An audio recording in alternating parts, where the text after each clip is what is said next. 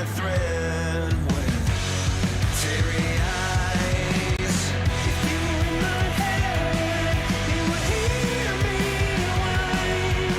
I'm walking on a thread with teary eyes. Elephant, you would hear me whine. I'm walking on a thread with teary eyes. So the elephant, elephant.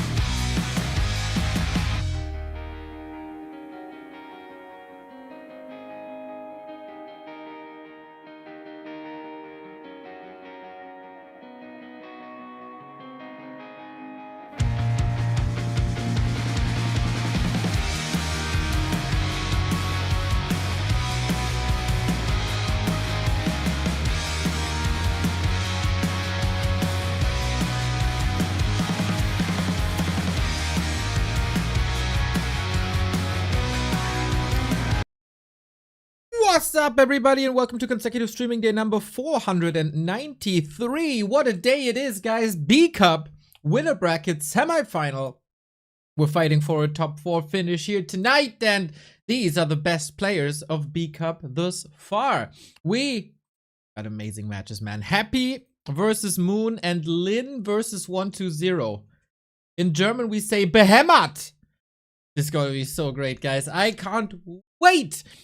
Incredible series so far by all of the players. Pretty dominant performance by all of the players. But who truly is the best? And who will advance into the winner bracket final? WHD King Size, thank you for the 35 month. Hello there. Hello there. So, as always, B Cup takes some time. Mr. BBC is rocking up his stream. Should be starting in a second. I have to figure out if we go to KK or if we go to Warcraft 3 Champions. But that is easy to figure out. We also, as I just read, have LawLiet versus Life. So let's not forget about that and add that to the equation. Afterwards, I thought of a little something.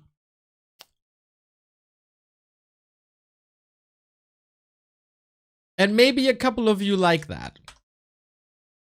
I'm not too sure. Who out there is old school?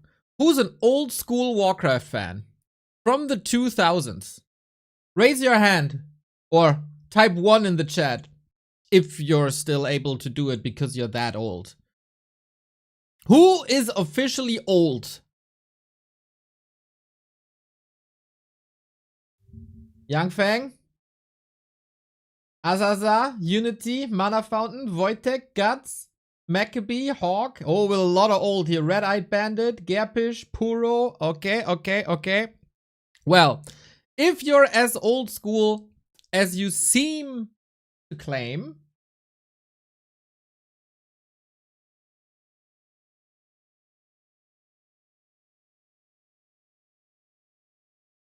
a legend is celebrating half a century tonight.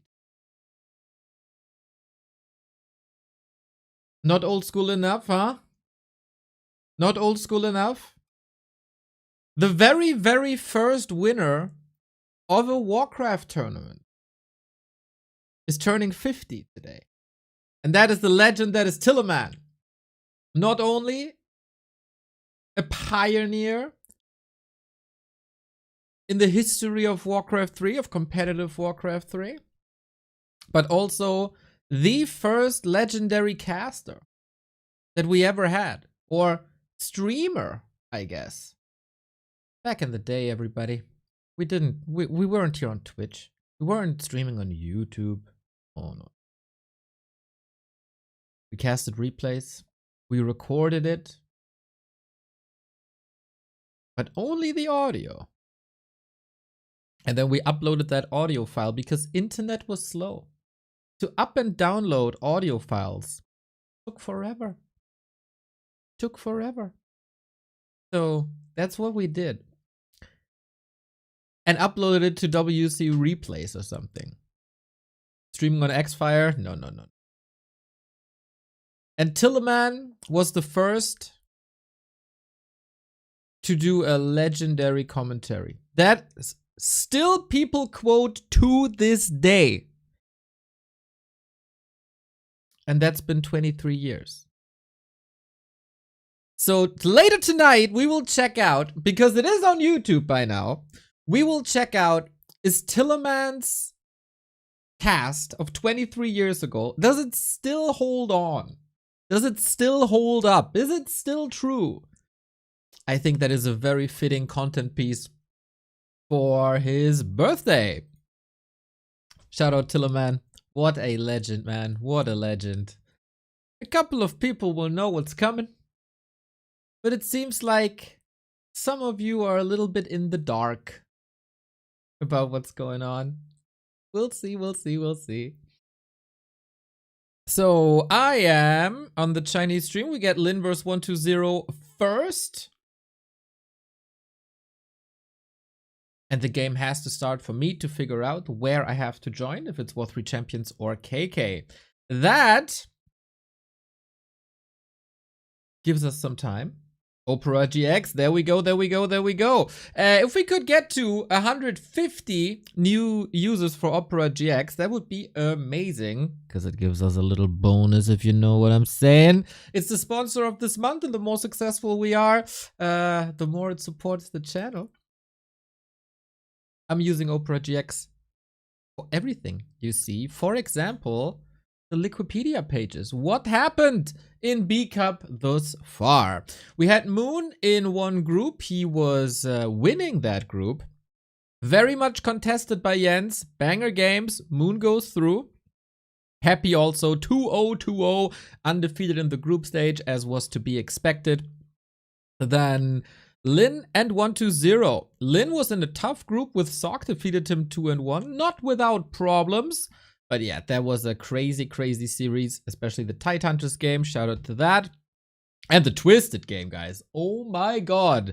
Brilliant Warcraft was played. 1-0 in a relatively simple group, as Focus at that time, 2 weeks ago, surely was in a slump. Focus has been better since then. But yeah, 1-0 clearly the favorite. Let's see what they can do in the playoffs then. Lynn defeated Infi 3-2. That was a reverse sweep. He was facing the lower bracket already, guys. It was one of these legendary Lynn moments, man. When you think he's out, and then he just turns it around with a Blade Master third, guys. Yes. This is the world we live in. A Blade Master third. Unbelievable. 1-0. In maybe the upset of the tournament, outclassed Life hard. Life has defeated Happy 3 times in a row. Against 1-0, he had no chance. Like, zero. No idea how that happened. So these two juggernauts are clashing here first and foremost. Happy with quite some issues versus Colorful. And I was blown away by this. I never thought that there would be the slightest chance of Colorful to even win a map. But he did. Impressively. Twice in a row. And he had it in his own hand to win Springtime. But then classic Colorful moment. And he kind of gifted Happy that winner bracket semifinal. Moon with, for me personally, the second biggest upset of the tournament. Kaho went into this with an 11-game win streak in Night Elf Mirror. And Moon squashed him like an annoying fly. Easy. That was pretty crazy, man. So, yeah, these are the top 4, by far the best performers. And now, I think we go into... Oh, not yet into the game. That lower bracket. I said it yesterday, Despot. Night Elves are the best losers. But let's not talk about losers. Let's talk about winners. Let's talk about the best players that we have on War 3 Champions. Because not only do we conclude B Cup this week, not only do we start the $28,000 Super League, we also have War 3 Champions Finals. And yesterday, after a little hiccup where I unfortunately forgot that Pato exists, we have a bracket. 8 players, $2,000 for now. You can still chip in. Starbuck versus Sonic. Opener. Pato versus Death Note. Sexy match. Jens versus TS Yok. If you can think back to their match in the last season finals, this is gonna be cinema, as some people say. And Cash versus Krav, dude, at the top of the first day. Mental craziness. And then, of course, the bracket unfolds. Carson will be there. Soul will be there. I don't actually know if Remo's going to be there, but we'll figure that out. So that's the War 3 Champions Finals coming up. I think it's a pretty damn good week to be a Warcraft fan. Love me some Giannis. Love me some Duplicit. Thank you, mate. That's lovely. So, we still don't have a game on the broadcast, which is interesting. And Mr. Ape Man Thank you very much for the raid. I hope you're not too disappointed when you see that for this important day, Miss Lady is not present. Maybe that's why you end the stream. I could understand. No hairband, no praise of her beautiful new haircut. Miss Lady, maybe they're waiting for her. Looks like BBC is going mental, to be honest. Hey, hey, hey, hey, hey, hey, hey. Yeah, that's what the absence of Miss Lady can do to you. That's true. Big day, yes, sir. Classiest of the three streamers not present. That's why you got me. That's why we're here.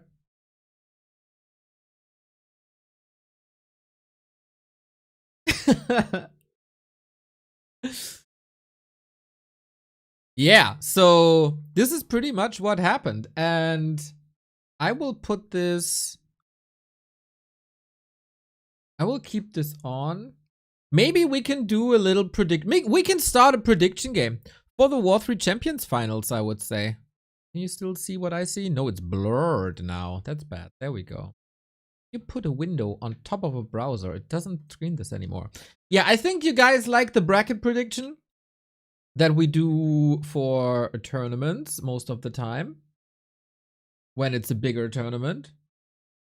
So, W3C Season 21 Finals bracket prediction. W3C S21 prediction. Warcraft 3 Reforged, single stage, double LYN.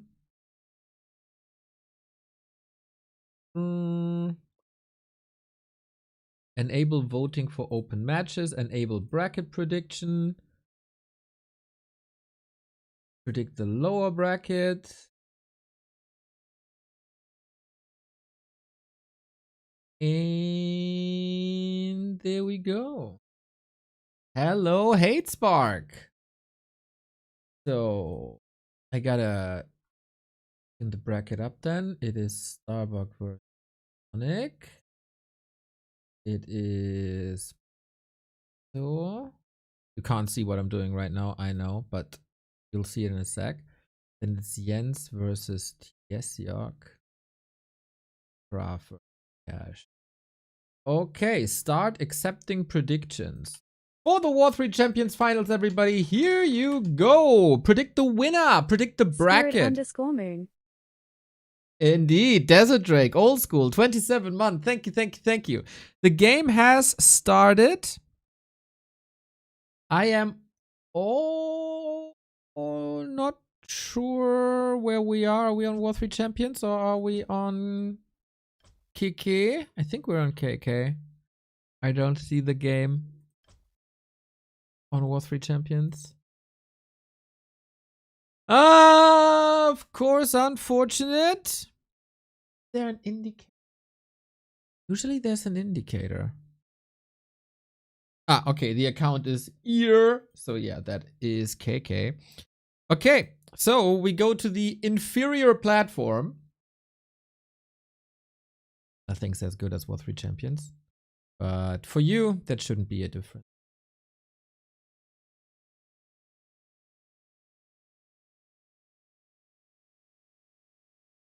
Then we have a game in 2 minutes. Hello, Pavel. Hello, Sushi. No beef jerked today. We didn't jerk the beef. I mean, some of you maybe. But neither me nor BBC have beefed the jerk so far.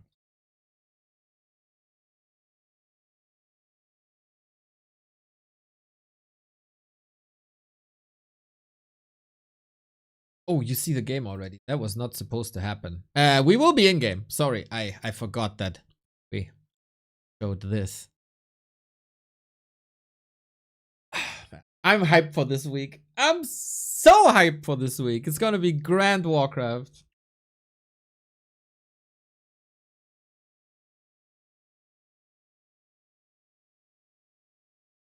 Who's the favorite? Between Lynn and 120, I feel like it's really close. It's really hard to say.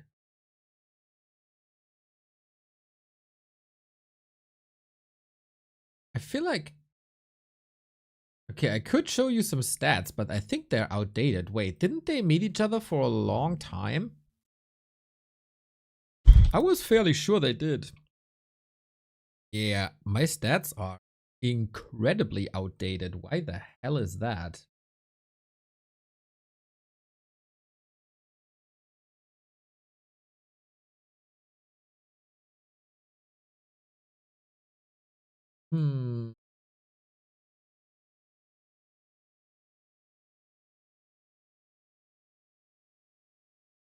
That's really confusing. Anyway, then I show it to you in the browser. Doesn't really matter. Lynn versus 120. The last couple of encounters go back and forth. 120 had a win streak. Now Lynn is starting a win streak. But what you can see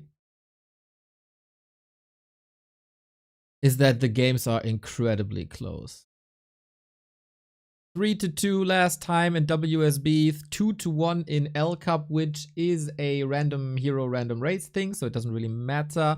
They oftentimes meet at WSB, and in April, May, 120 was able to take the W. But Lynn, the last two encounters, man, he can beat Happy. He can then beat 120 as well. But this is one of the strongest 120 that we've seen in a long time.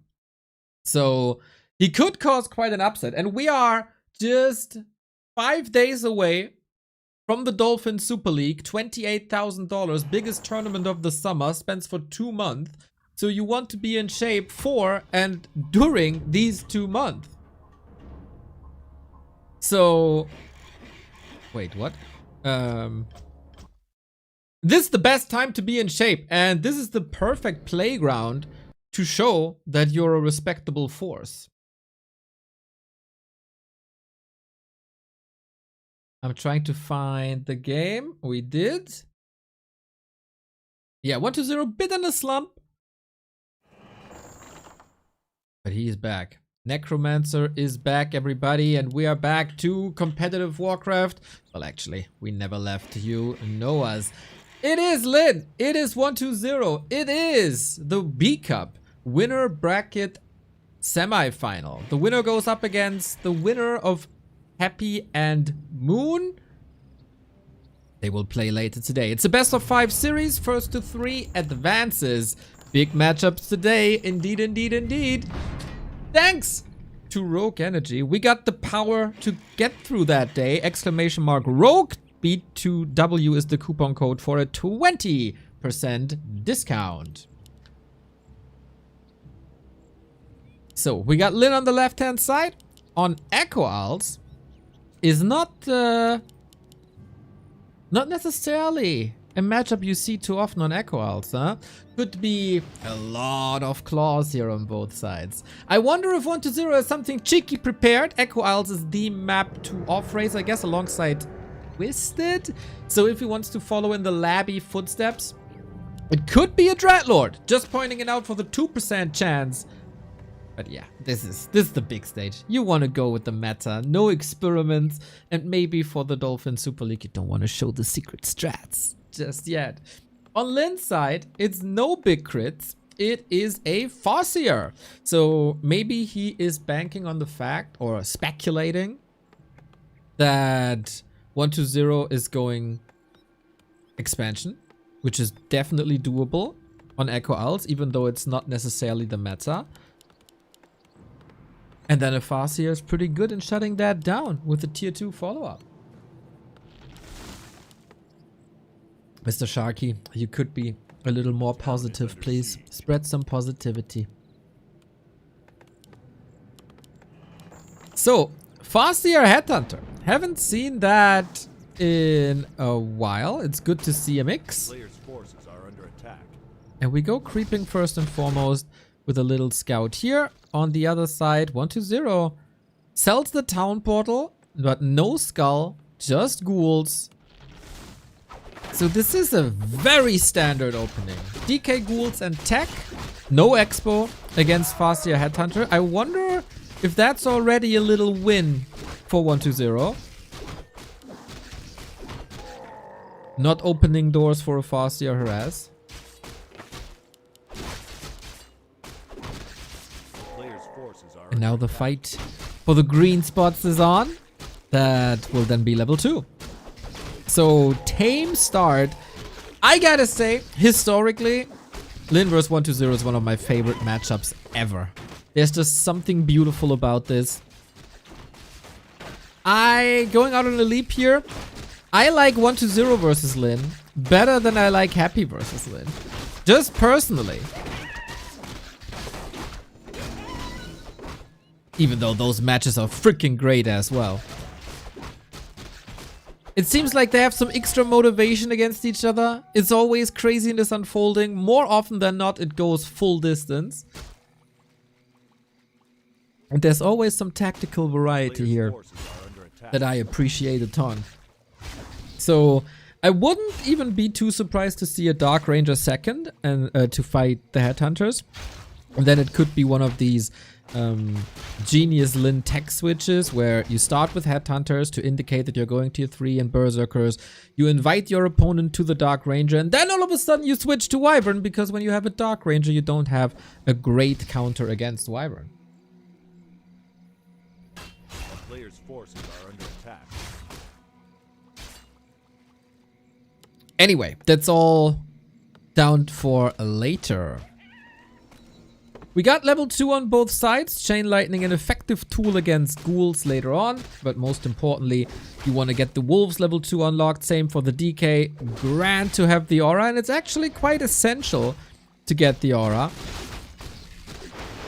And here we have the Chain Lightning spam. Deny by 120 with the Ritual Dagger to not give the XP to Lynn. That ghoul saved with the coil as well. Headhunter saved. This is just high-class Warcraft already. So many saves into multiple directions. If you had any question if these guys are in shape, the answer is freaking yes. Who had the better end of the stick here is another question. I would say this definitely goes to Lynn, but for that he has to save his Farseer. There is another coil, but he needs 2. Almost a hit and 2. 120 maybe a bit overconfident, mixing in grunts for a little bit of creeping. DK is of course faster. He has 2 coils soon. Player's forces And can he force a town portal? That would even out the score. Uses the coil defensively to save that ghoul. No blocks coming in on the right hand side. This will be a town portal, but Lynn is buying so much time. And not even the town portal. The Great Escape by June Park. Headhunters also. A lot of them are hurt, but most of them are saved. And we're at strong 36 food with the tier 3 tech, with the Shadow Hunter. Goes 1 Beastery, so he still has the option to go to Wyvern if he needs to. But Headhunters is gonna be strong. He's gonna get Kodos, Raiders on the other side. Rather simple Lich statues.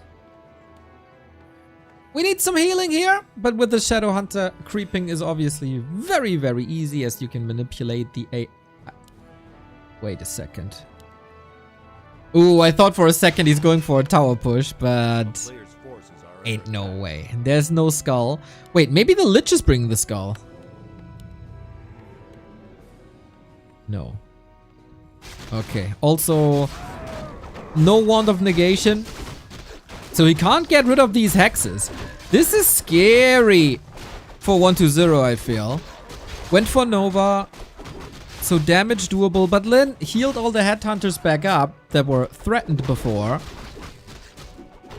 Can easily contest. It is a lot of skeletons. There is a reason we call 120 the Necromancer. Loves the skeletons. By passing the rod back and forth. The big consumable on this map. A very unique item that both want to have.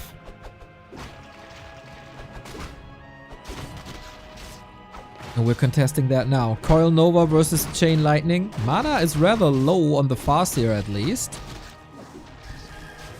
No deny here. Feels like Lynn is quite dominant now.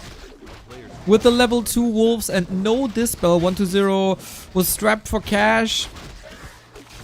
Couldn't go for the dispel one, didn't want to go for the dispel one, but he would love to have some dispel here now. I think this is the perfect opportunity for a Wand of Negation. If you want to contest the middle and you know that it's such an essential camp, and you know you will be up against summons, and you know you will be up against Hex, this would have been the perfect tool for 120.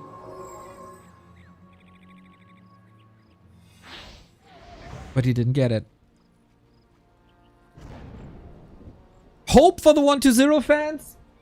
120 is always the weakest in the first map of the series. All the creeps are gone except the one that carries the item. Last hit for Lynn. Again, nice hex. The Wand of Mana stealing on the Shadow Hunter as well. Takes the coil away, earns himself another hex. And Wyvern are in for a damage boost, for vision boost. There's no anti-air except the Lich. Lynn realizing this smartly. No Raiders, no Kodos. We are going for damage. And how do you want to counter this now? If you bring in Darks, Town is under siege. they will be knocked down quickly by Headhunters. And what is the third hero now is also another question. It is the Dark Ranger, which is not ideal versus Wyvern, but also not ideal that we have one Beastery. It could just be a token Wyvern. It could just be a token Wyvern, and then it makes sense to go for Dark Ranger if the main unit is still Berserkers.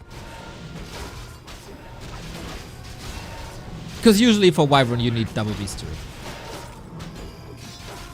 And it helps to have a Wyvern regardless. As an air unit, you get a lot more vision. The damage is crazy high. And a flying unit is relatively easy to maneuver and doesn't give any skeletons. So why not go for one Wyvern? I feel like 120 in this game has never been above 40 food. We're not playing Reign of Chaos here, buddy. Oh, the sick escape. So well done by Lynn.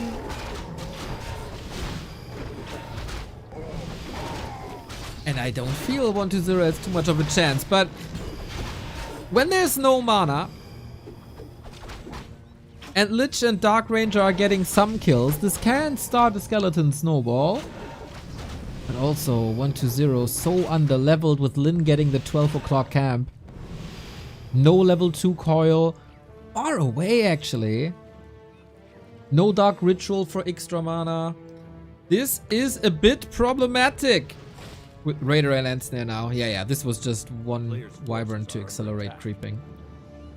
120 pulled a lot. He only has one ghoul in the base. Now can finally level, but this trade is a rather small camp against one of the biggest camps that Lynn is taking now. Both races very hero dependent, very level dependent. And also movement speed for orcs really good.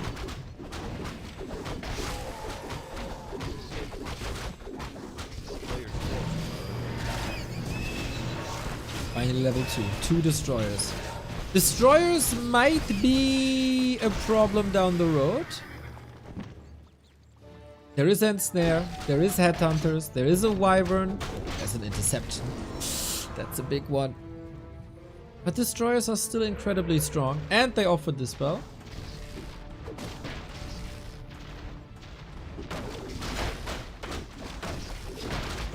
Town portal 120, Lynn was just knocking on the door. A town portal is very expensive.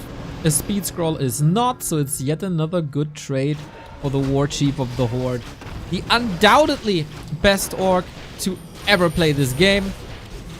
Kodo, nicely done.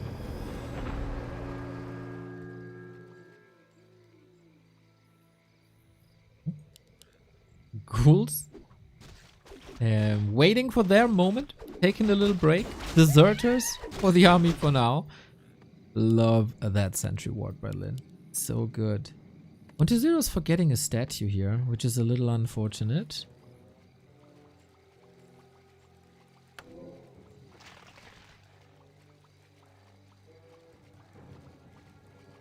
3-2-2. With Nova 2, 1-0 gets a lot of opportunities. We also have Chain Lightning too. Oftentimes not the most important spell. I think versus ghouls it absolutely is.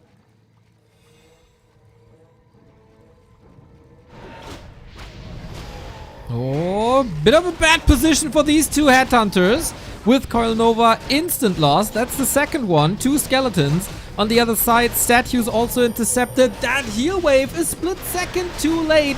It's oftentimes 1-0 strength, these ghoul ambushes against headhunters, and this is why headhunters are not that viable in late game, and we oftentimes see mass wyvern. Statue also taken out, that was the last one. But a lot of headhunters have disappeared supply-wise. It's still neck and neck. Destroyers are getting targeted. And of course, the Orb of Lightning is always triggering against destroyers and statue. It's a bloodbath in the middle of Echo Isles. With more Chain Lightning and more nukes, everyone is losing everything. Level 3 Dark Ranger, imagine that at the beginning of the fight. It would have been mental. TC has no spells to use, by the way. Nova, big, and snare, invul, level 3. Can this Lich survive? He needs to survive. Without Lich, no competition. Orb of Corruption is the backbone of your army, always. Great micro by Lynn, takes out another destroyer while saving the next Wyvern. Raider is babysitting that Lich. He wants to kill the Rage Winter Chill. Down he goes. Excellent recovery by Lynn. And now there is nothing left for 1-0.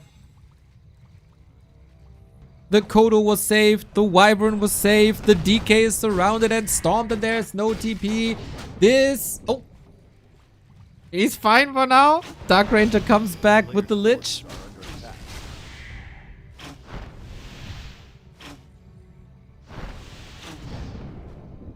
One to 0. Still fighting. But there's another end snare. There's another end snare. Trying to apply the unholy aura to run away, but nope, that is the knockout punch. 2 Lich kills in quick succession, and that is indeed game. Hot damn, strong start by Lynn. I think Farseer was solid. I think the fight in the north over the marketplace was really decisive.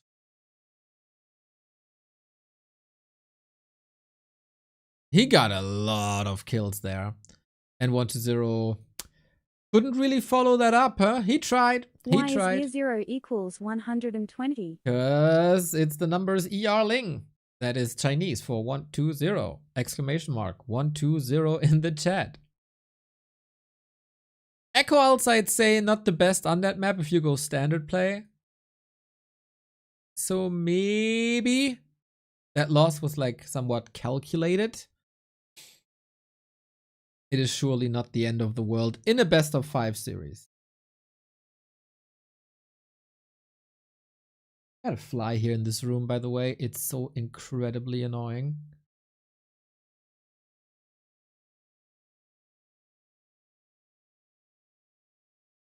I don't have a fly swatter. I don't have an electric tennis racket. So, yeah, sorry if I'm... Fuck off, dude! I know you want to see the games as well, but just use your phone. Damn it. It's on my hand. So, well done by Lynn, I would say. Basically no flaw.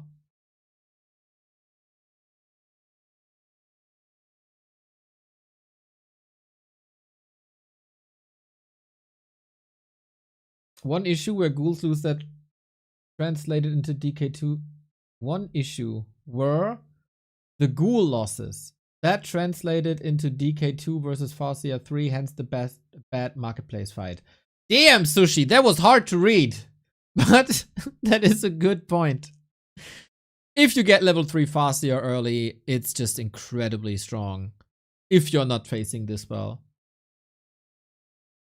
And that's kind of what happened here.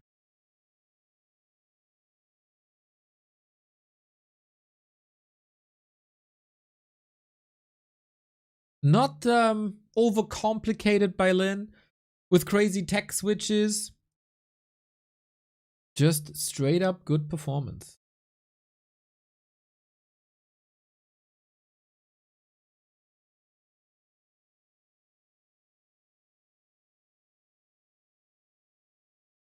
So, seems like we have 1.5 minutes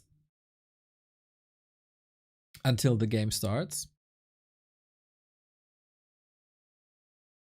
When are the War 3 Champions Finals? This weekend.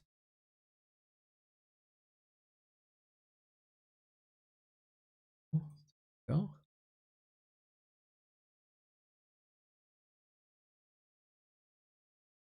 Losers pick now. 4-1-2-0. Plus the fact that game 1 is always the weakest.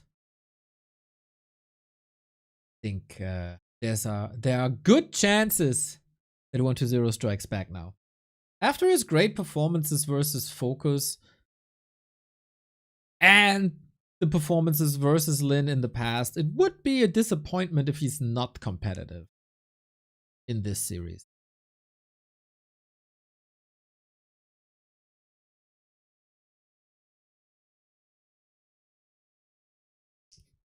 Kampf Waschbär, Remember your Prime sub, everyone. Exactly. Thank you, thank you, thank you. You guys are getting more and more helpful, man. Yesterday, you reminded me of the ad reads. Now you remind yourselves about the Prime subs. If you have an Amazon Prime sub lying around, you can connect your Amazon account with your Twitch account. And if you have Prime, you get 1 sub for free. And it helps the channel as much as a regular sub. You still get no ads as if there's a regular sub. And it's a great way to support the channel for basically free.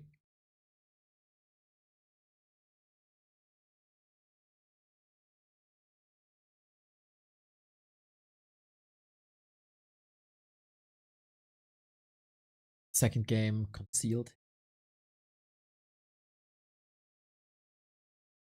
Here's Good Chilla. Thank you for the 25.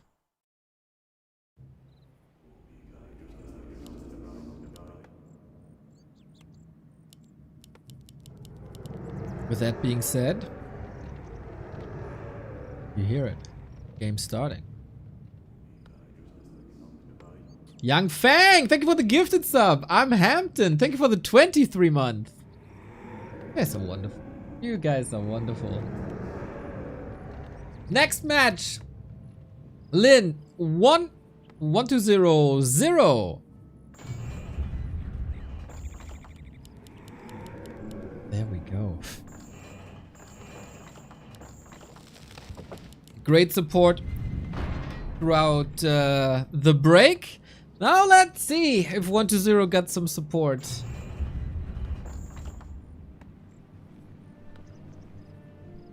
And can book a better performance than what we've seen before.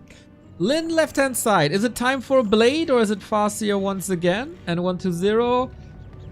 Is there anything you can adjust really? It is the blade. And I think this is a playstyle that the most viewers appreciate more. Just music playing twice. I have to open War 3 Champions. And that plays music as well. It is a bit unfortunate.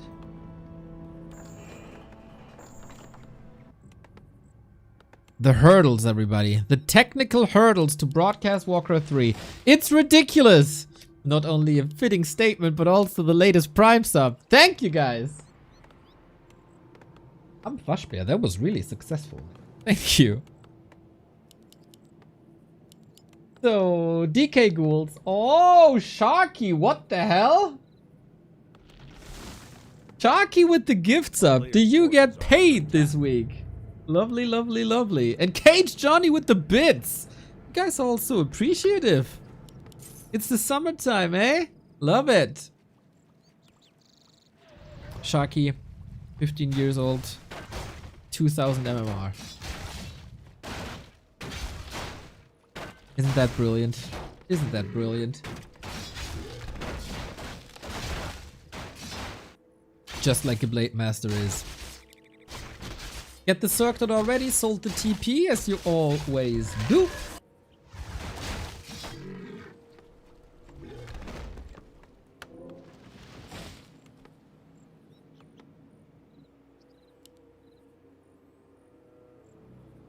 And now you gotta play around that. 1-0 will know. Got a lot of skeletons. How good are the last hits? Didn't get this one. Didn't even try, really.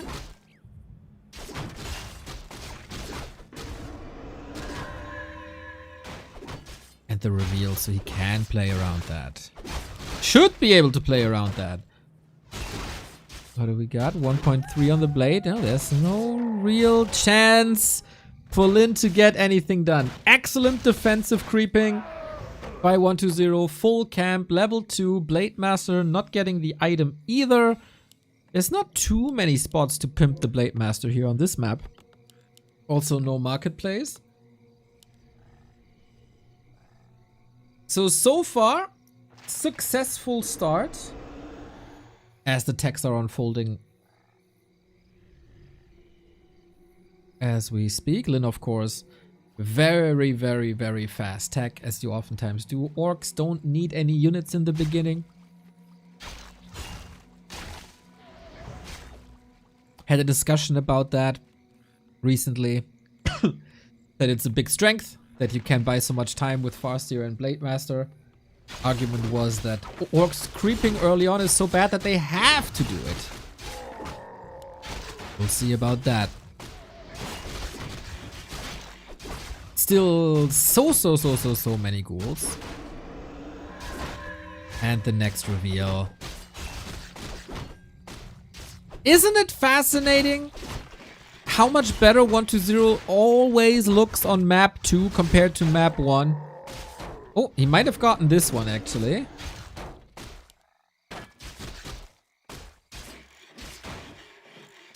Not revealed currently. Couldn't get it, though. Ooh, good DK progress. And also taking this camp away slows down the Shadow Hunter a little. Town is under siege. A player's forces are under attack. And now we do have double beastery. This is full out Wyvern confirmed. Oh, massive opportunity for 1-0. If he cancels his beastery, Wyvern production is severely slowed down. It's not looking like he can finish this. What a timing by 1-0. Beastery also a bit exposed. We got a bit greedy. Surround. Oh, attempting a 4-point surround just to flex. There was not too much to lose in that regard. The ghoul falls to Hex anyway. Oh, he bought himself so much time. And now he can heal for free. I'm almost convinced by now that 1-0's cat is playing the first game of a series and then the real 1-0 takes over.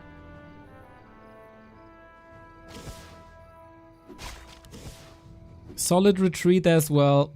Blade Master only 1.6. Desperate measures now. Push the rat spot into the base, but there was a ghoul. There's no coil, unfortunately. Can he disrupt this creeping anyway? That would be a huge loss. You have to invest a couple of hexes to get the Ogre Lord trapped like this. We have a coil in 5 seconds. Shockwave. And ghouls are coming in. 1-0 is punishing Lynn's creep manipulation. Takes it to the next level with the peon block here. DK gotta be careful. Now there's no hex no more though. Any chance for a steal? Oh, he got it from downtown. All that for nothing. 1-0. So sick, dude. Lynn wasn't able to prevent that. That cost Lynn so much time. And so much mana. That's what you can do against the hex creep manipulation. Exactly that. Coil range XD. You say that after you got a rat spot creep with the hex from here to here. And you complain about coil range? Okay, dude. Okay. Amazing counterplay by 120. Really impressed. Beastery down. Creep XP went to 120. Now a little ambushed.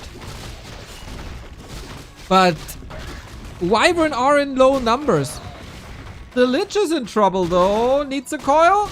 Oh my god, through the forest. Wyvern damage not enough. Nothing goes right for Lynn on map 2. Players' forces are under attack. EP123, thank you for the raid. You're tuning into a wonderful day of competitive Warcraft.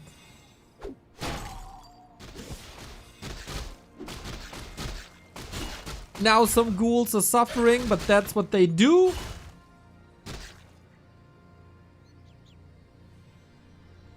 Whew. Lich was also saved by the golem. Absolutely. One Garg still flying away. Players' Can you forces save are him? under attack. You save him. Run, run, run, run, run, run, run. And eventually the golem gets punished for that save. With a new item, with the big mana. What a perfect game for 120 that is.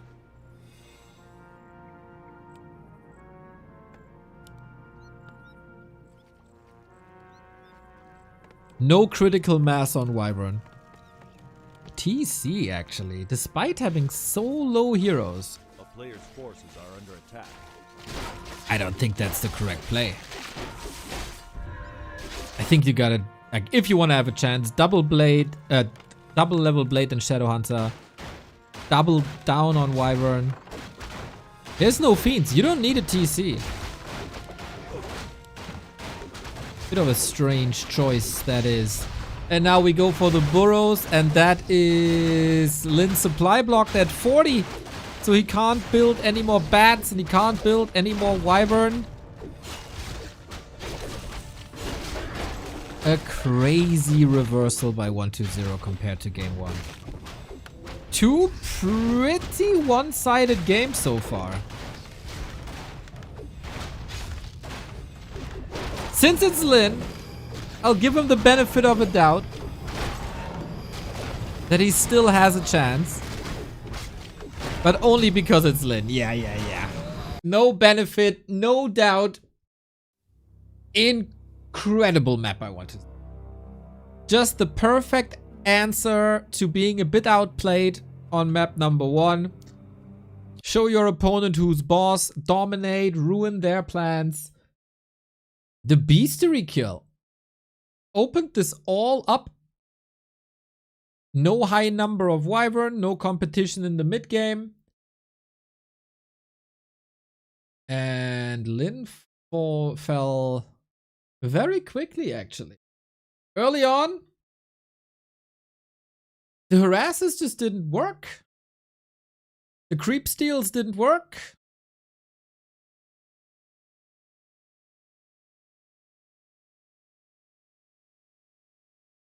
And they lost.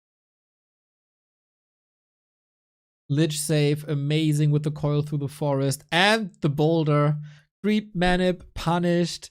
Beastery position, punished. 120 punished him every step of the way.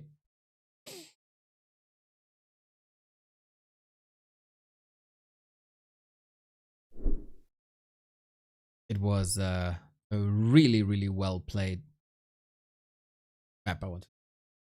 So now we're in Lynn's corner, aren't we? Lynn's first loser's choice.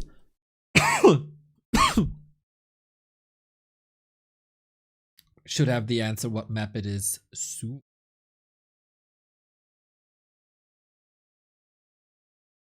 Even though this is two one-sided maps, I think we can still say that it's really entertaining. And it just shows that these guys are pretty damn good gamers who have answers to each other's playstyle. Now, will Lynn go back to the Farseer? It's a very map-dependent thing, I guess. Would love to see Shattered Exile between them. Ooh, that would be a macro fan. But the answer to what the next map is Autumn Leaves.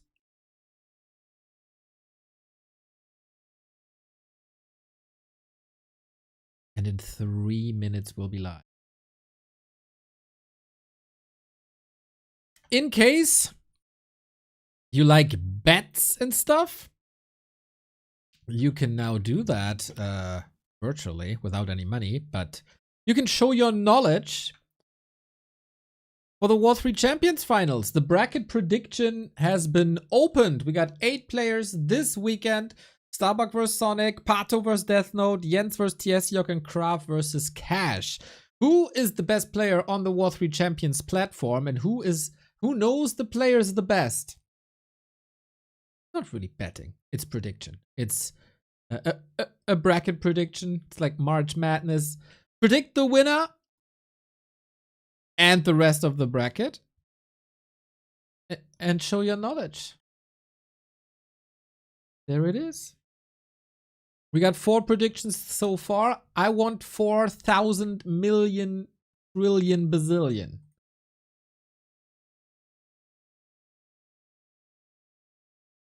Should be doable for you. Can we get to 2K viewers? Very good question. We're at 1100 right now. So tell your friends. Open up the stream multiple times. Tablet, phone, whatever, TV. Spread the word. Spam the discords. Mr. Neo, I feel myself really dehydrated these days in summer. Maybe there's something you could advise. Mr. Summer Lit, you should be lit in summer and not dehydrated. So how about you check out the sponsor of this month's stream, and that is Rogue Energy. You might say, Mr. Neo, I don't want energy. I want to get hydrated. Well, they got it all for you at rogueenergy.com.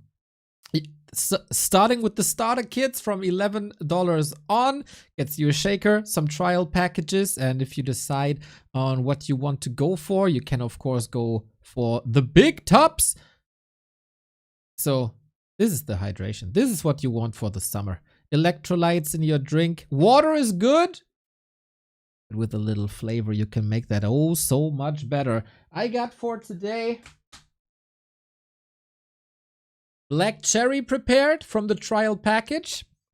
Gonna open that up once my coffee is empty. And the best thing is you get 20% off of your order with the coupon code B2W. Thank you very much for asking. That is great. Try it. Try it if it is for you. Oh, I love that, guys. Love that. Do we have the game? Yes. Exclamation mark Rogue. There you go. Love that you helped me out here. You know, it's been a while since we had sponsors, so I got a little rusty in that ad read thing, but with your support, we get it done. So, our gamers are back. Lynn, 1-0, map 3. Whoever wins this claims match points.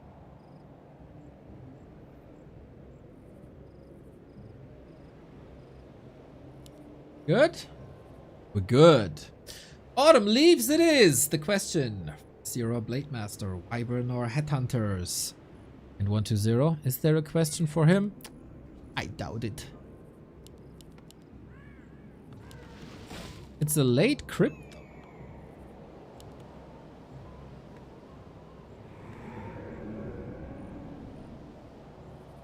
Alta Ziggurat.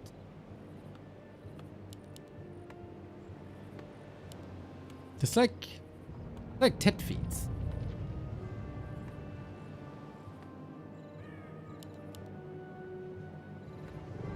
Still a DK. Oh. Up against the Blade Master again. Biking back from work, had the stream in the pocket with sound on. Neo, your commentary is so solid. I caught everything just from your rapping. Good stuff. Mr. Neo from Back to Warcraft, the perfect caster for the blind. Because he has to tell you what's on screen, because he doesn't have anything other to talk about. Thank you, thank you, thank you. Appreciate the kind words. And it is Tet Fiends. Versus Orc. How hot is it in Shanghai right now? Is 120 getting a little heat struck?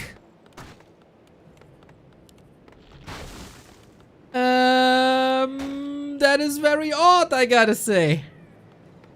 I have no idea what he's doing with that, guys. It's the most successful play against Orc is always ghouls.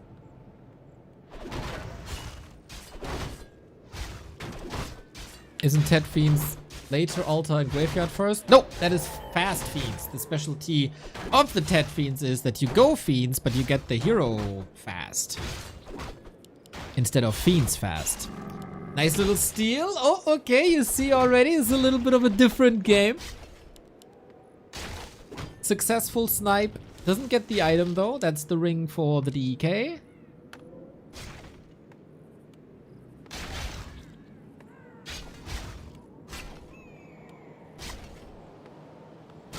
And yeah, Lynn sees, what the hell are you doing, kid? Kid, 120 just turned 29 this month.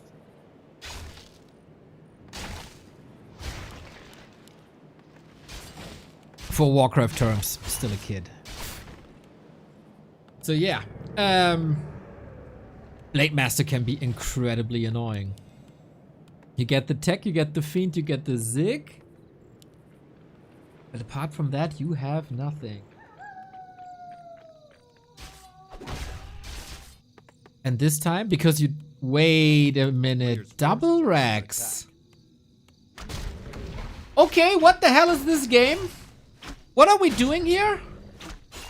Diverse meta in Orc vs Undead? Different builds? Different answers? Since when do we have that? For years and years and years and years, it's been very set in stone builds. So he's going again for ground. If there's no ghouls, I can totally understand that.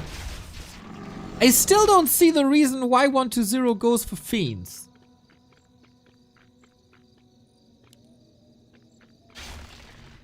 Maybe with 120, dude, he's always so cheeky that you could theorize about a tower push. But it's like a 2% chance, really. Players' forces are under attack. 10 feet.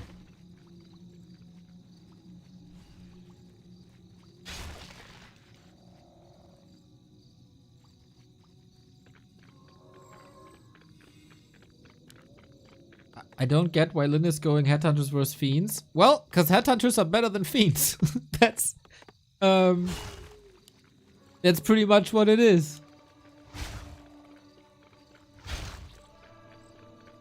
Headhunters only have an issue if there's ghouls.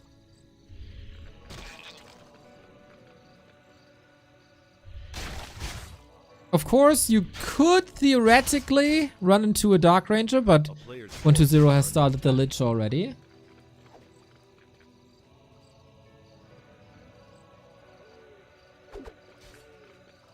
I'm still open for like why 120 is doing this, but I haven't seen a crazy good reason just yet. Tier 3 on the way, Berserkers are coming. He knows that with the Shadow Hunter, Lynn is going for the middle and then takes the consumable away. I like that move. But Lynn still contesting the middle. 120.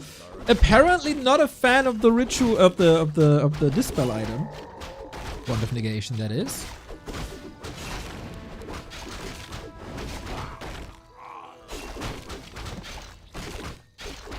One20 has always been a bigger fan of Fiends than Happy. Maybe it's time to experiment a little. Lich comes in. Blade is low. We have a Nova, but no... Oh. Coil Nova is scary. That's one kill for sure.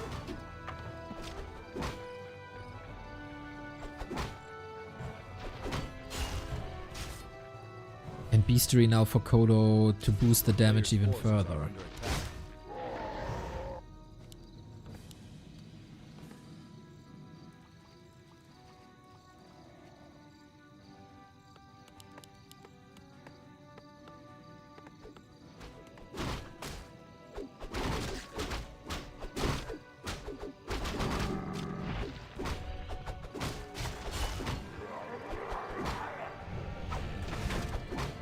So, are we going for one precise destroyer push towards burrows? Snipe possible? Nope. Nova got him.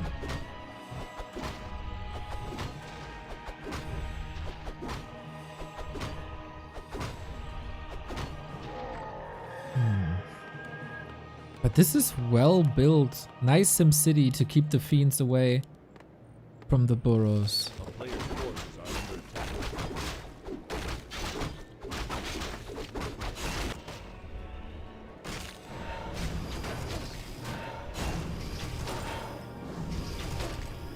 A bit fascinating that 120 is able to get the lab. I thought Vamp Aura for a ranged army. Feels bad. I thought with Blade Master Shadowhunter you should dominate the middle. A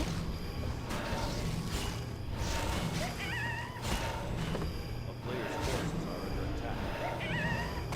120's last hits are really good this series. And now we get the Dark Ranger, which is supposedly the counter to Headhunters.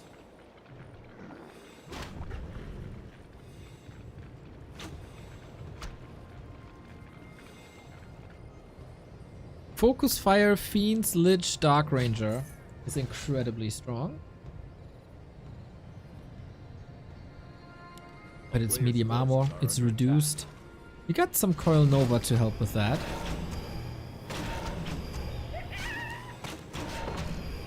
Big mana. Big mana and big invul. Inventory is not bad. Levels are not bad.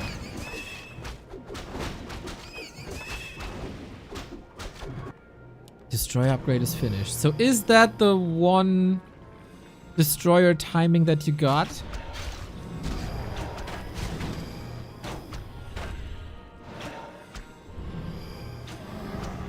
Lynn's Blade Master is really underwhelming again. I don't see the big red numbers. I don't see the levels. I don't see the inventory.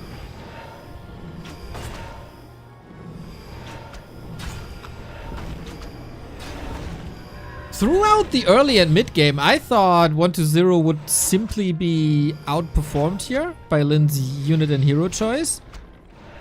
But he maneuvered himself into a at least solid situation. Amazing item for the Dark Ranger for plus strength and agility.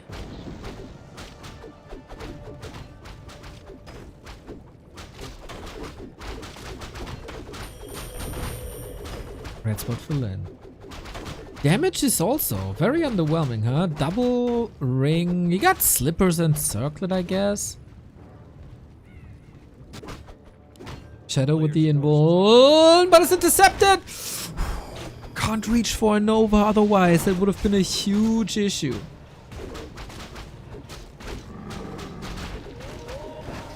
Lucky break for Lynn. 120 shows good map awareness.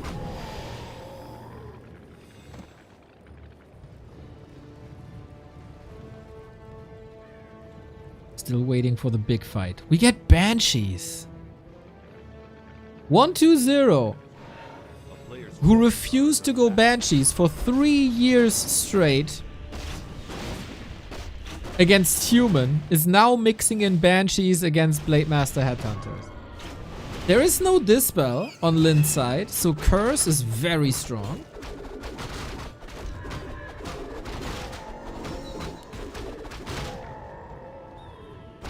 But they're also fragile. Hero progress, 233. Clearly a focus on the fighting heroes and like fighting support heroes in Shadowhunter TC. For healing, for disable, and for aura. Less so on the blade. He's sacrificing this blade. And then I don't know if Banshees are the right answer, if the blade is not an issue. And they can get sniped. Wonderful timing. Ooh, I didn't see that. We got a big claw on that blade. We do have damage now, but we don't have the crit levels. Yeah, claw plus 12 is really good. And then, of course, the Kodo aura on top boosted up for even more damage. A player's forces are under attack. Perfect vision here. On the other side, 3-3-3 heroes for 1-0. Nova 2, Black Arrow 2.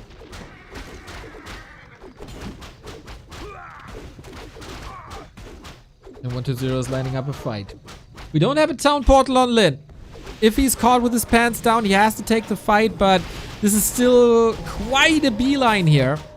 We have 2 Banshees. Blade Master is reducing HP already in the back, but we have Curse, and it works for now. And we also have Burrow against it when I don't... Oh, there is Dust. Okay.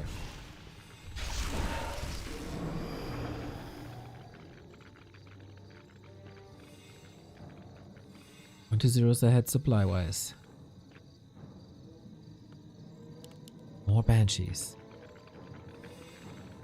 Stinks.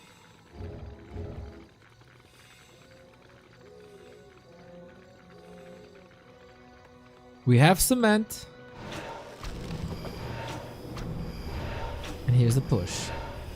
This is gonna be a little wonky to engage into this, right?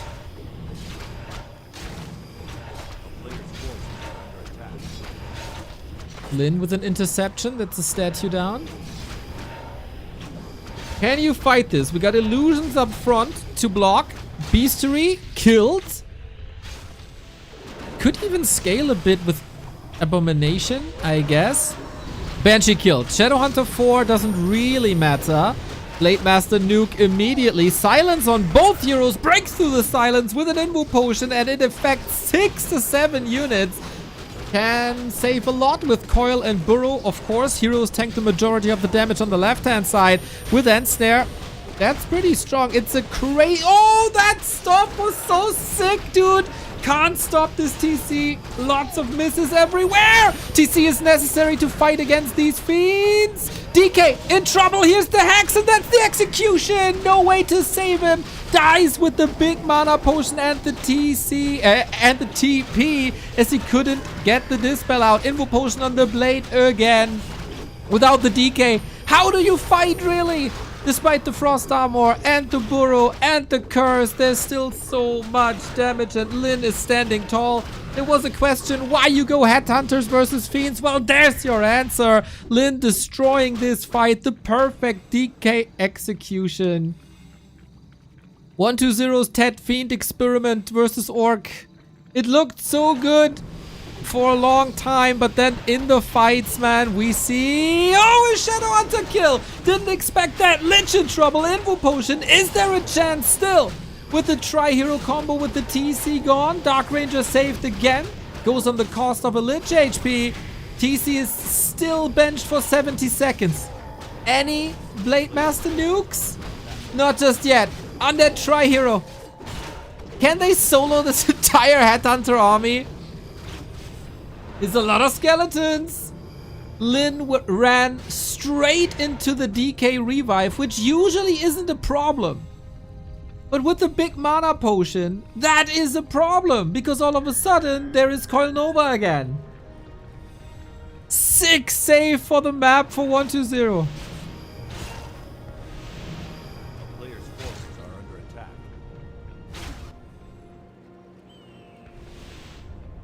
And this, ladies and gentlemen, is exactly why the series between 1-2-0 and Lynn are just gorgeous.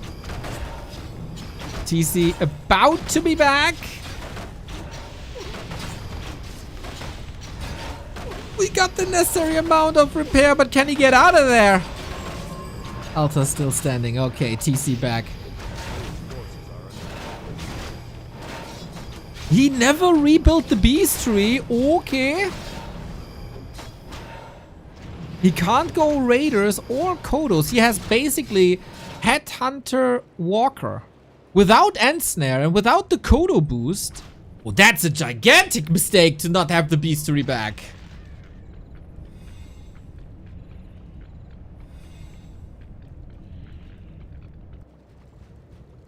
Man, Lynn's so focused on the fight that he forgot about the greater picture.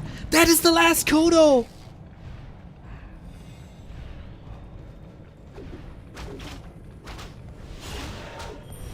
Saves it with a heal. Oh, doesn't save it. Okay. Good burrows, but there is reveal. Stomp, nice. Lynn needs the hero kill, it feels like. Info potion dodges the coil. Arm was already in the air. Split second save, and now 1-0 is in trouble again. Headhunter damage really good. We hunt statues, which are the backbone of the army. Mana and HP regeneration. More focus fire takes out more headhunters. They are a bit sturdier now with limited amount of destroyers and therefore Dispel. 5-4-4 on the Orc heroes, but also the Dark Ranger putting on a clinic of a match. Killing one HH after the next. Raising one skeleton after the next. What a game! Destroyer saved. Went on the cost of a lot of mana. DK still so much mana.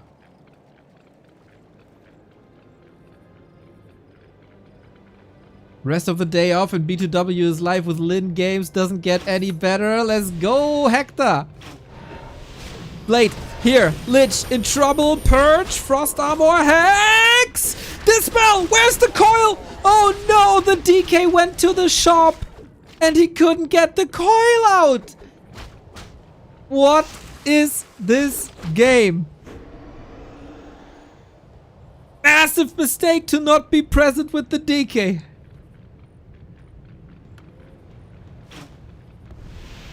This might not be a perfect game, but it's a damn entertaining game.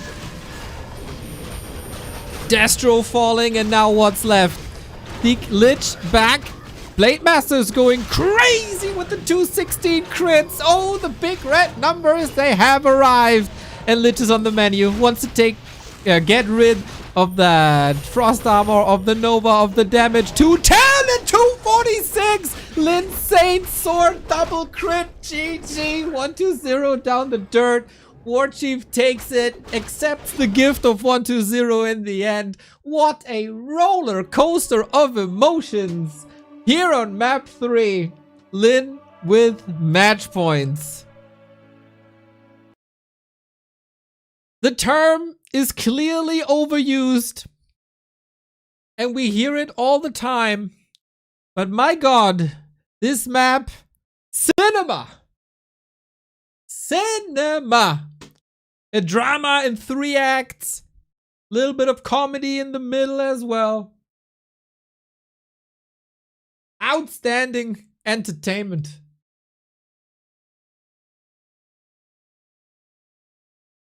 You're a great caster. Thank you. Pretty alright. Oh man. Can they extend this? Best of 9, best of 11, fight forever.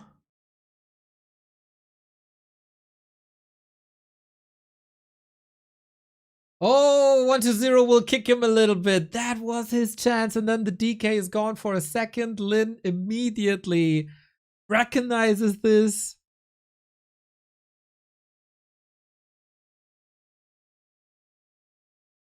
Fantastic. Tja, that's what you get for going on a shopping trip. Lugi again doing a community service with the clips. Love to see it, love to see it.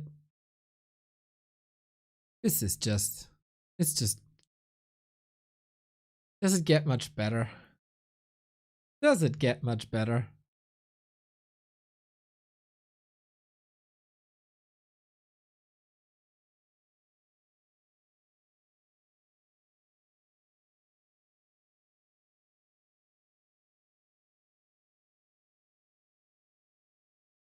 Yeah, nobody perfect here.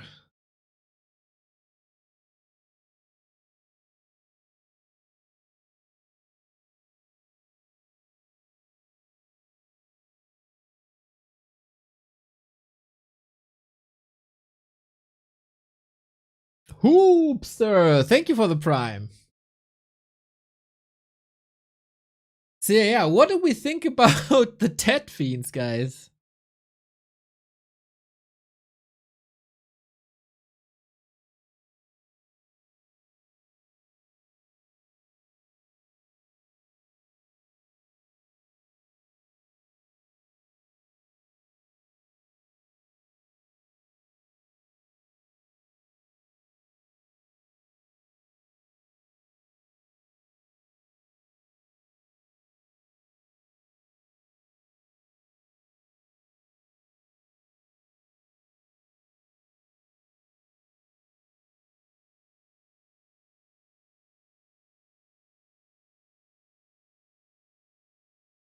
I feel like with Ted Fiends, you might somewhere have some timings to go for burrows.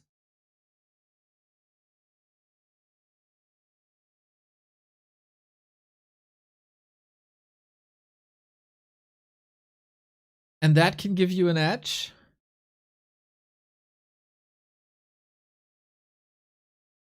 In a straight up battle, you shouldn't really get the victory, I would say. Eh. What do I know?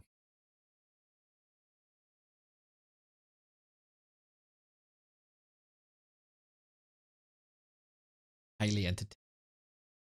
I'm highly entertained. Whew, next map, Hammerfall. As a 1-2-0 loser's choice.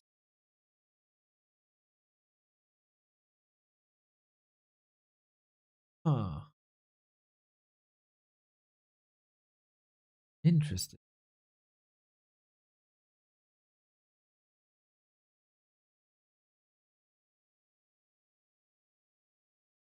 I think Wyvern are very, very good there.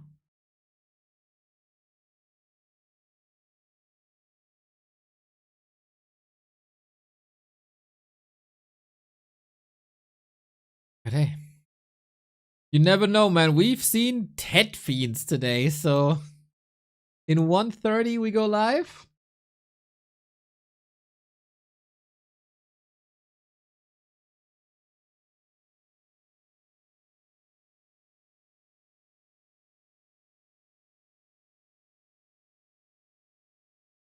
And we'll see if 1-0 trusts in the Fiends once again. I'm a big fan of the Fiends. I'm a big fan of people experimenting with them. If there's a top undead player who could make a tower push versus orc work, it's probably 1-0. But yeah, chances for that are rather limited, am I right? So, while we wait, shout out to the War 3 Champions Finals. We're gonna have them this weekend. 2,000 bucks are in the pool thanks to a crazy dono by Chris yesterday. 400 bucks in the pool. We got 8 amazing gamers. The bracket has been drawn. You've seen it on the broadcast. And if you want to reward our gamers for 3 months of grinding, these are the best players on the War 3 Champions platform for the last season. And we're going to find a champion this weekend with a triple cast. Mr. 8-Man is going to be here. Mr. Carson is making the big return. Carson traveled all the way from Europe back home, so he's in time for the War 3 Champions Finals.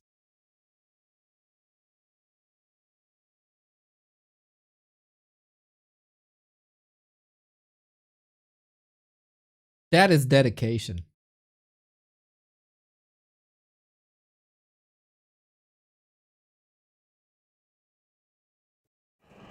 Haha, Goody jinxed. We said the same thing at the same time. So, match points, Lynn. He is the current reigning and defending B Cup champion. The final versus Happy was outstanding.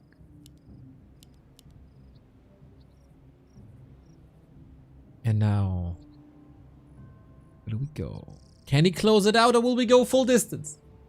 These two, more often than not, go full distance.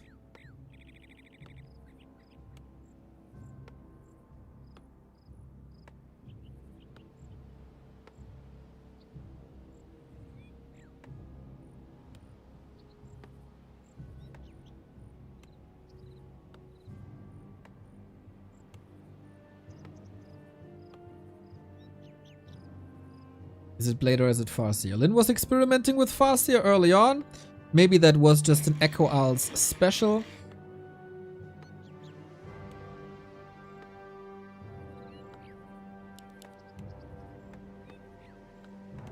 And it is a Blade Master. More interesting, what's 1-0 doing?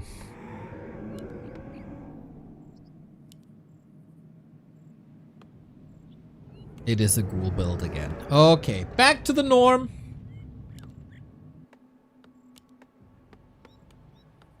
The Fiend experiment is over.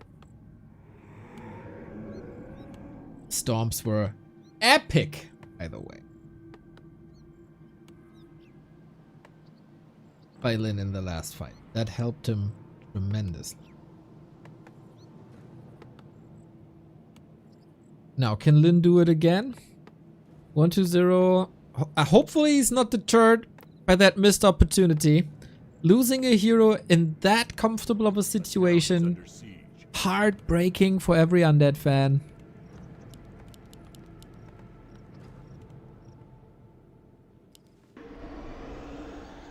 A player's forces are under attack.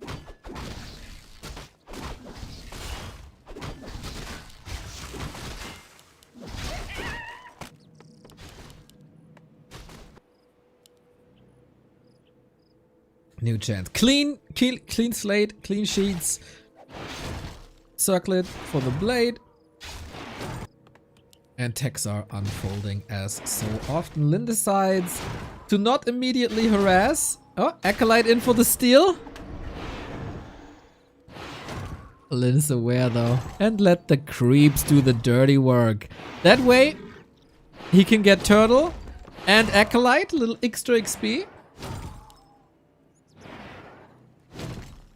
And gets rewarded with the claw. Nice start for Lynn. A player's forces are under attack.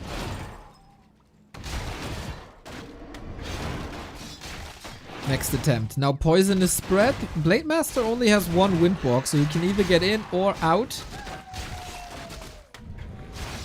Yeah, you got a lot more control on the ground with ghouls. That's definitely noticeable.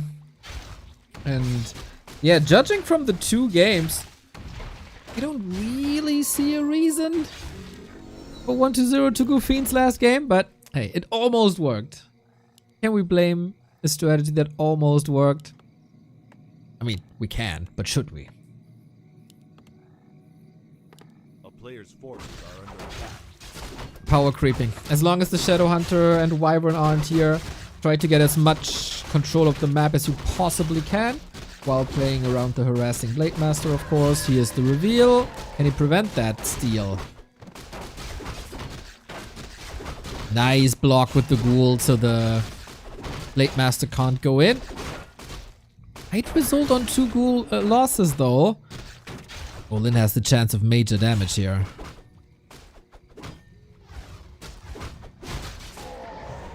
Couldn't get it. But at least the ghoul fell and maybe more. Thank you, Bappa, for the tier 1 sub. A new sub in 2025. That is amazing. Blade surrounded. LOL. What? He dead.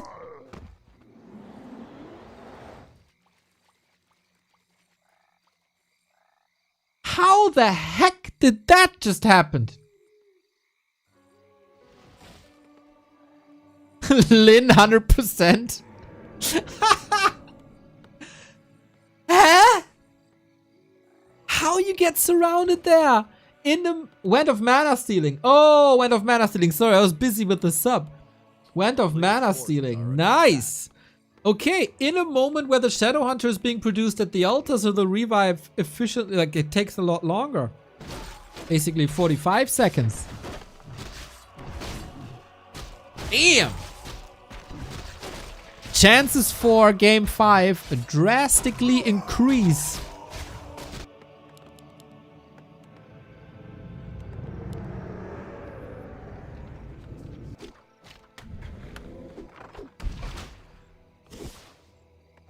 We trap the Makrura. Shadow Hunter, Bounty Hunter. What was the name of the Bounty Hunter? Bob? No. Doug?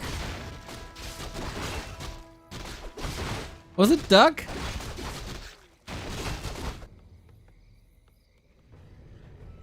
Dog! Yes, it was Dog the Bounty Hunter. That's pretty much what the Shadow Hunter is.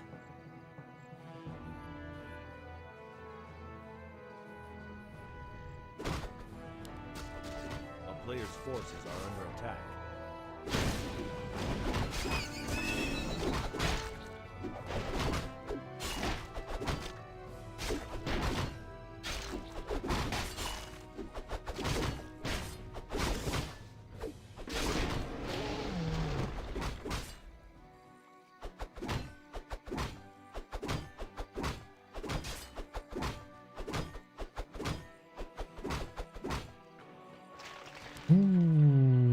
Wait a second. It's Dovak Fiends. A player's Do we even have forces are ghouls under left? Yeah, we do. It's Dovak Fiends. Another different approach by 120. He really wants to play Fiends somehow. is under siege. But the Wyvern are here. Do we have Web already? Okay, we do. But man, a slaughter in the undead base. Wide open. 120 busy creeping. During tech, he's getting Acolytes slaughtered. We were hoping for game 5 after that Blade Master kill. But all of a sudden, the door to the winner bracket final is wide open. A player's forces are under attack.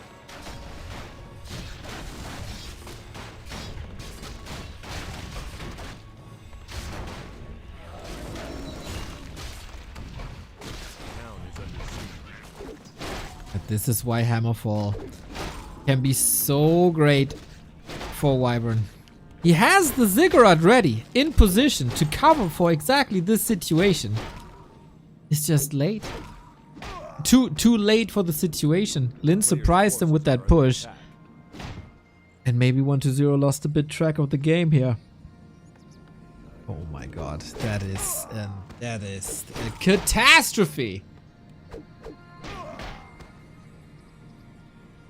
So many ghoul kills, so many acolyte kills. Nothing you can do at the moment. You need a monstrous counter push. And there have been A player's forces are some gifts by both players throughout the series, but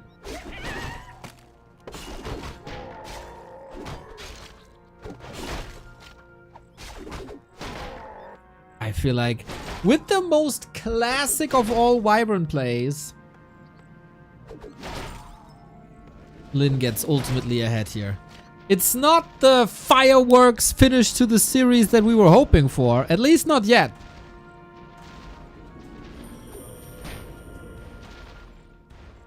Lynn with a very lame but efficient style.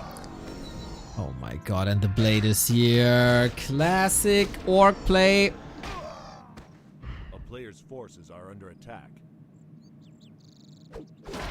If you like to torture people, orcs truly have the tools for you. But we have to admit, 120 exposed his base big time. So this is working.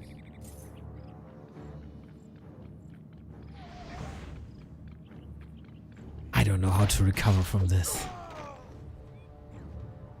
Lynn barely crept. I mean, he crept the undead main base. And he got 3-2 from that.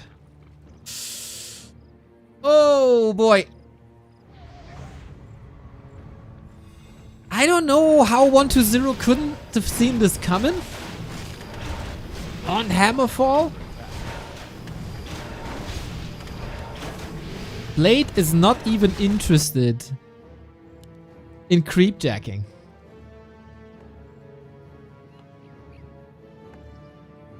There is a fiend now, but that is of course way too late, and it's also trapped, and we don't have burrow. Oh, so we need to micro. 2 more wyvern coming in. Blade Master is having a field day. Player's forces are under attack. He can do whatever he wants. Claws, double circlet, 98 crit.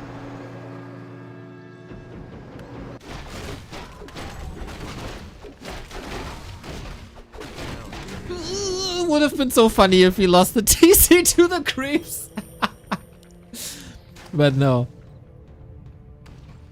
Couple of glitches by Lynn in map 2. He didn't play perfectly in map 3 either. But it was just barely enough.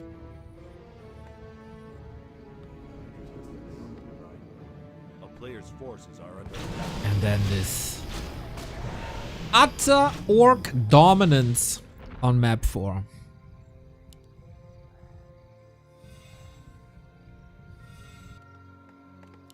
That is surely problematic. We had walkers as well.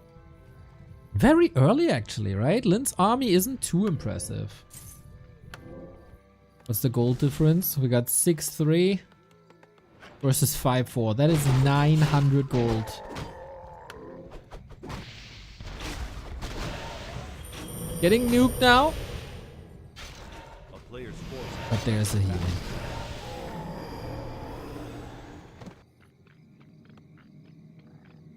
So, can 1-0 truly recover from this?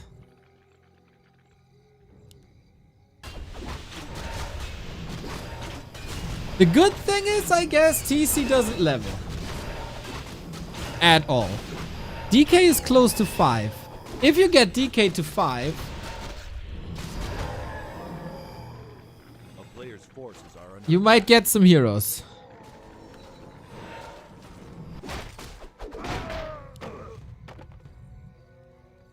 And TC needs to be 3. Blade kinda needs to be level 4. There's a little left.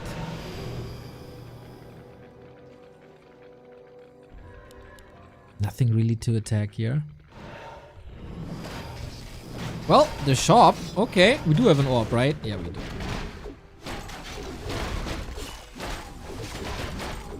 That was a disastrous mid-game for 1-0. Still chances, though.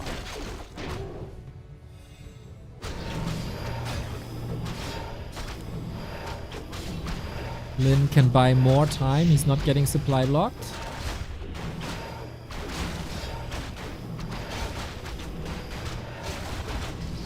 Yeah, good point. 1-0 sacrificed a lot of economy, but soaked up the map and got a lot of XP.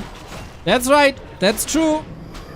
But let's see if that was enough. TC being nuked soon, but the heal wave is ready. Stomp again, and these stomps are really, really good. Godo hasn't eaten, but it's the damage boost the coil used to kill it off. DK still not 5. Dark Ranger in trouble.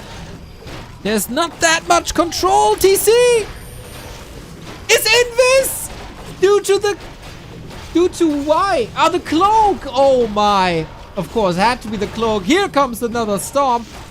Now, can you save the cow? Can you save the blade? No, you can't! Avada Kedavra! Blade goes down. The hero level advantage for the undead. TC saved with the cloak once again. And 1-0, despite mining 900 gold less, might be able to take it. What's Warcraft without heroes? Not that much. We got Tauren, player's forces are which is very interesting. But Tauren aren't heroes either. Oh my god, 1-0. Going Tauren, kind of a brave choice. And the hopes for the dreams of Game 5 are more than alive.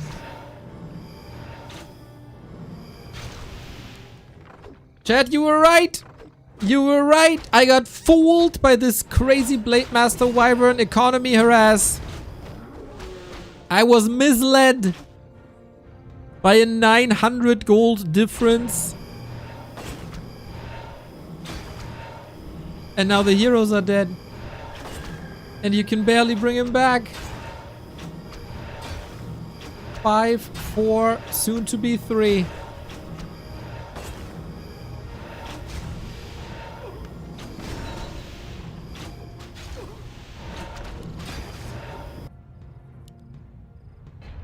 Game over. Oh my god.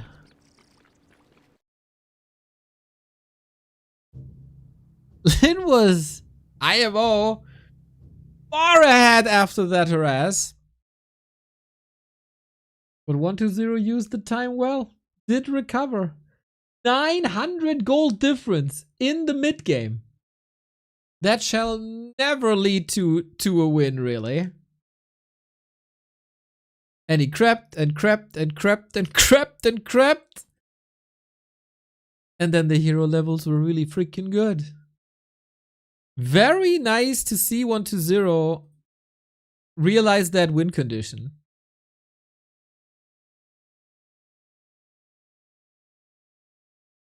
And I didn't see the fiends being so strong or the heroes being so strong. He made it work. Fiends survived. Happens.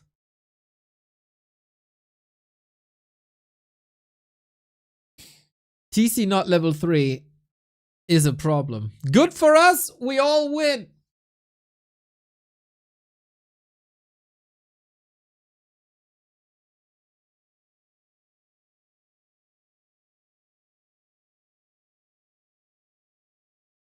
We all win. It is really fascinating how often games between them go full distance.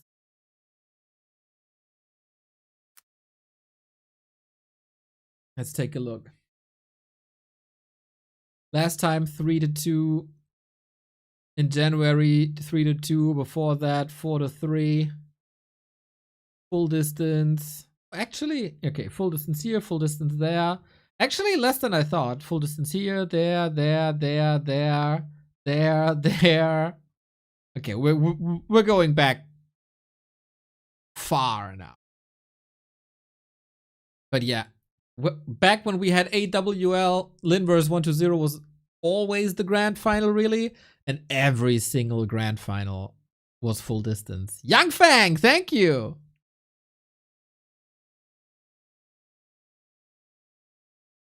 For the gifted sub. For yet another gifted sub.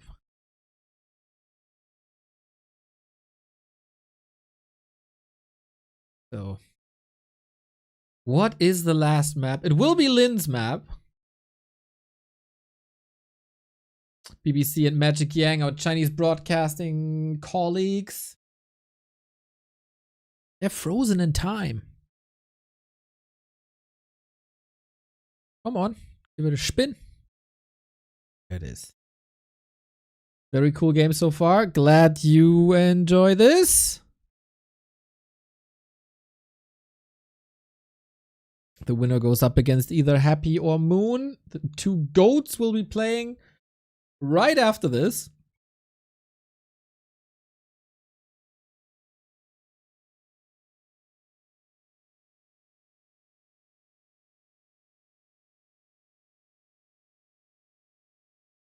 We have a little bit of time if you have to stock up on snacks or drinks.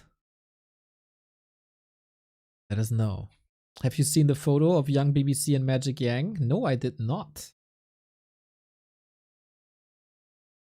I'd say 120's orc matchup is better than Happy's. Bold take. I think you are very much correct.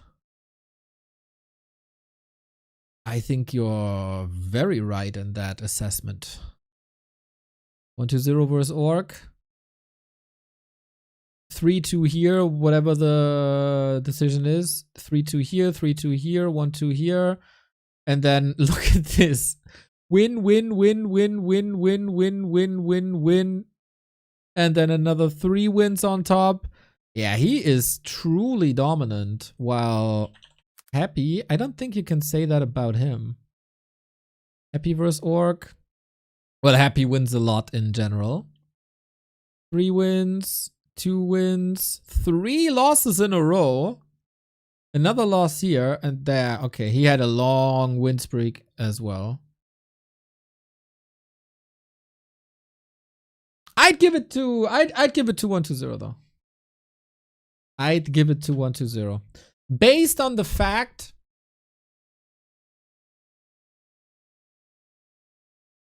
no, it's rather unfair to say that. I was about to say, if you see both of them versus Focus, but usually Happy destroys Focus. And the Focus was a little bit in a slump as well, so no, that's not a fair statement. What website is that? Warcraft3.info.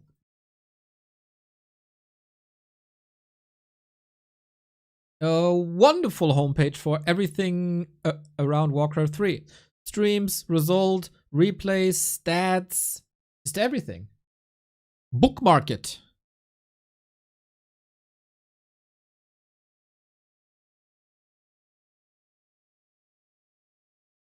Okay, we have to wait a little bit more until the game goes live and then the decision. Who's better? 120 or Lynn?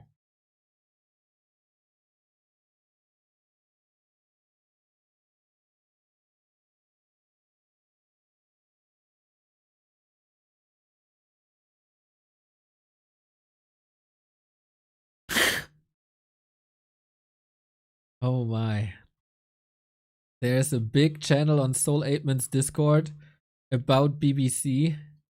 That is insane. Here's the picture of young BBC and young Magic Yang. Basically, Magic Young. That's crazy. What? They were still they were already casting together. I didn't know.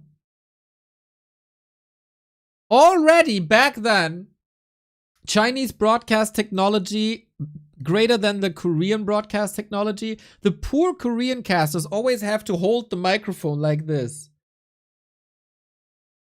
And Games TV, very, very comfortable. Man, that is not 4x3, is it? That's like 3x4. What kind of weird dimensions is this screen? That's odd.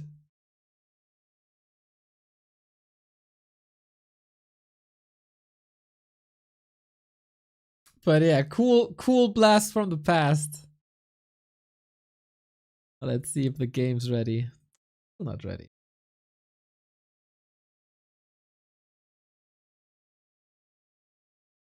BBC hasn't aged, he just cut his hair. Big true. Okay, game should be ready now.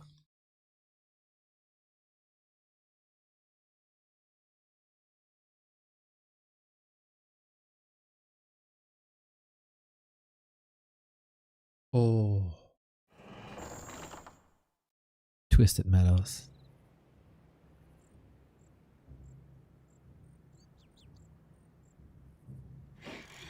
The most beautiful competitive map in the history of Warcraft 3 is once again a decider in a very important match in Warcraft 3. The winner bracket final is on the line. It is Lynn's map choice. Flag Unit, thank you for the super chat.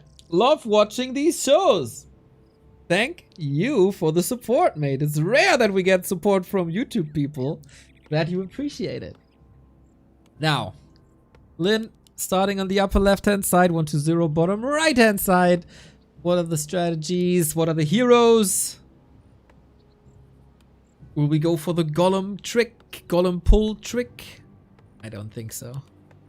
This could, if you want to switch it up, if you're Lynn, could be a raider game even.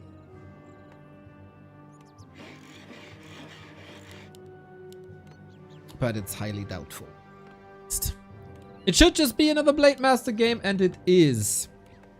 Twisted Meadows, after 20 years plus, is still producing the bangest of games. Yesterday, 40 versus LawLiet. Yesterday, 40 versus Infi.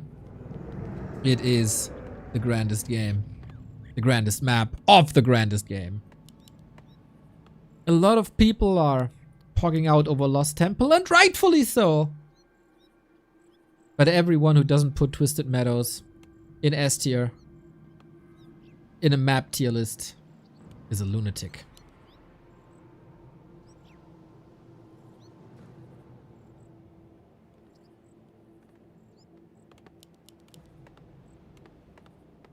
A 1-0 back to Ghouls. No Dreadlord shenanigans. Since we mentioned it on Echo Owls, we can say the same about Twisted. There is a little bit of an off chance for certain undeads to go for Dreadlord. Labby experiments with it, and oftentimes when Labby is experimenting, 1-0 is at least trying that as well. Maybe too high stakes, maybe not the room for experiments, maybe Lynn not the person to play it against. A player's forces are under attack.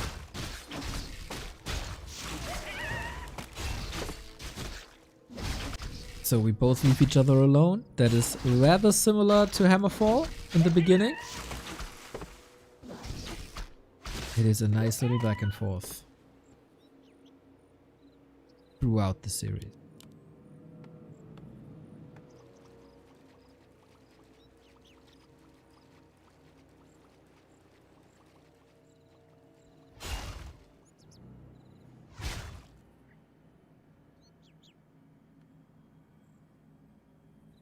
A player's forces are under attack.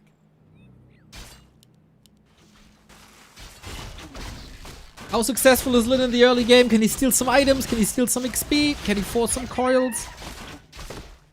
I'd say between these two, it's less about just perfection as it is between like Lynn and Happy. In those games, whoever plays oh, that's a lot of damage on the DK.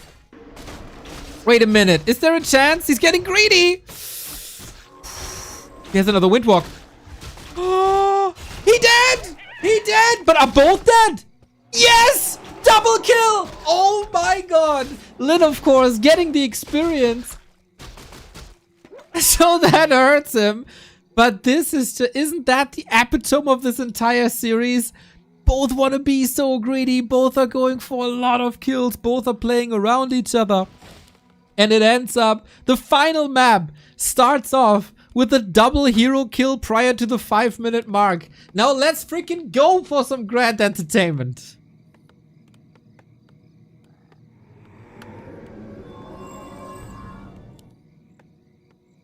Lynn got the XP. DK is back faster.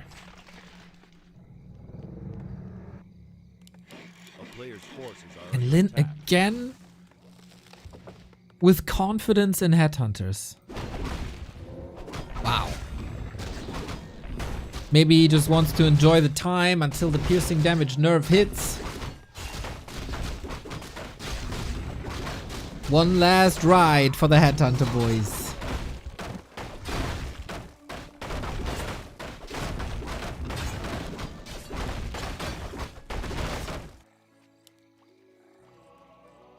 Is 120 maybe willing to go for a Dark Ranger second? Oh, lol. Haha! Bestiary. How did I say barracks? It is Wyvern then, of course. Okay, okay. Jesus Christ, man. I'm seriously mentally challenged these days.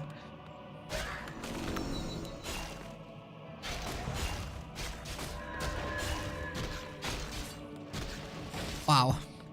Yeah, it's not headhunters, it's Wyvern, guys. Forget what I said. Forget what I said. Q right of the Valkyrie, the Wyvern are coming. Will he play it the same way as he did on Hammerfall? There's a lot of room on this map. But you don't want to be out-crept again, I guess.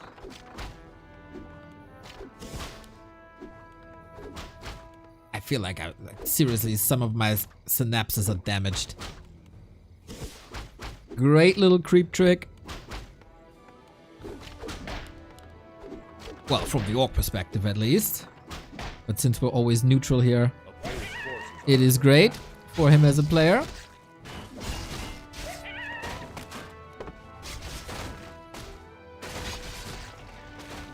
And slowing down the DK once again. He was close to level 3. Lich is out. You can't afford to lose this Overseer as well.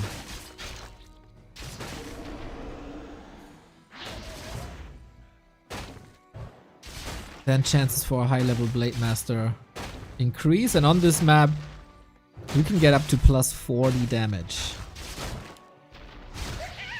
Nova secures the kill.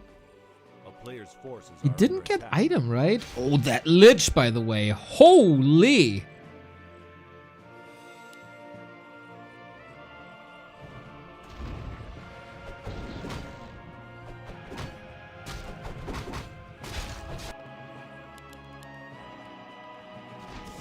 Wyvern dominance starts now. Hex on an Acolyte, really? Okay. So yeah, Lynn shifts gears.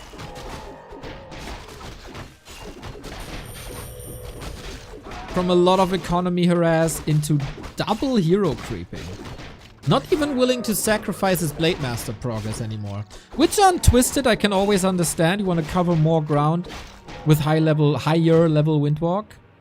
So I'd say on no map is level 3 Blade Master as important as it is on Twisted.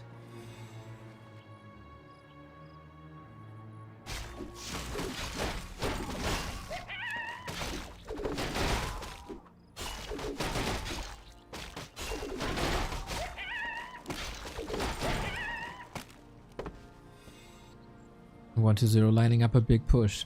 Ghouls, Destros, Tri-Hero. Are we working on reinforced defenses? We do. It's a very, very classic 2008 destroyer push. But destroyers are far off. Yeah, can't go for the burrows. Can at max go for the Voodoo Lounge. So that makes it impossible to go for an Orb of Lightning, which is helpful. But was that worth this time investment? No level 3 heroes on Lynn thus far. Who in every game went for a TC, right? So it seems like the time of dual hero orc is for now over.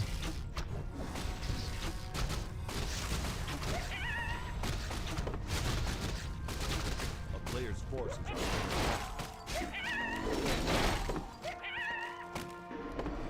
Blade items are good. Lich items are good. 2 rings on the Shadow Hunter as well. Can pass 1 to the TC. I really like that.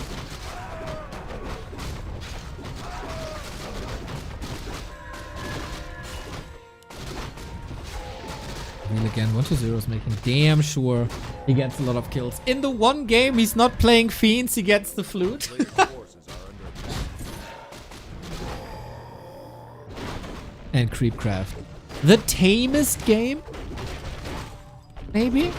After that early slap on the wrist from both sides? We look into the base. No real adjustments, is more of the same.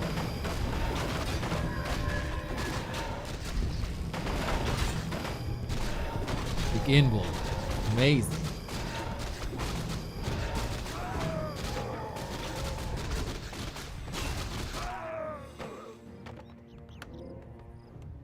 Yep, one Wyvern gone to the creeps and was looking somewhere else. Also forgetting the Kodo here.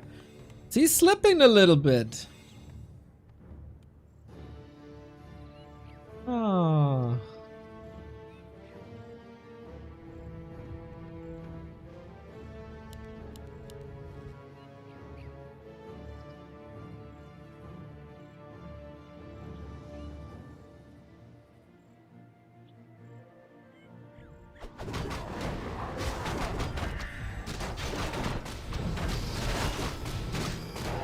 Red spot. Big mana pendant. Oh! Lynn didn't get too many steals in here. We go Gargs, by the way. Rather late. 4 and 3 and 2. Hero levels look again great for 1-0. Also 3-3-2. We don't have level 2 crit yet, which is an issue. Acolyte expansion.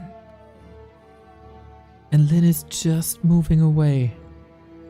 Oh, I wouldn't have expected that. And neither does Lynn, I think. DK again, far away from the rest of the army. Got a heal scroll. Love to see more and more spikes in melee pro games. They do a lot of damage. Statues are perfect against that though. And he gets a bestiary. Oh! Okay, here we go. Lynn with the tower, man. That is almost old school, like a base build from 2 years ago. Big building damage, and this is where top orcs always had the most problems with. Lots and lots of ghouls.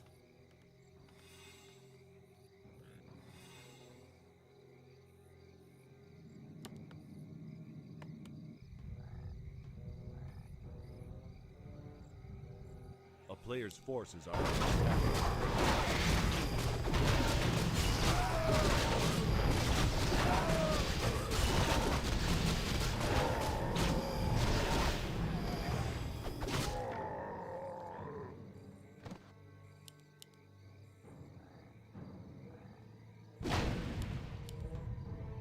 No attack upgrades, still +8. Staff of Silence, by the way. Can be dispelled, of course, but you have a limited amount of dispel. Staff of Silence can be fantastic at the right point in time. Batrider detonate long range. Lynn, this is still a bit problematic. that he doesn't have a second bestiary. And Lynn is blind on the right-hand side. He doesn't have a tiny Great Hall. That TC, by the way, 14 armor.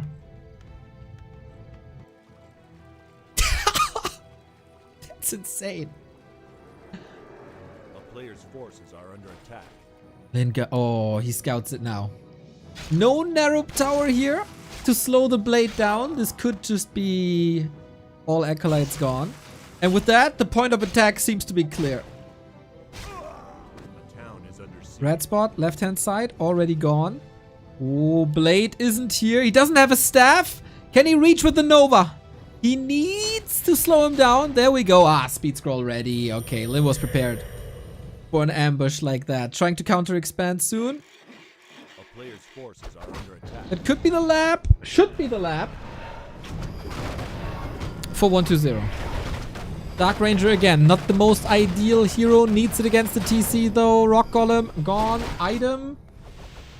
Not able to pick it up. Robe of the Magi should pick it up.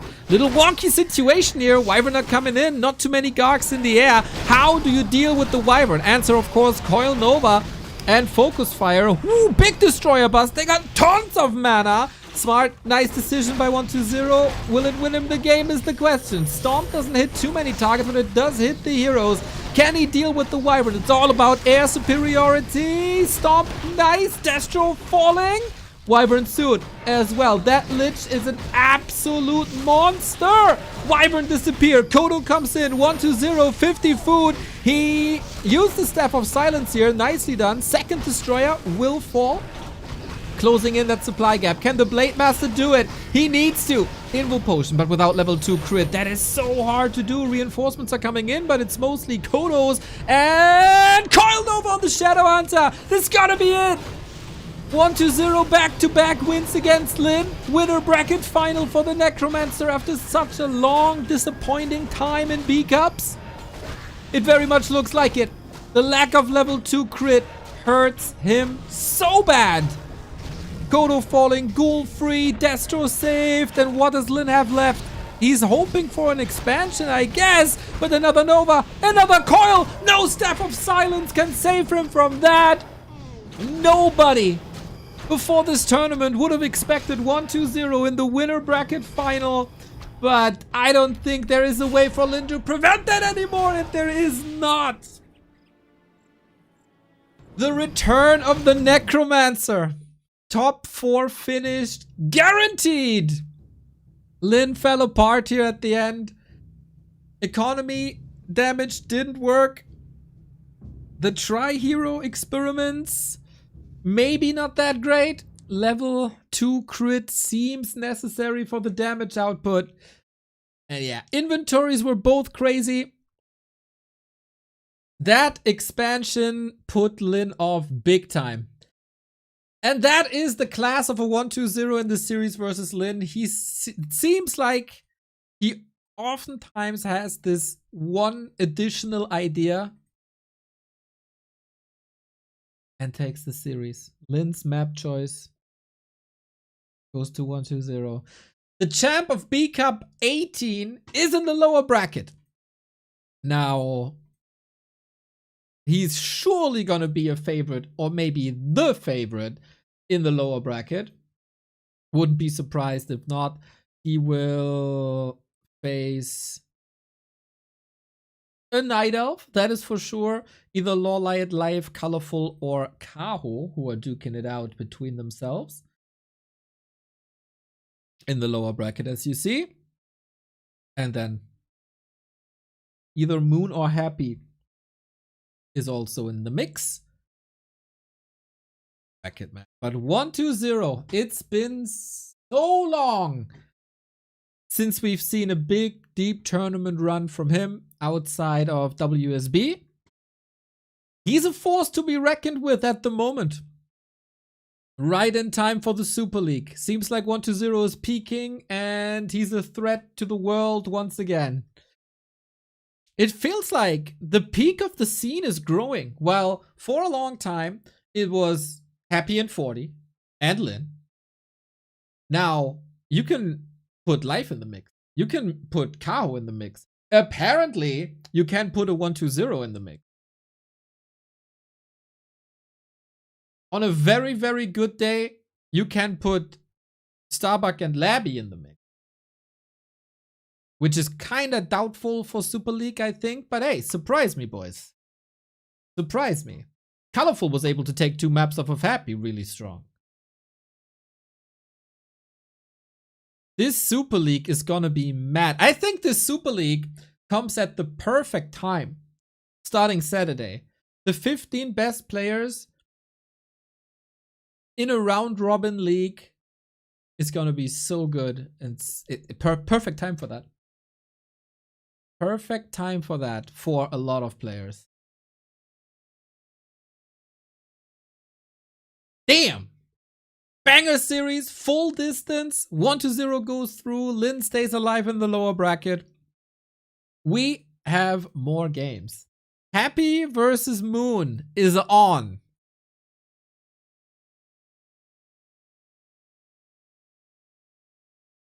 So, I'm a bit worried, to be honest. Because from what I've read earlier, the CN North server on War 3 Champions is having some issues. You could play on EU East 5. Oh, CN North seems to be online again. Okay. Did they fix it?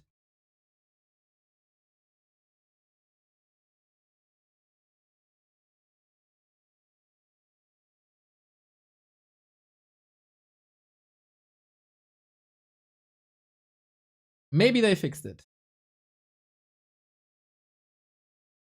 Alright, I'm gonna go to the restroom real quick in anticipation of Moon vs. Happy. I don't want to piss myself throughout the series. You can check out backtowarcraft.com/support for all the ways to support us. You can check if you have a Prime sub lying around that you can give us. It's free support and you don't get any ads throughout the series. And we got 2 beautiful sponsors this month. Rogue Energy, 20% off with the coupon code B2W, and of course OperaGX. If this number reaches 150, we get a little bit of extra money. So if you could do us the honors and use our link to download the gamer browser OperaGX with a couple of cool features, that'd be dope.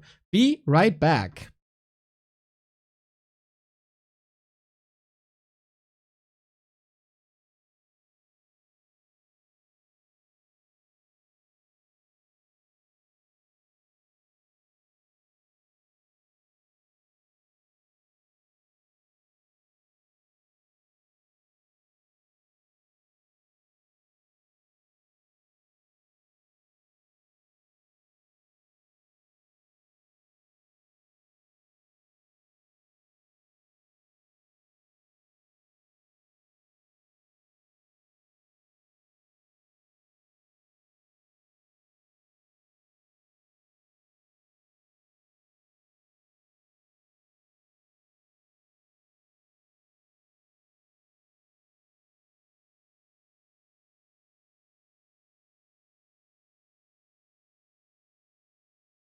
Ah, that was brilliant. That was brilliant.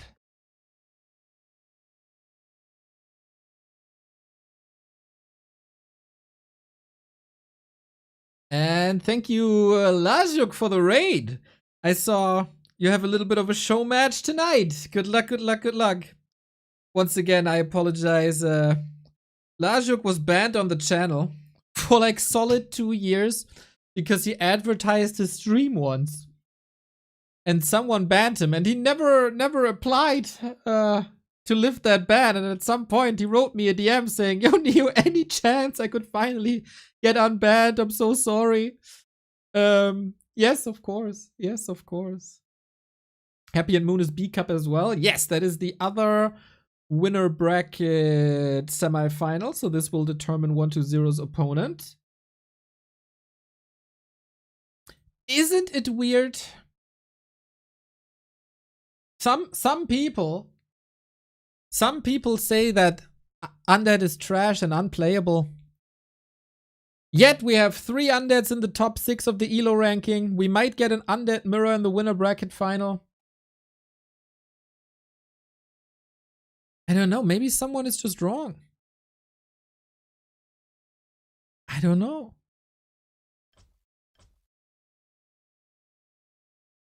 Who said that? Ah, famous person.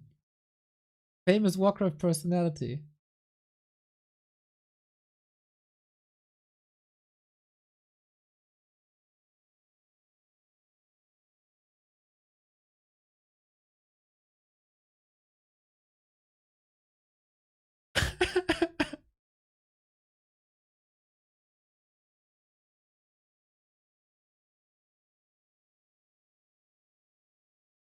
Game has started, everybody. Alrighty. It is time for the second winner bracket semifinal. 1-0 already there with an upset win over Lynn.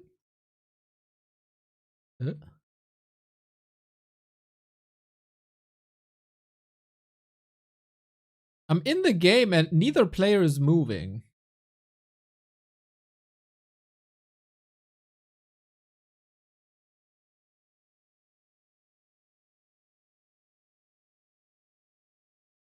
I'm not sure, but that doesn't look right.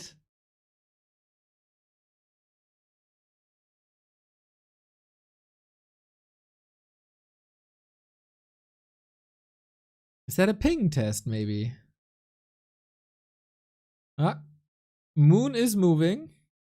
Happy has exactly 0 APM. I have no idea what's going on, guys. I mean, I can show it to you. It's not really interesting. Yo, Chris, thank you for the 39.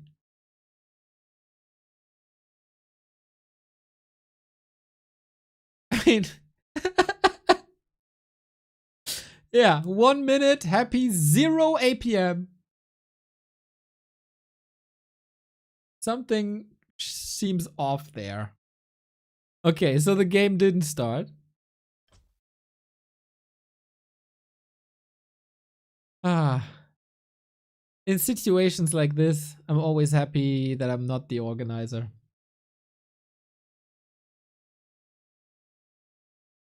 Neo, do you know where to find the video where Colorful loses his tree of life to creeps? Oh, we got a big collection of moves like this on our YouTube! Exclamation mark YouTube! Check out the shorts section. It should be there.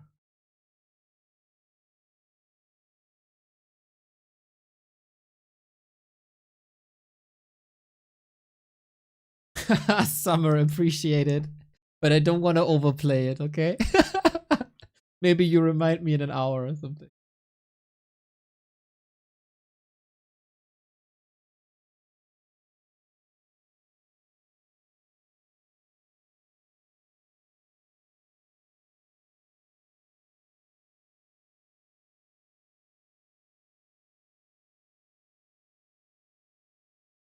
Moon was recently in the BBC studio. I wonder if our Chinese broadcast colleagues are biased.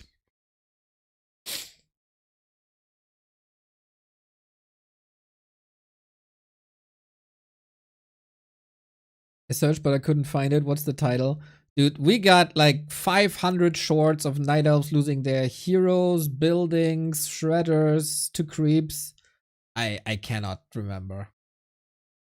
Words can't describe how hype I am for Dolphin League. Such a cool tournament. SNS. Thank you for spreading the hype, mate. That's exactly what I feel as well. Warcraft people tend to play it cool, you know? So if they're really hyped, they say, yeah, I'm not looking against it. You know, that might excite me by 1%. Love when people spread the hype, spread the enthusiasm. They park out. That's what we want to see. What is the Dolphin League? It's a new tournament that starts on Saturday. $28,000 spent across 2 months. 15 of the best players in the world. Usually we get brackets, right? Like 4-player groups. In this game, this tournament, all players will be in one group. Every player will play each other.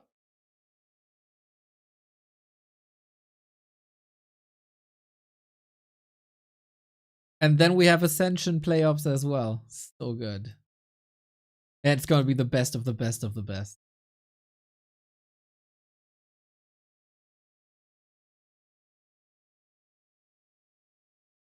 Three games every day.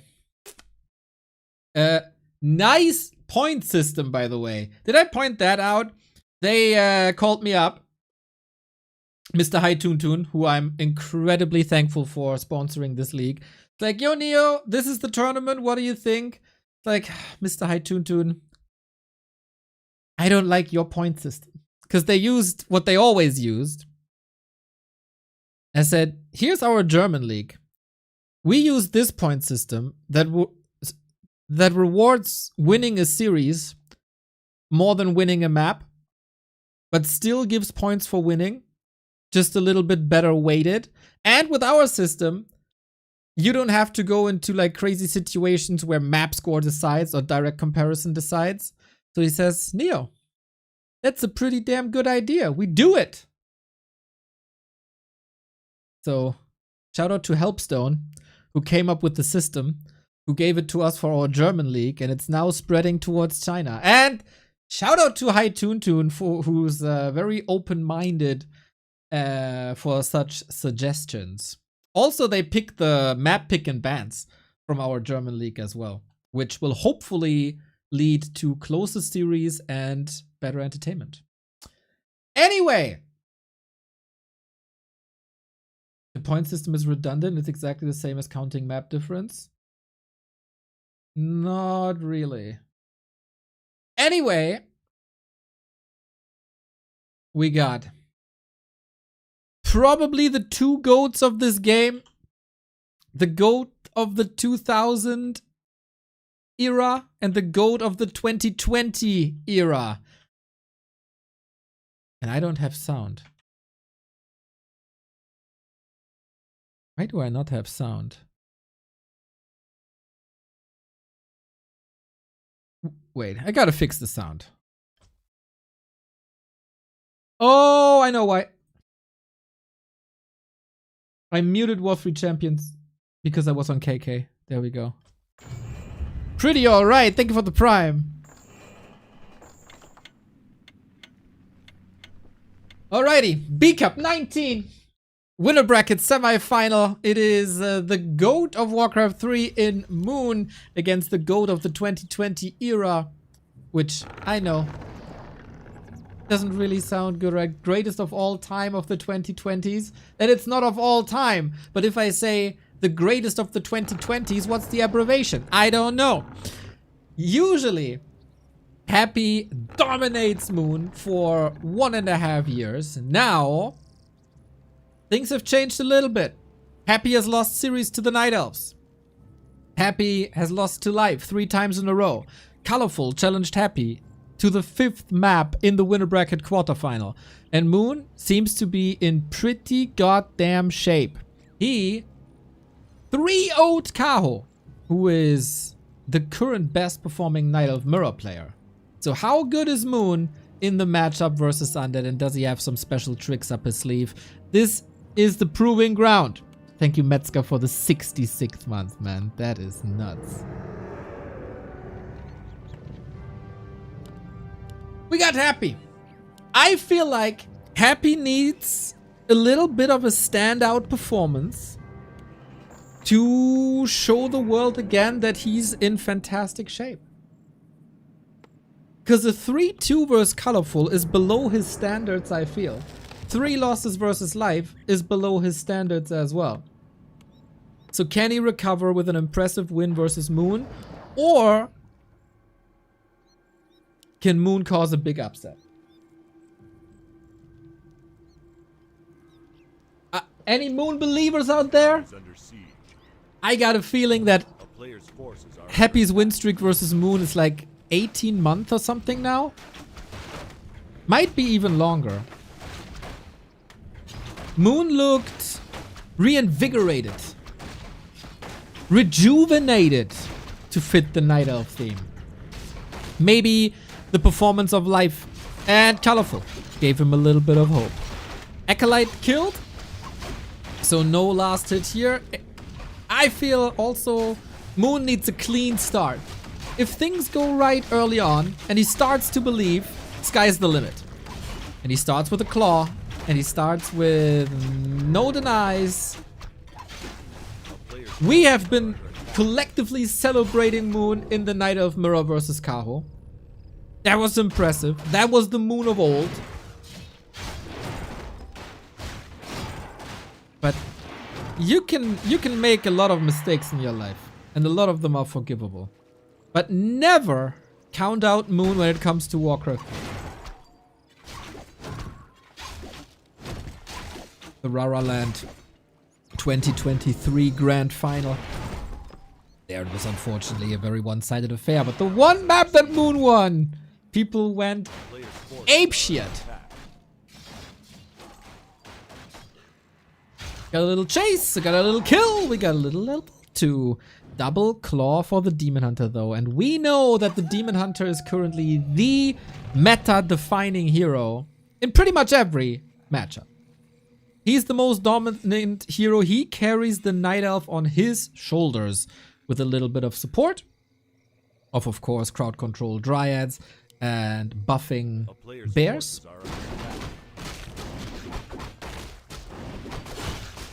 We'll see if Moon can pimp him enough and keep him alive first and foremost. If Moon wants to win, it can only be via Demon Hunter. There's no other chance. With immolation, with right clicks. Ooh, that was close. Seems like Happy is making a bit of a bigger effort to keep his ghouls alive. And that worked quite well. I've cast some Happy series where he lost ghouls in the early game, and that has ripple effects. Lower creep speed, lower damage versus archers, more stability on the Night Elf in general. Any coils? No! Circlet and boots! This Demon Hunter is so strong! Now, you gotta get out of there somehow. Maybe with a staff. Happy has no TP. I think fighting this is a little bit of a mistake, maybe? Still seems fine. DK is chasing on the other side. Can invest one more coil. 70 damage only. Might not lead to kills here as the Moonwells are up. Huntress Hall coming in at pretty much the perfect time.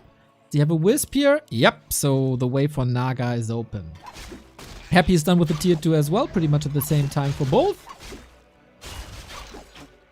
And there is the Naga. And with that, you can get some pickups. Some easy pickups. There's one. Demon Hunter level 3, very, very fast. Body block with Wisp, maybe. Happy counters with the Naga, just to even the score in the mid game.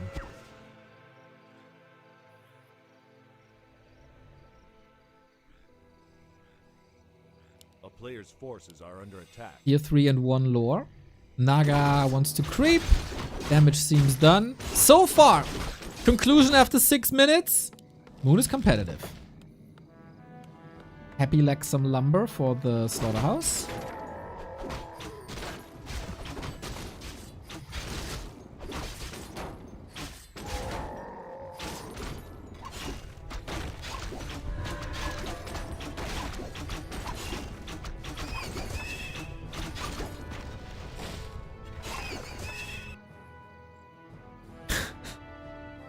This Demon Hunter will be a pain in the buttocks.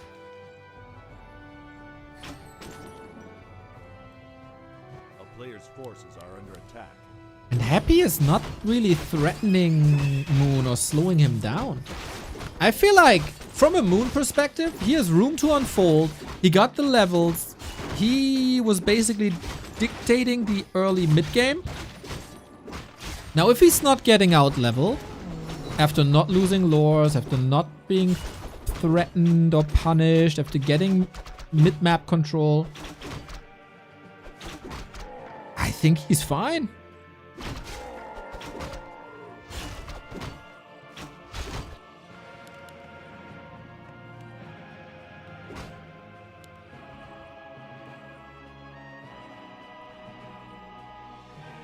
A player's player's forces are under attack.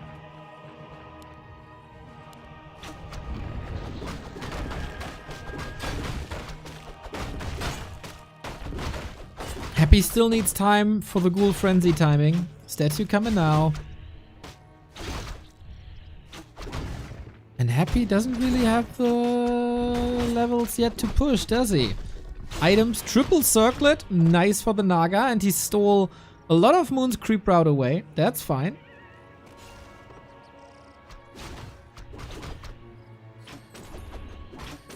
Creep check Moon. No orb, no staff yet.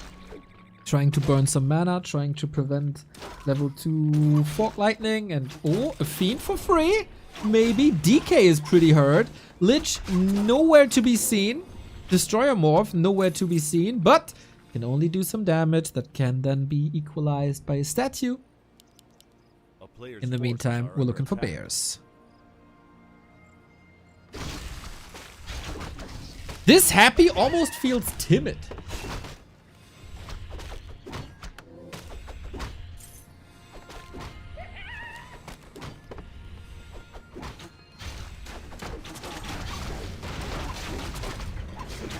I don't feel like he necessarily liked this early game too much.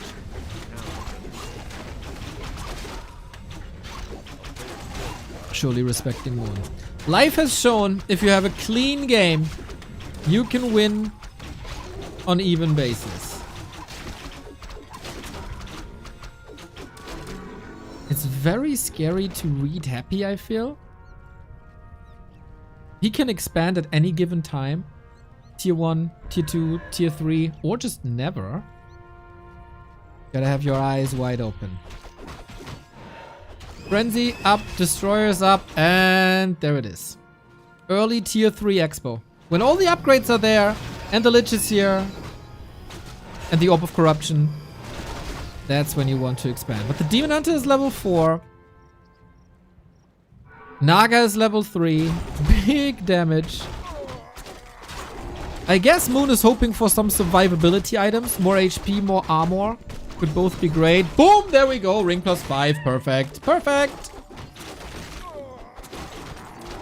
Just when the -4 armor Orb of Corruption is out, he gets a little buff. I also like the 2-1-1 build. Immolation is incredibly strong in the early game. It then falls off a little bit. Is helpful for creeping. Might be helpful versus ghouls. But yeah, evasion and survivability is better. Orb up. Rejuve up.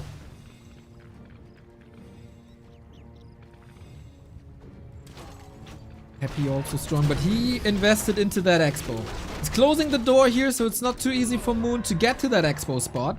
No counter expansion. Still got some time. Few wards on Moon. Happy's inventory is rather empty. Moon now slot starved. Invo potion on the Naga. Wonder if that's the correct call.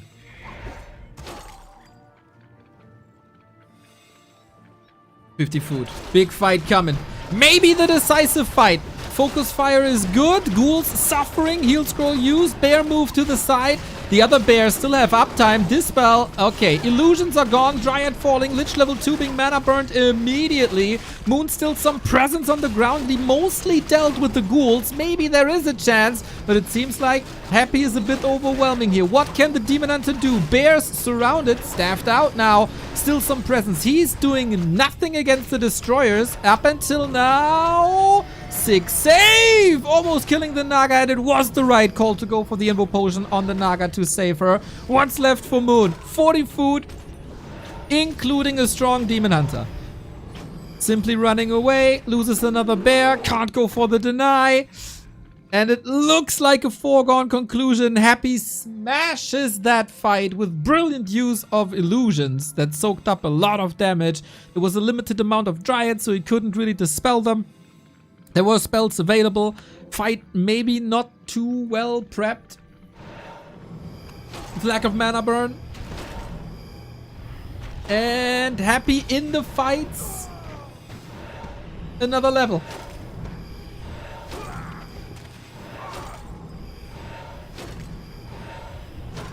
Moon trying to rebuild up to 50. Happy's Expo is up and operational.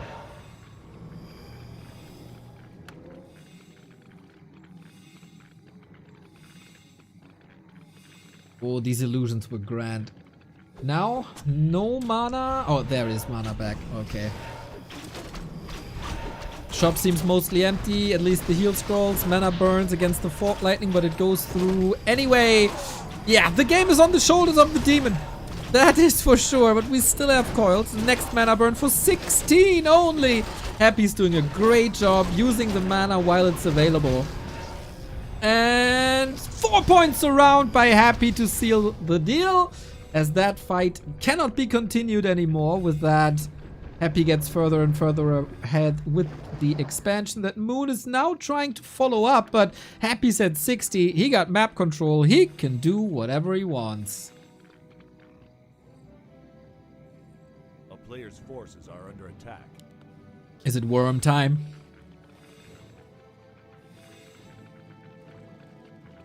It almost feels like it's worm time.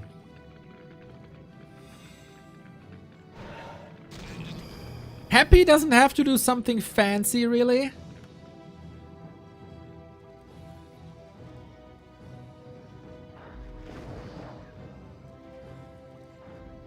But Moon can stay under 50 because the Demon Hunter is that effective. It's not likely that Moon's gonna win this, but it's still Moon. A-bombs. Not bad. Yet this game looks very one-sided. Yet I feel Happy is not at the 100%. Yeah, thank you, Boo-Hoozer, for the 42.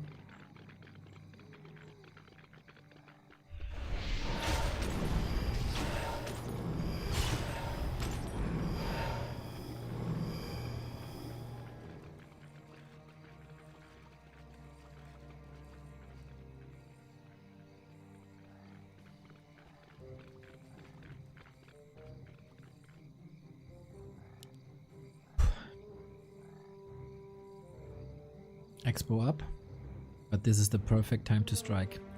25 food lead. We get a hippo now. No web. Hippo's sturdier and faster on the battlefield than crows, even though crows are a lot more powerful if you can keep them safe. This is a Moon special to go for that hippo. Get some time. Trying to close the gap. 4-3-3 hero, so strong though. Next up, Hippo taken out immediately, but he ate the nukes. That's some freedom on the ground. Can the bears connect to the fiends? Do we have reveal? Oh, we don't. He can burrow until the end of days. Fort Lightning a little bit late. Trades a fiend for a bear. And Happy again. Incredibly one-sided affair here. There is no doubt that he is still, despite the losses versus life, very, very, very good in this matchup. On Hammerfall, a map that oftentimes favored Night Elves. It goes back and forth. It's always very close. But Happy and the Burrow, man, if you're not ready for that, it's such a great life-saving ability. And Happy just fights better for the second time in a row. I feel like it's a little bit of a reality check for Moon. In straight-up fights, Life can hang with Happy on a good day. Colorful can hang with Happy in this matchup, as we've seen in the winner bracket quarterfinal. Moon might need different arguments than Micro. A player's forces are under attack. He's not winning this series with Micro. He might win this series with his brain, with surprise elements. Or maybe he just needed to warm up a little bit. Maybe he's like 1-2-0.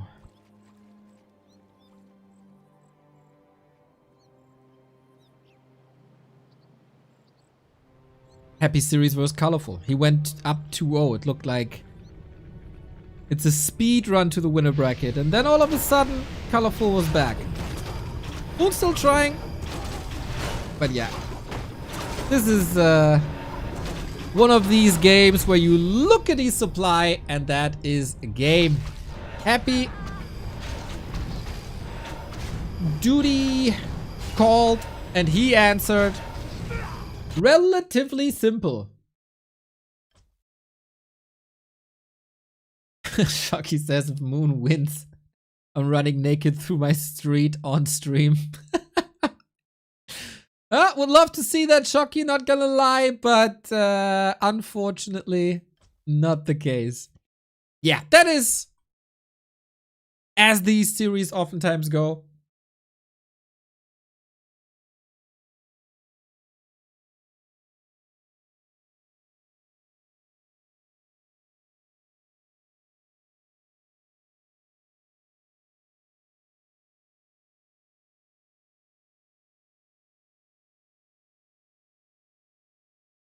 When was the last time Moon beat Happy? I don't have the exact date. I would say November or December 2023. Thankfully, we got Warcraft3.info and we can look that up.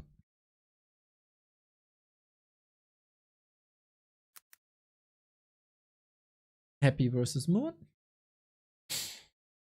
1, 2, 3, 4, 5, 6, 7, 8, 10. 11, 12, 13, 15. Well, 14 games in a row. It was November, almost December of 2023. So yeah, it's a long win streak. The wins oftentimes 2-0. At WAL in 2024, there was a 3-1. Fascinating that this is their first encounter in 2025. Wow. Wow.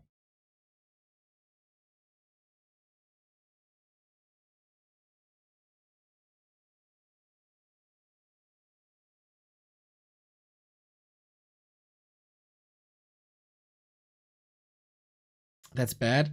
Well, nobody was able, no Night Elf was able to beat Happy for 9 months straight. So it was just on par with the overall performance.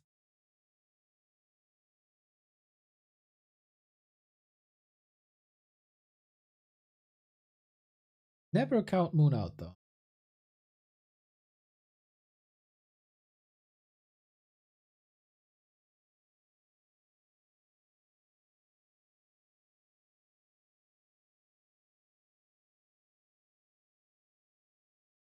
What happened to the mass air strat?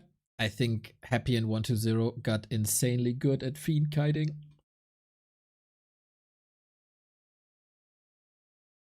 And pretty much started to destroy that strategy.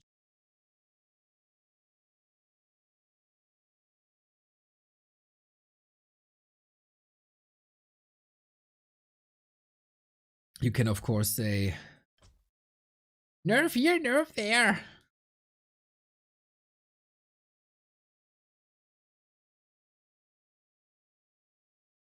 But I think that surely led to an overall better fiend play of the undead players.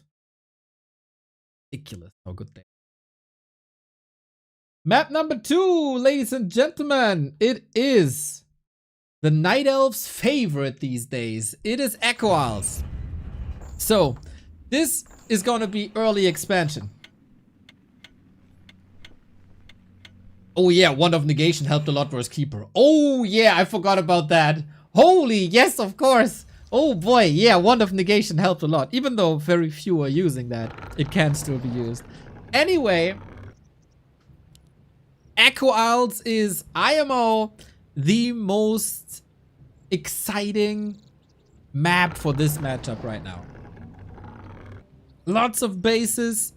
It's not rare to see 200 supply fights. I'm here for it, guys. I'm here for it. Did Moon just need a little warm up?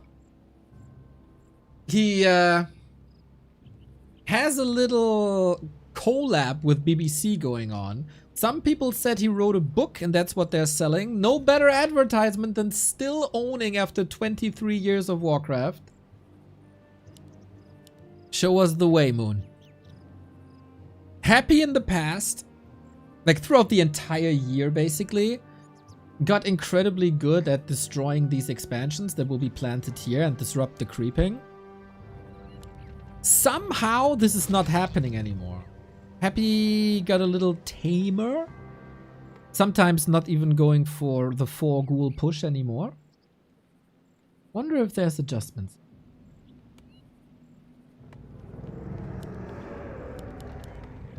We definitely have a ghoul opener. I would be shocked if Happy is not expanding. That should be his first priority, as it's so simple here. You can also steal some mercs, maybe. Get the Shadow Priest, why not? He will face a Demon Hunter. That is clear.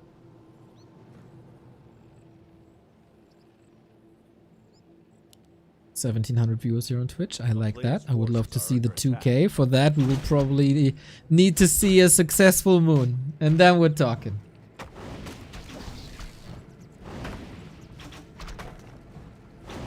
What do we got? Moon with the Shadow Priest. Nice. Creep not disrupted. Nice. I feel like the Moon fans, the Night Elf fans, they need a little bit of hope here. Parry up the Vitality is going to be great late game versus Nukes. Happy on the other side with a Skull. It is very good to see, IMO. There's no ghoul pulls yet. Moon denied a Tunneler. No. Ooh, this is not what we want to see. Happy oftentimes makes an impact of pulling this camp into this camp. Makes everything a little harder. It's still level 2, but the way to level 3 due to that deny got a bit steeper.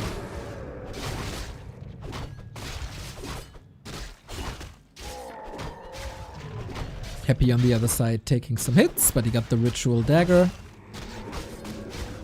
Now Moon with the offense. See? There's an expansion. Oftentimes... Oh! The ghouls are coming back, but it's only 3. Is 3 ghouls enough at this timing? And how much disruption can Moon cause? These are incredibly important moments in this game.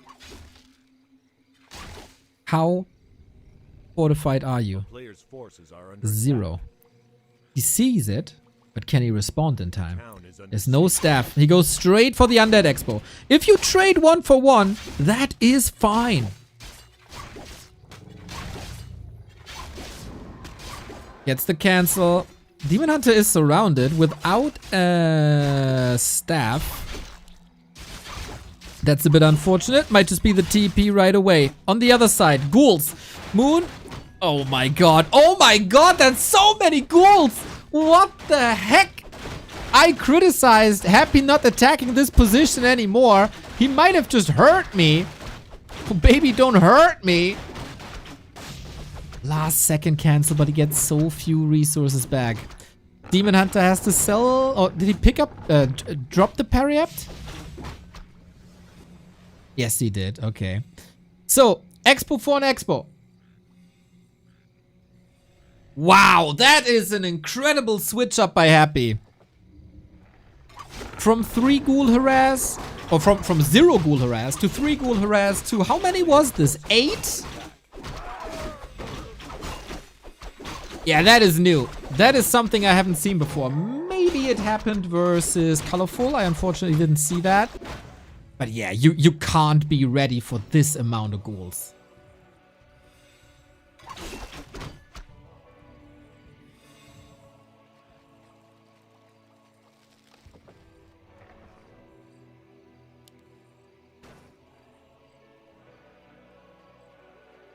Player's forces are under attack. If the Demon Hunter can cancel the Expo again, everything is fine. He can expand here on the spot, that is fine. Canceling an Undead expansion is worth a lot more than canceling a Night Elf expansion. Plus, Moon is teching the entire time. And Happy is not. He lost the TP. That is a bit unfortunate. A player's forces are under attack. DK has no skellies left. He is a woodchuck. But he lost all his mana. Totally fine. Moon also creeping. 3.3.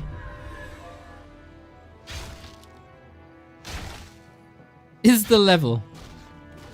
Ring, gloves, periapt, very tanky. That's nice to see. Yeah, fascinating damage by the DK.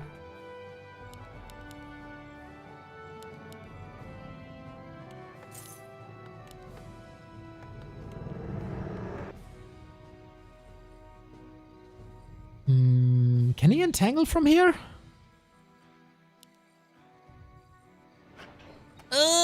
No, he cannot. He has to uproot. Okay, thankfully he notices that.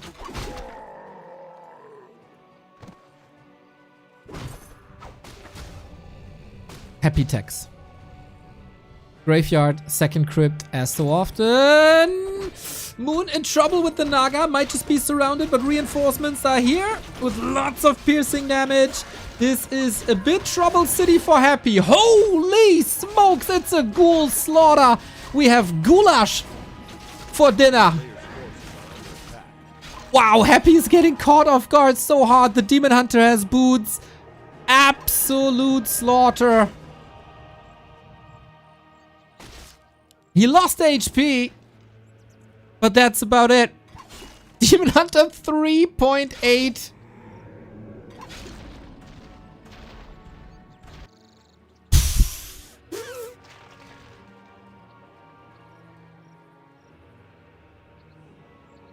And Expo for Moon is up. A player's forces are under attack. So, guys, hold your horses. I have seen Night Elf player with level 5 versus level 3. And then they lost. Just because Happy is down at the moment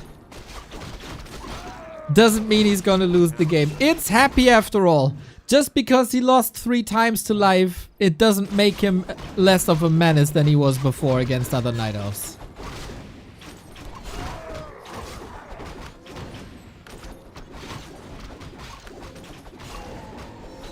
Went of mana stealing, snipe, but Demon Hunter level 4. So powerful so early on.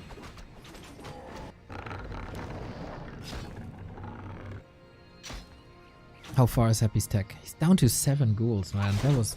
Oh, whoa! We go Gargs right away! Happy often has ghouls as somewhat of a last resort. And a very, very late game transition. I don't think you expect Gargs from Happy on 2 crypts this early. Ooh, dear Night Elves.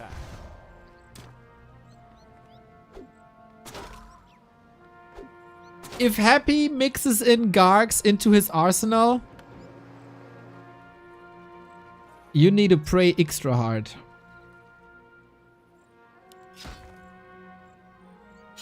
I don't think the Night Elf players are ready for Happy Garkaras.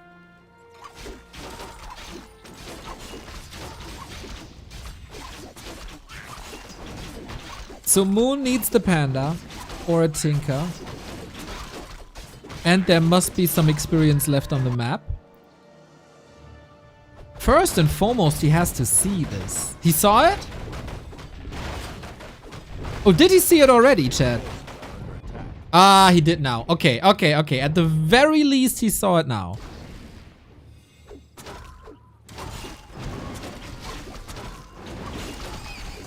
He saw it in the base. Alright, alright, alright. Thank you. Great support as always. Demon Hunter just gets the Merc Camp. Trades it for the top.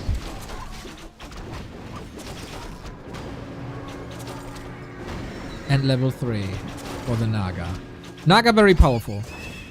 What was the item? Circlet? I guess.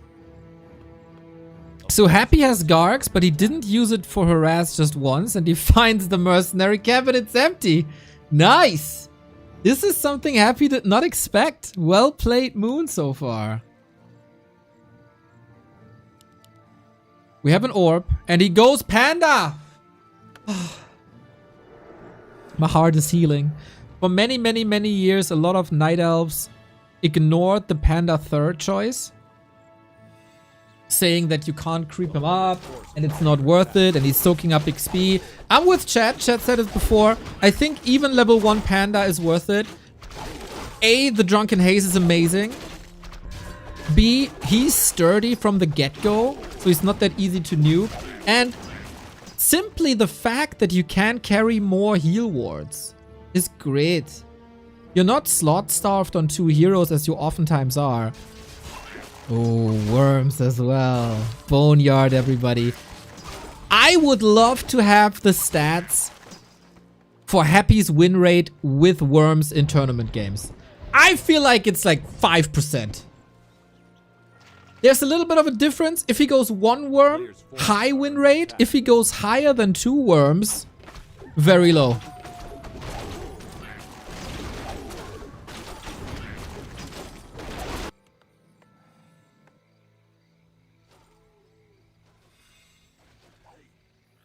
He still believes. I mean, worms are cool. Demon Hunter 4.5. 3 hero Night Elf means also more orb carries. Panda's not the greatest orb carry. He's getting caught. No TP. Scary situation. It's only 50. We are heavy, heavy, heavy on Dryads, by the way.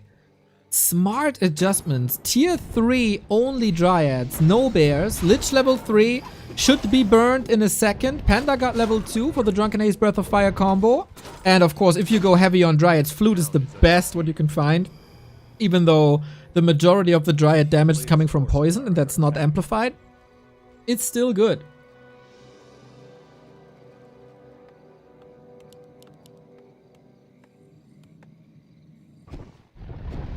So this is annoying. This requires an answer soon.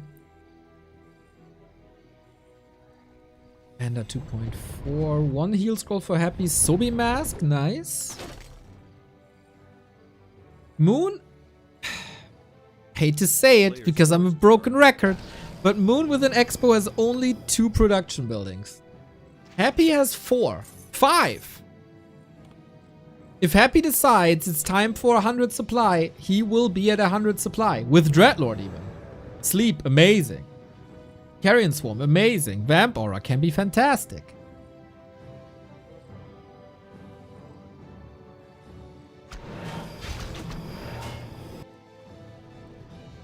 Triple heal scroll. Oh, Happy probably would love to have heal scrolls back in the undead shop. Now we go bears. When the worm comes out. Wait. How is Moon at 50 food? He killed his own units. Like Life did before. There it was very effective. So he's up against mass air and he takes away the units that can attack air to replace them. And now he's going Dryads again? Huh?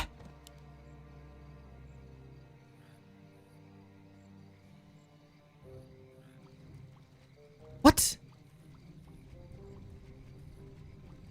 That makes no sense.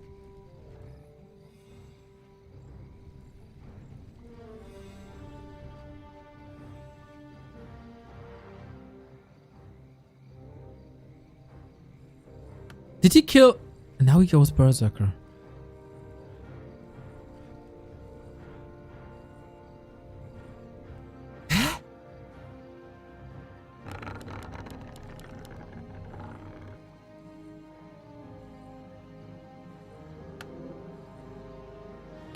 I don't understand this to the slightest.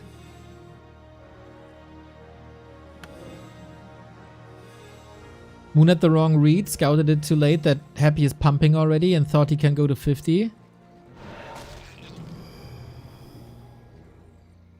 my god, that's a tragedy. It looked incredible when Life did this move, and now Moon looks like a fool. Drunken Haze, Breath of Fire, Panda level 3. Can he carry this with 3 heal scrolls? He needs the craziest Dryad micro and the best usage of heal scrolls. 2 versus 1 still remaining. Panda has some more damage to be done here. Has an Invo potion as well. Happy at 84. Panda in trouble. Lots of damage ending up on that Panda, but he's safe for now. Unfortunate for him, no bears to heal him up under that Invo potion. Moon is unfortunately falling apart. Another worm is coming in.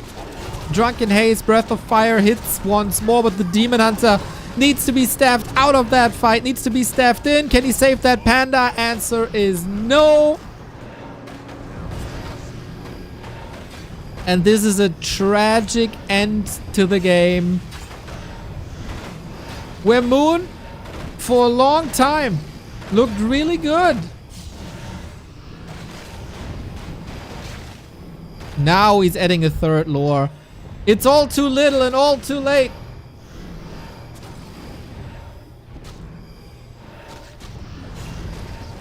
What absolute brain fart by Moon. I'm sorry to say. Cool to see Happy is mixing in Garg play. That, I think, caught Moon by surprise.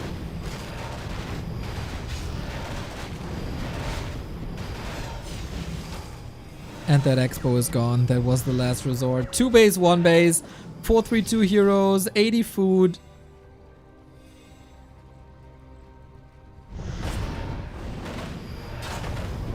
That's what I said, guys. Just because the early game is in Moon's favor doesn't mean the late game will be in his favor as well. Still trying to put up a fight, but the Gargs against Dryads with 3-2 upgrades are doing a phenomenal job. Worms are safe. They're not diving too deep. Great control. And that's game. Oh, sad. Sad, sad.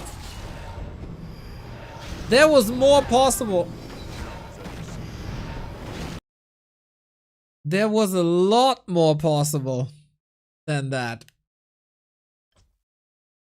I almost want to watch this again. When did he kill his units?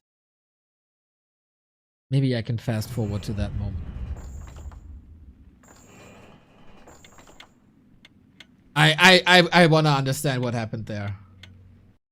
This was such a great map in the early game. Shit.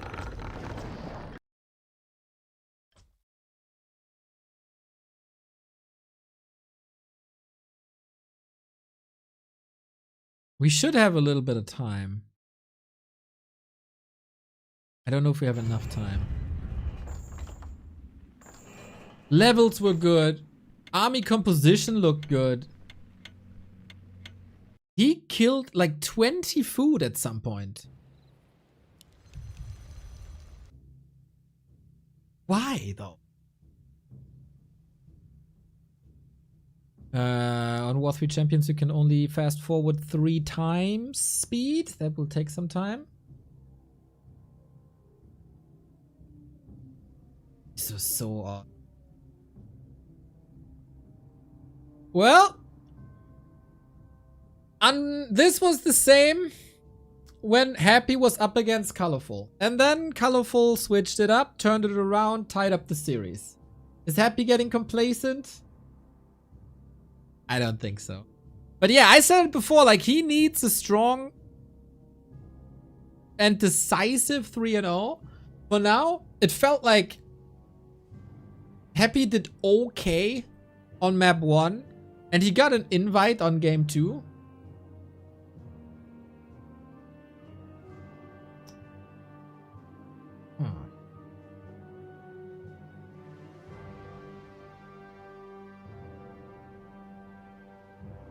I really gotta figure this out.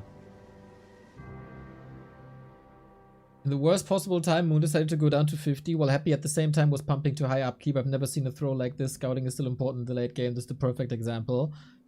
That must have been it, right? But he replaced Dryads with Dryads.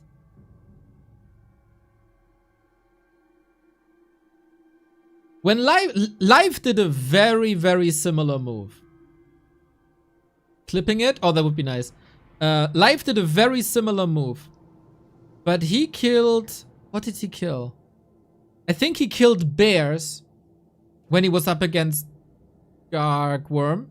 And that makes a lot of sense. Oh, JJ Xudo got it. That makes a lot of sense. Because you want a different kind of army. And you want to deny that XP. Okay, JJ got it. So, wait. So Moon is at 62. 2 archers. So he kills Shadow Priest for sure and the 2 archers for sure, right?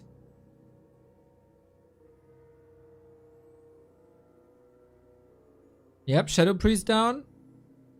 Archer down.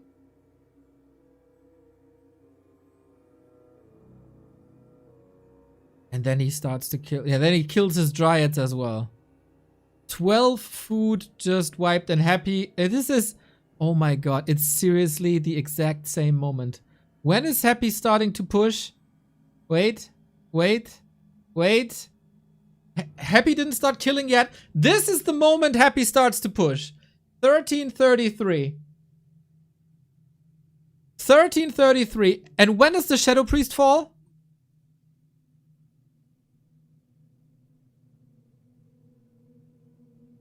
Five seconds later.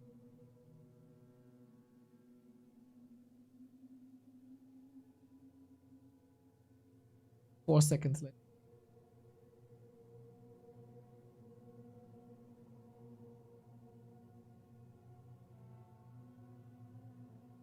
Oh my god. Oh no, Shadow Priest falls earlier. Wait.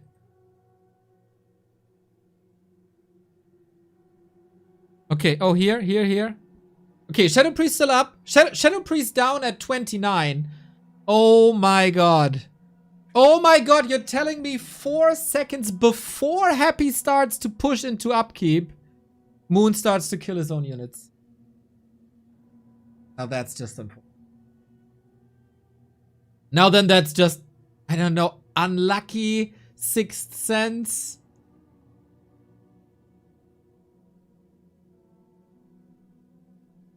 I don't see him killing any dryads. Oh, he does. See, he got 7. He got 7 now. 6. 5.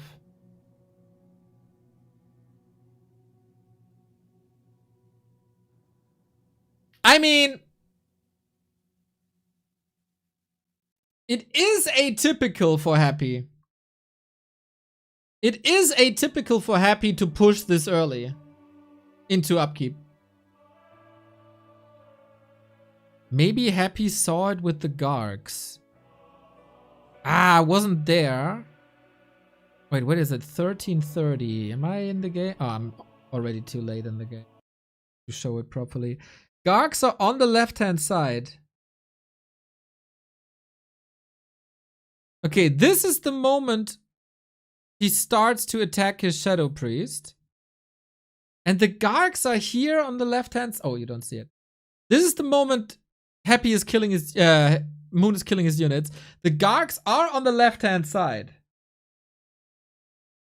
If they have vision here, he might see it.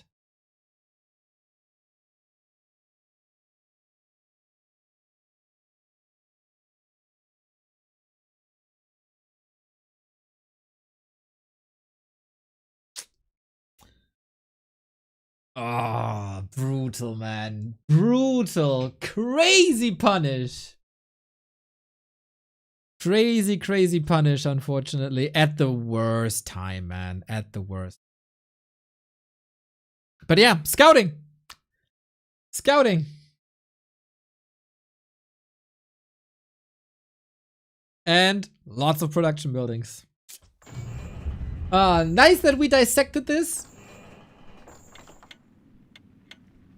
Early? Yeah, I don't think Happy usually starts pushing into upkeep at the 13-minute mark. It's usually later.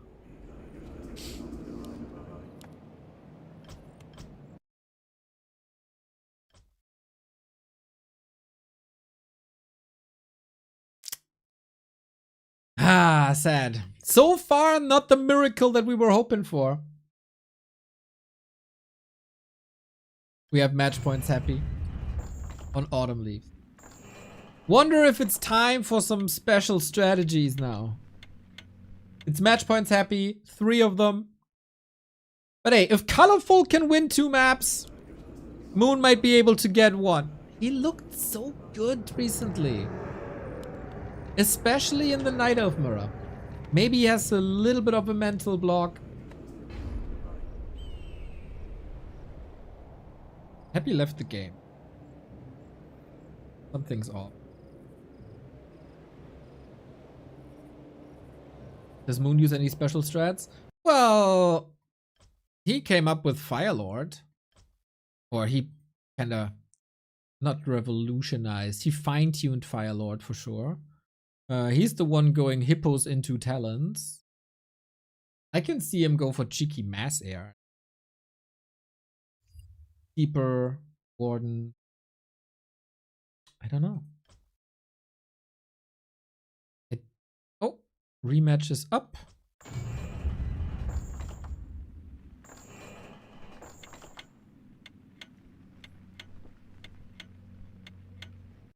Happy at 1300 gold and 50 food. I don't think it's about minute 13. It's just what you do in that situation. Yeah, but it's not rare to see him go to like 2500 gold and more.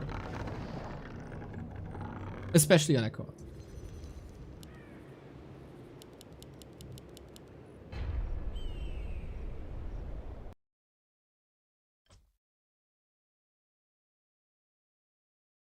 They keep on rehosting. I'm not entirely sure what's up. Not 3 times the charm.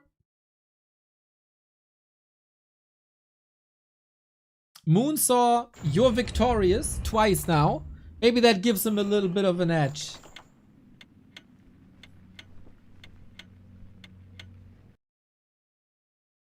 On any other map, I agree with what Cheddar said. Yeah, but not on Echo Owls, right? On Echo Owls, it's not rare to see both players bank super high. Yep. Yep. Sharky, I agree. Sharky again saying smart things. Man, this keeps on happening.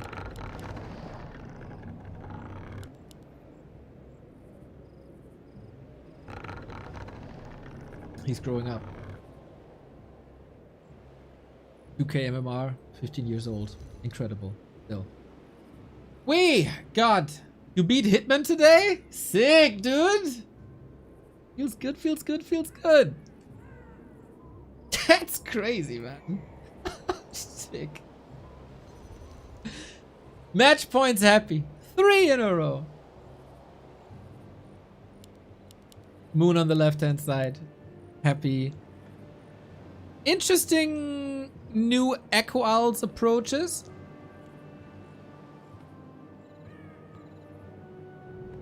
The heavy ghoul push early against the Expo.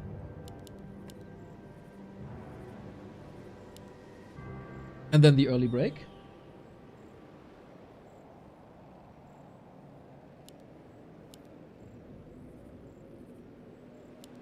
We're still with the Demon Hunter. We're still with the DK.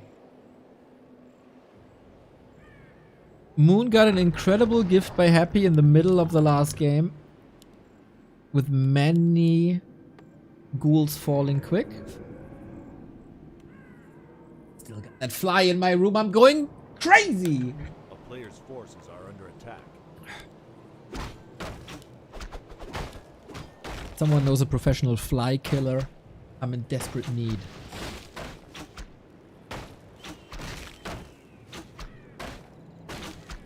So Happy pulls the creeps, slows things down a little bit. Moon got wisps out to scout for potential early expos. Shouldn't be his style on Autumn Leaves, I feel. A player's forces are under attack.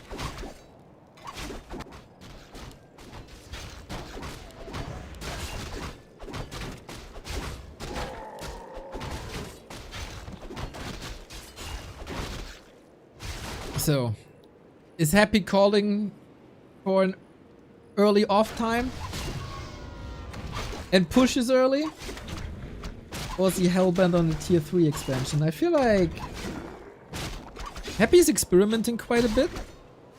With the Gargs, with Worms, with expansion timings.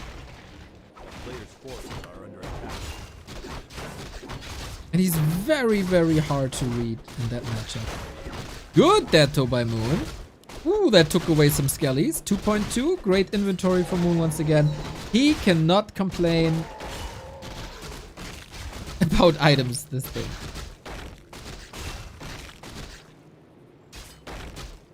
This time, Skeleton gets split to the side. Demon Hunter is here, gets surrounded right away.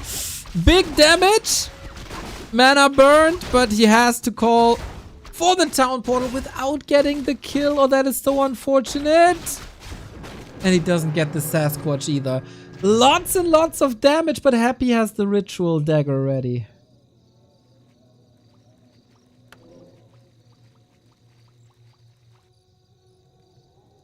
Okay. Okay, it's not ideal. Going for the attack right away. We got a coil. Oh, insult to injury, boys! Happy is in Dominator mood. This might be the end of Moon in the winner bracket. He might follow Lynn. Gee, the hard punish. Perfect evaluation that this round is beneficial for him. Then the perfect evaluation that Moon feels a bit desperate and needs to creep. And the mana management, boom, for the coil. Ouch! Big ouch! Big, big, big ouch! This is the dominating Happy that we like to see.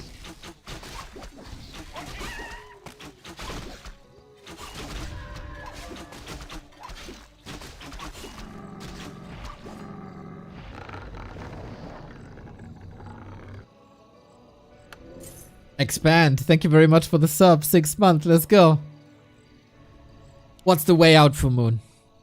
He got the tech. Oh, Happy forgot the graveyard. Mistake.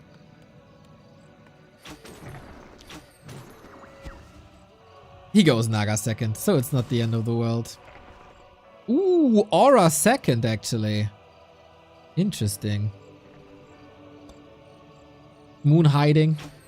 He's so hurt, man. Moon juice is empty. Timing for the lures. When it rains, it pours, guys. When it rains, it pours. Crazy the difference between Moon on Monday when he was up against Kaho, also as the underdog, and Moon here. This is just a matchup that Moon can't conquer anymore. Moon can do a lot of things. He can upset against the strongest players in many matchups. Against Happy, more often than not, it's looking hopeless. Everything's dead. Every single unit has been slaughtered.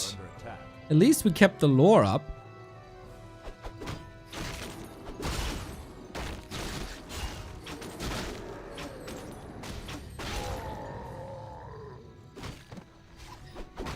Not the banger we were hoping for. But the Happy dominance one could have expected.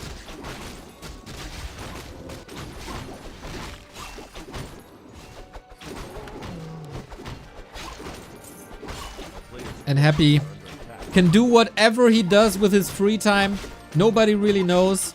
I like to think he's playing Farmville on Facebook. To relax. Growing that strawberries, you know. Creating multiple accounts to boost himself up.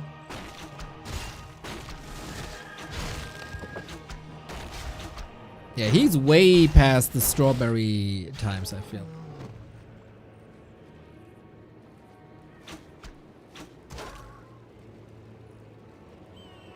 Moon, as so often,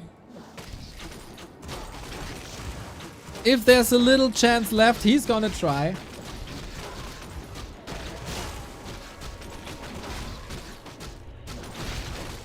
Player's force is under attack. He needs a big happy blunder to bring that match back.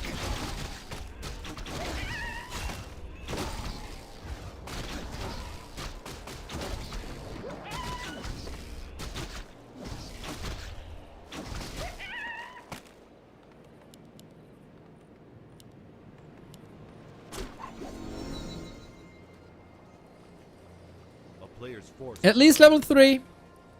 Naga working on some levels here. Happy is done with tier 3. Moon is half a tech behind. And this might one of these classic Happy 9-minute pushes. 9:30.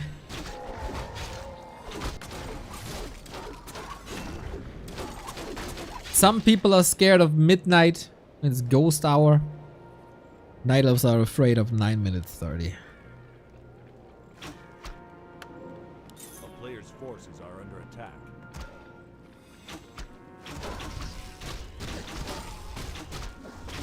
Gonna be an interesting lower bracket, man. Lynn against all the night elves.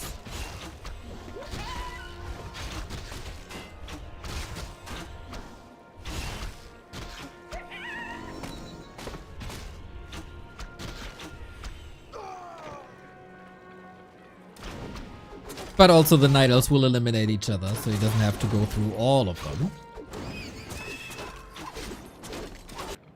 And here it is. 9:30. Orb. Frenzy. Oh, he's expanding. My voice broke. Oh, he's expanding. A player's forces are under attack.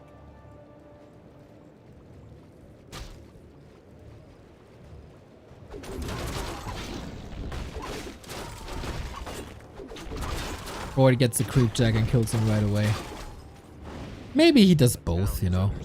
Just to flex. Maybe he hired someone for today to do his farm build for him.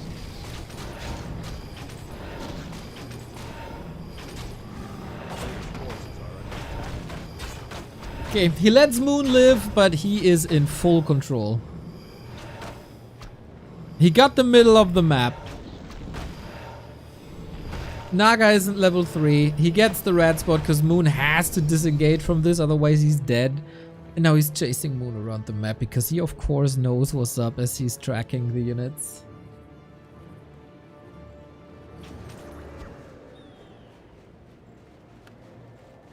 Slow growing on the back of things.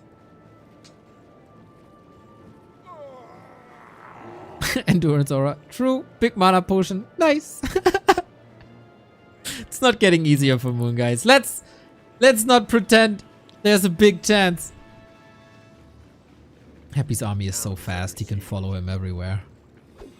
Player's forces are under attack. And if this fight is over, then Happy has an expo and Moon probably has no units anymore. Trying to TP away, that is more time. Drained the Book of the Dead.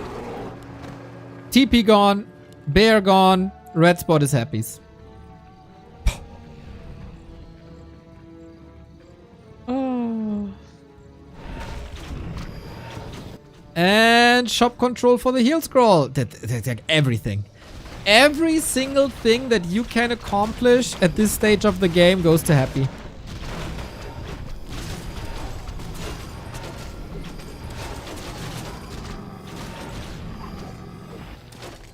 And the thing is, you can put Moon into a game against 1-0 or Labyrinth, and it's entirely different. It's just Happy's playstyle versus Moon. It just hard counters everything, as it seems.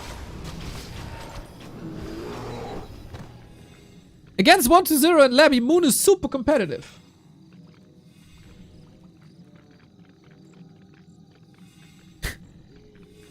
Good observation. Happy's second hero is the level of Moon's first hero.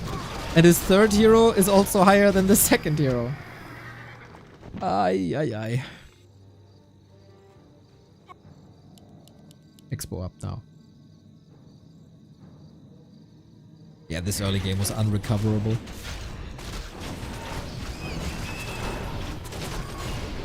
Trying to flank with Mass Dryad as the bears have disappeared. Happy gets the last hit on the Kobold. Of course he does.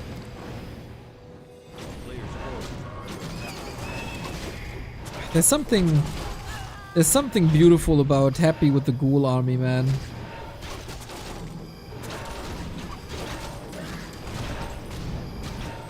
Just so many Ghoul movements reek of perfection. It's 6 Dryads against the world. Against 4 Fiends. Oh, come on.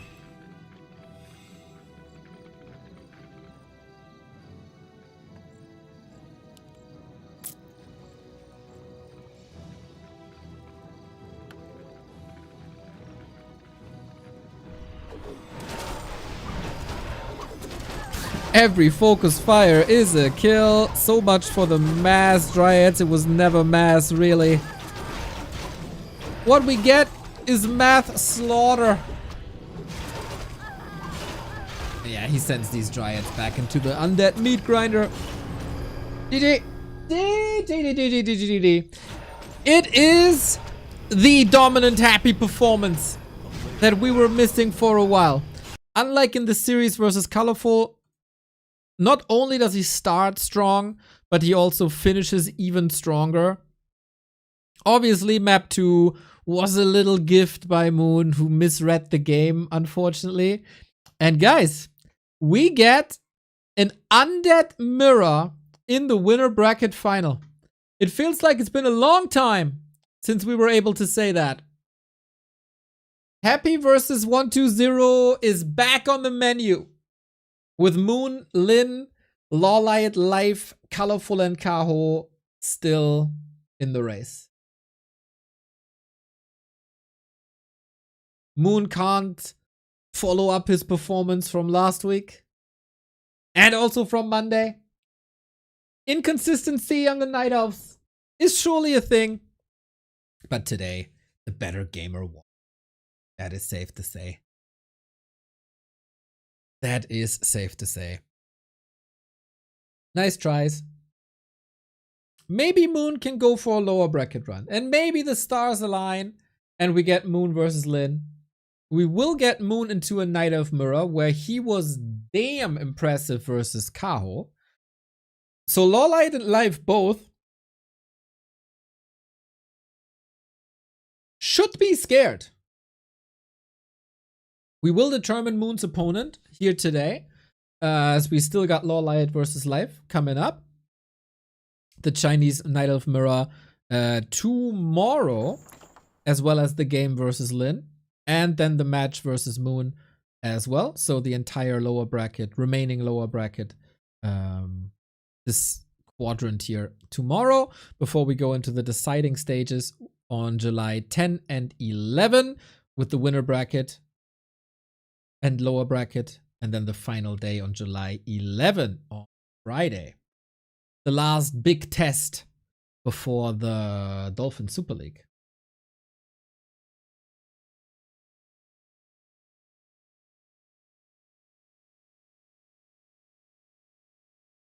It can be 10 elves, it doesn't really matter, they never finish first anyway. That's because they don't use your strats, Jingla. You need to be the brain of the elves.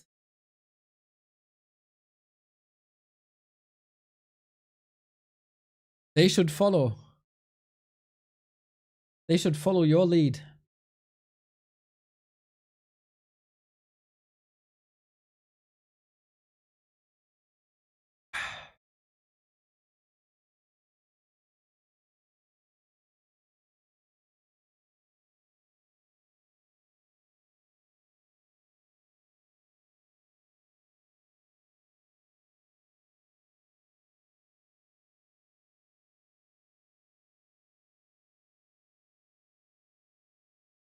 So, Night Elf Mirror coming up, ladies and gentlemen. And you know me, I definitely do get excited for Night Elf Mirror. There's one exception. If it's Life versus Colorful, I'm not gonna even pretend that that's exciting. because they both go bears all the freaking time. But if you have a Western or Korean Night Elf in the mix, it's gonna be real freaking good. Because then we got styles clashes. And that's exactly what we got here in LawLiet vs. Live.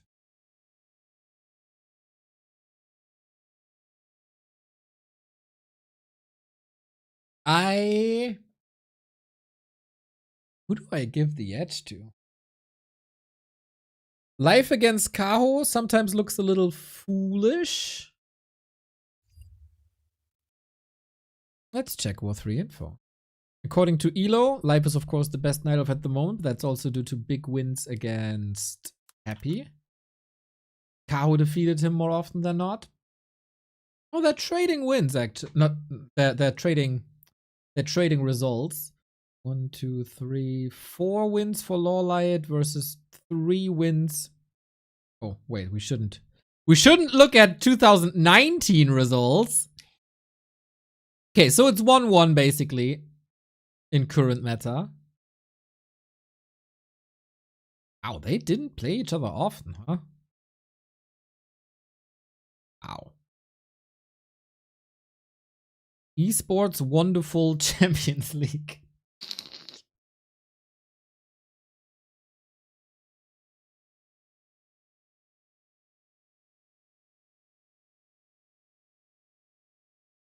How does BCup have such a good prize pool? The Chinese broadcasters, BBC and Magic Yang, have a wonderful sales department that attracts sponsors for beef jerky, fruits, shrimp, gummy shoes, autographs and mouse pads. What else did they advertise? Stuff like that. And they do it very... that beef jerky. Nom nom nom nom nom. Empty plastic cans, exactly. That's what they do. So, in the best BBC way of doing things, we are sponsored by Rogue Energy. It keeps me energized for these broadcasts, for the hours and hours and hours. That cherry is really good. Coupon code B2W for a 20% discount. Exclamation mark Rogue. In case you weren't here earlier, in preparation of the War 3 Champions Finals this weekend, we have a bracket prediction. We have an amazing bracket. Up here on Challenge, Starbucks Sonic, Pato Death Note, Jens Tiesjok, and Kraft vs. Cash. Those are the matches for this weekend. And we want you to guess the winner. Who is the real prophet, guys? Did we seriously only get 4? 14 predictions. Alright.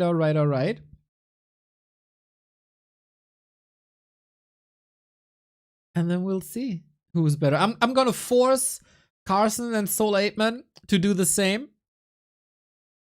And then we compare after every series. We all know that Soul Prediction Man is horrible at predicting. It's always fun. And it's sometimes scary to see how well the community is predicting things.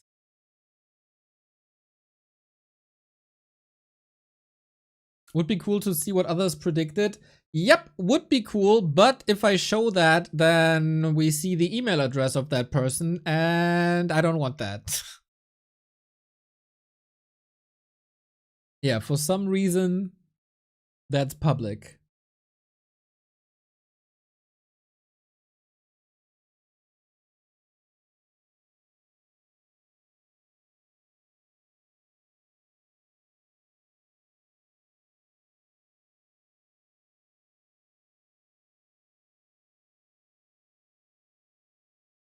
Oh, looks like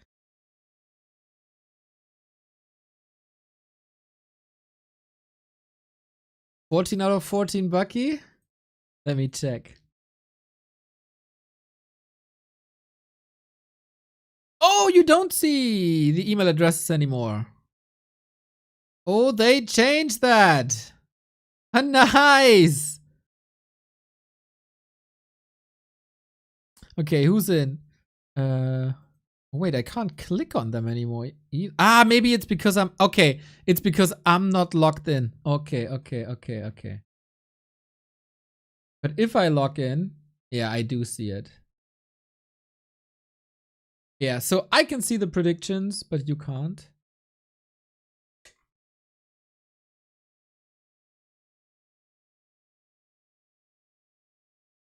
Edge. Sushi is in. Sharky is in. Jay Celerax is in. Stufka the Legend is in. Moisan, Onyx, Ox, and a couple of other people. Good to see. Good to see. More. We need more. Strange system. I know, dude. Challenge. Challenge sometimes is odd. But hey.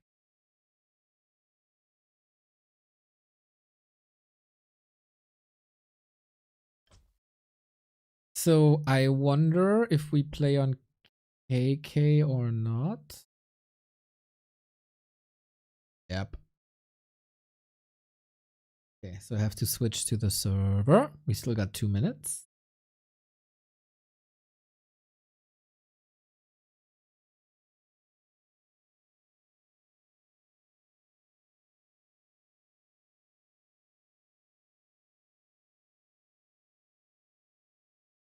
If you guys watch Mr. Remo Demo's cast, he's always complaining that it takes so long, right?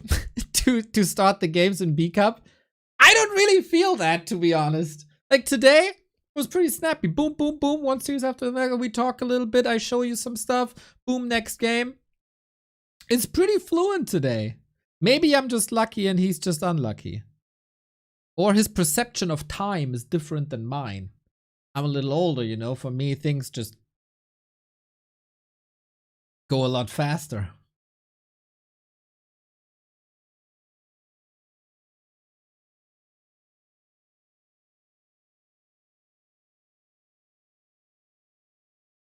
Can I join the game? Not yet. 1 minute.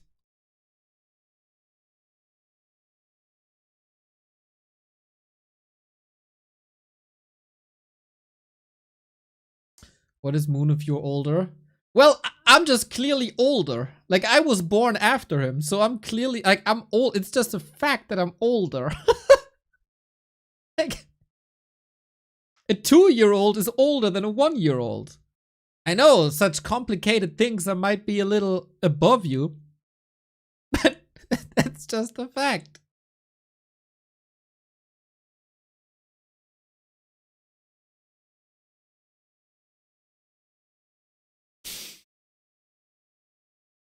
You were born after him? Oh, the other way. He was born after me. He was born after me. Yeah, I misspoke.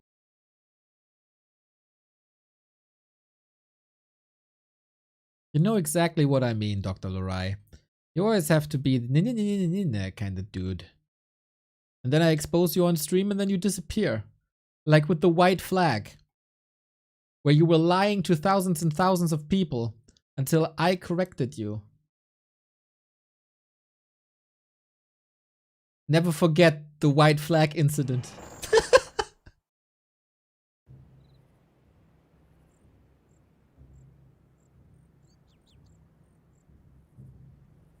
At least you remember me. Oh, Captain Jack Sparrow of Twitch chat.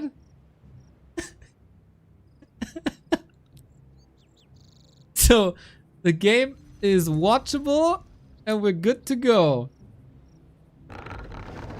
I gotta check out the Chinese stream who's who. You gotta help me with that, okay?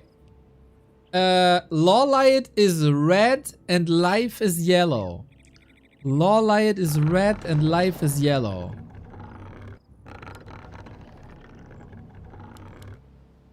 Wait. For us it's... Huh? For us it's blue. Ah, okay. Sorry. No yellow for us, but blue. So LawLiet is red. LawLiet is red. Please Remind ourselves, LawLiet is red. I'm trying to get the overlay to work here on this wonderful KK platform that is so awesome. And doesn't work.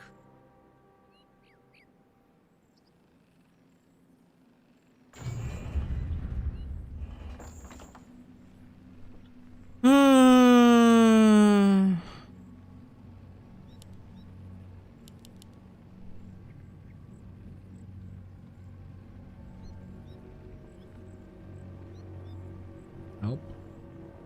Oh shit.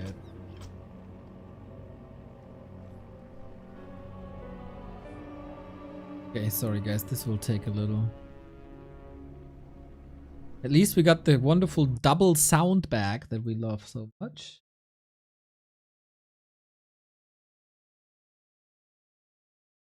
Okay, we gotta do this again. We open KK. We have War 3 Champions closed. We're gonna join the game on KK. Then we open War 3 Champions. And then we should be fine.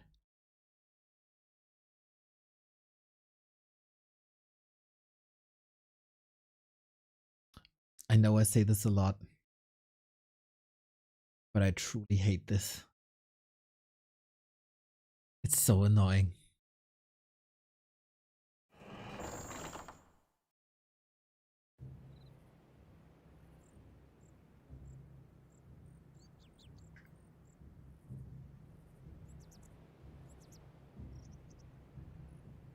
Okay, now the game is paused again. We're gonna be there in a second. Drink some water, everybody. Hydrate up, everybody. Okay. Okay. Starting Warcraft API. Okay. Looking fine. Looking good. Okay, that worked.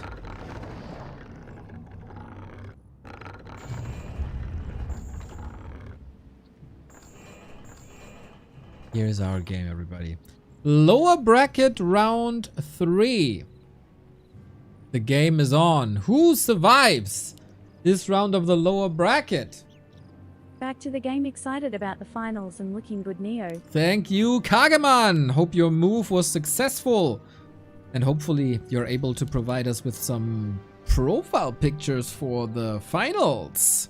Everybody's asking, when are they coming? When are they coming? We'll see about that. So, Life versus LawLiet. Life was defeated by 1-0. 3-0 actually. That was really surprising. LawLiet on the other side was second in his group. That's how you start in a lower bracket. He was defeated by Kaho in a mirror match. Proceeded then to defeat Foggy and Infi back to back. Yeah, that was a strong game by LawLiet. And Life, little bit of a redemption arc through the lower bracket. We, of course, start with a Demon Hunter for him and also a Demon Hunter for LawLiet, who doesn't shy away from playing keepers at times. Wojtek, thank you for the 28 months. A player's forces are under attack. Good to see your support reigning in everything. Good to see. So, LawLiet the red, as we have determined before. Both start with the Makrura camp as expected.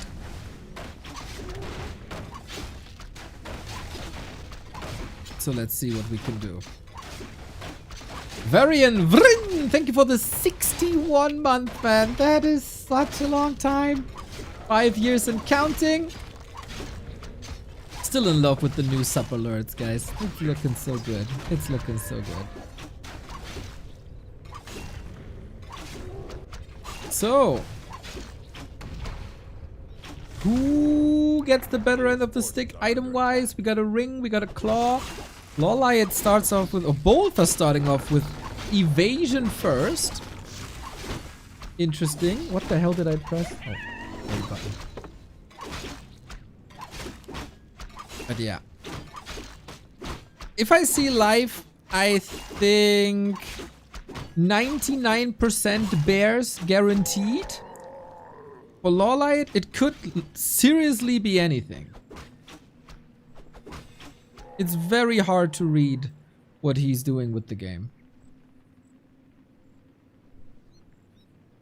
So far, similar creep routes, similar army, similar movement, similar everything. A player's forces are under attack.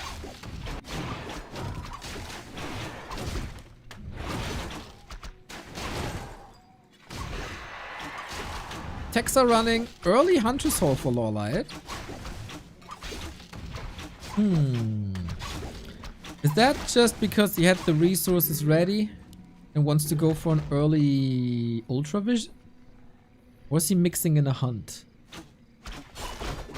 Hard to say for me, actually. Town is under siege. A player's forces are under attack.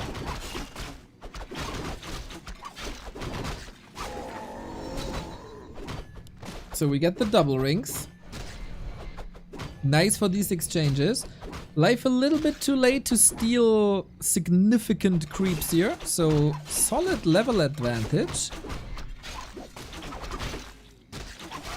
But still, can't get the entire camp. Will life reach level 3? Yeah, right? Okay, so that was a good interception. Even if it takes a time. Goes north. Scroll of the Beast can of course be sold. Boots, circlet, more stats. DH versus DH, I sleep. Come on, I'm casting, man. That's disrespectful. I read this a lot on YouTube. Oh, your videos help me fall asleep so often. It's like, what? I'm yelling the entire time. I'm energetic. Like, Coil Nova down. Blah, blah, blah. And people fall asleep to that squeaky voice of mine. Like, what the hell? A player's forces How? are under attack.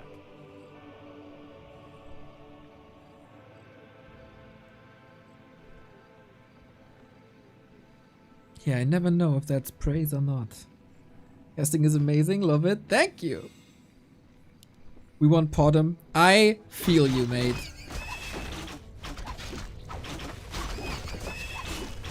Kitty has made a big impact since it was boosted.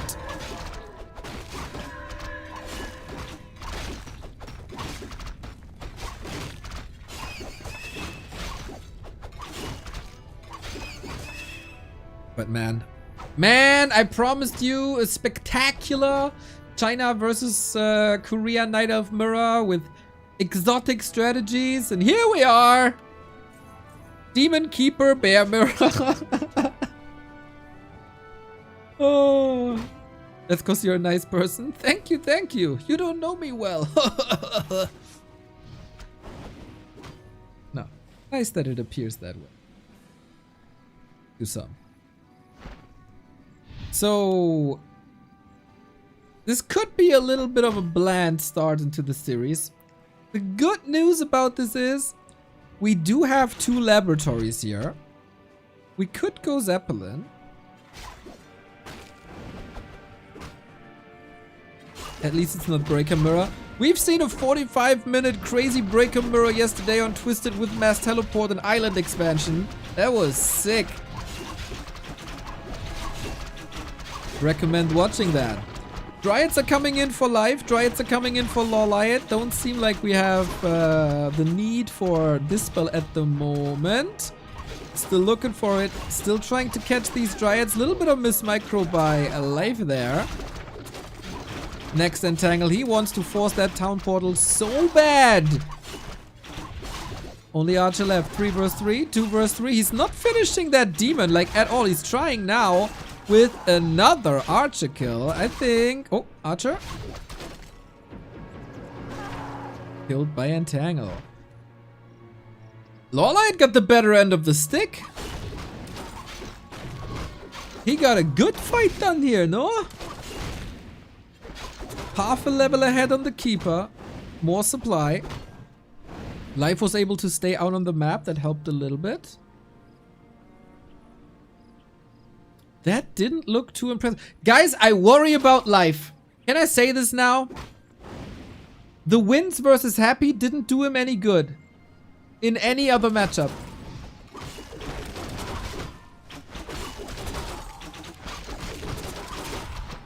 I feel like he was too proud of himself after the happy wins. Players' forces are under attack. He's slumping again.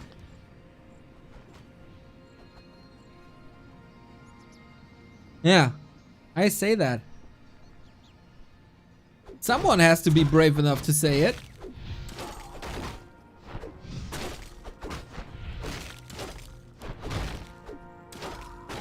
But since Life won against Happy 3 times, he's kind of getting wrecked. Players' forces are under attack.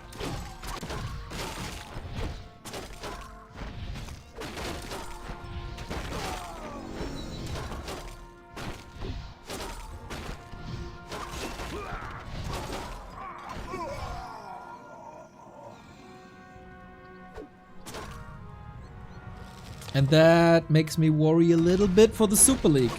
Since in most tournaments it's important to win against Happy to go for the championship.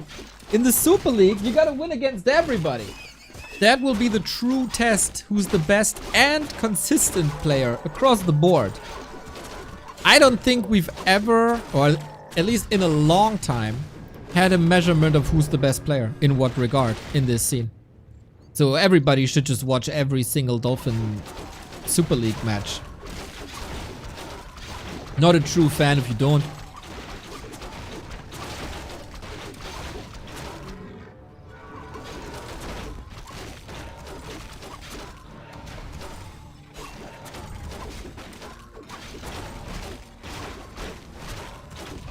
Can't blame you to step aside for, I don't know, what you're doing when matches are like this. You don't have time for that? What's more important? You say you don't have time for that. I say you have the wrong priorities in life. Perspective. 4 bears up against 3. That could give Life the edge, as his archers were rotated out early.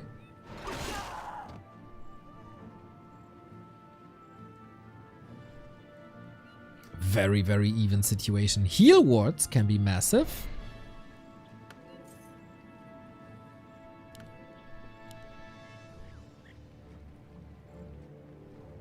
Players' forces are under attack. Sorry if I zoom in and out every now and then on Warcraft III Champions. I have that disabled. On KK, meh. Doesn't really work that way.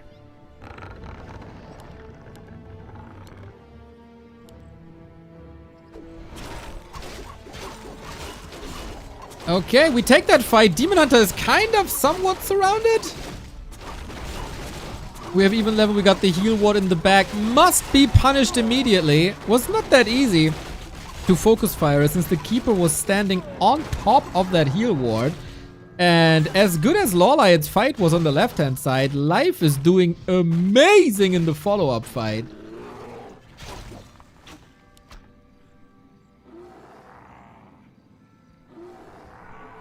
And with that, LawLiet is in a little bit of trouble. But he got home turf advantage. So reinforcements should stream in fast. Moonwells are here. Shop is accessible. But only 2 bears, man. Only 2 bears. That is nothing. And everything is healthy again for Life. This is not looking good for one of the most beloved Night Elves that we have. Ouch. Just cleaner. Life just a lot cleaner. And more bears. That's oftentimes what wins you bear mirrors. Bears. I'm very, very glad to spread the wisdom, everybody.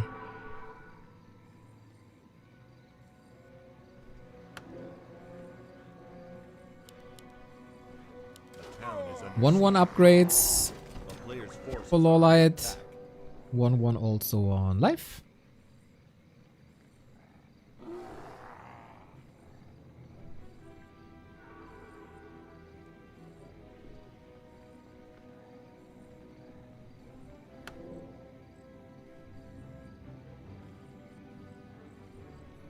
What's the way out now? 5 bears healthy again. 6 on the other side. Trying to force a TP maybe. Interesting base build, so you gotta walk all the way around, then you're kind of trapped here. Night Elf architecture, respect that. Building little mazes for the mirror match. So, base race everybody. Who does it better? LawLiet not aiming for the tree. We're only going for moonwalls at the moment. And the shop actually. So yeah, it's not a game of bears, it's a game of chicken. LawLiet doesn't even have a town portal. Nobody has a town portal. Keck? Okay. Do we have wisps here? Oh, life saved one. Life saved the wisp. He has a building here already. LawLiet trying to evacuate, but too easy. That felt a little, or feels a little uninspired. He will kill every single wisp, won't he? He got more entangle ready. Oh, if you can't build anything, you're in trouble, my friend. If LawLiet wants to win this, he has to pull off something crazy. Those are his last 6 buildings. This is one of his last wisps. This actually didn't do too much. Can he save that wisp? Somehow.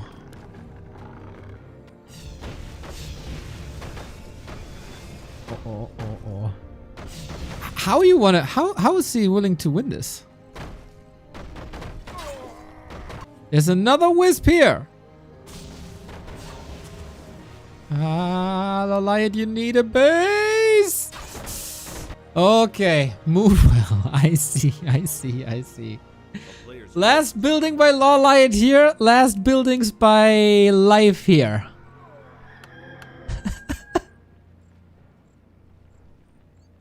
Is odd.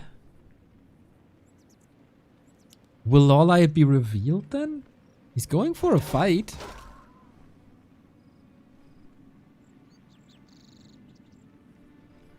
This can be so well protected, man. Speaking of wells, you got the moon wells here.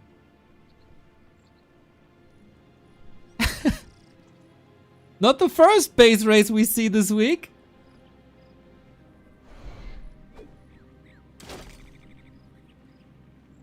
Sonic versus Hitman yesterday. Brilliant Warcraft.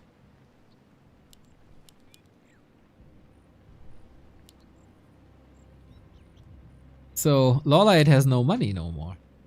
He got full inventory. A player's forces are under attack.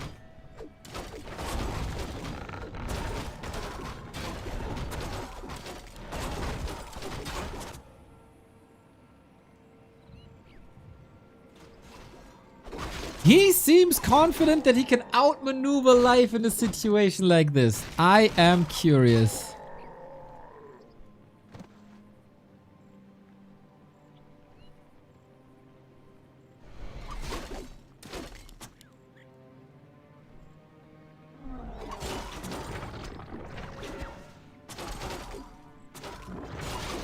Well, maybe we just take a straight up fight, but even there, it's looking better for life. Demon Hunter super low invo potion chasing, but he can't reach for any dispels, so all that damage is neutralized by Reju. It is a living invo potion, and every single bear is falling. This has to be the win. Okay, we got another Moonwell here. Interesting. And no attack on the back of this. No chance. No chance. LawLiet has left the game. Life wins game number 1. It didn't start well with the fight on the left-hand side. But that fight on the right-hand side, Life smashed. And sometimes in Bear Mirror, that's all it takes. One good fight. So hopefully, this was a lesson to LawLiet that he can do better with different strats. With mass range. With Potom.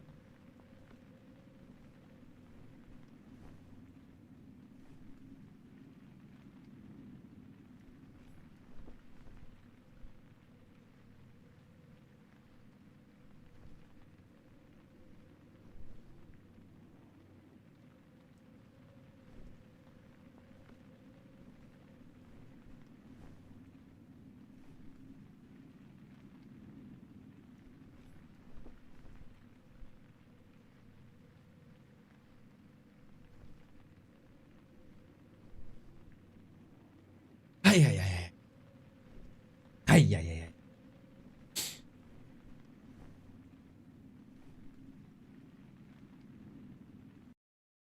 Okay, map number 2 shall be coming up soon.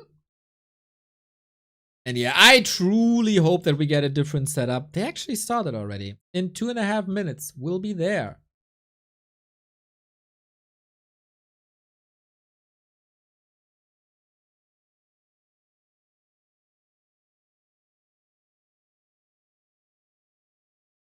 Happy Moon 3-0? Yes.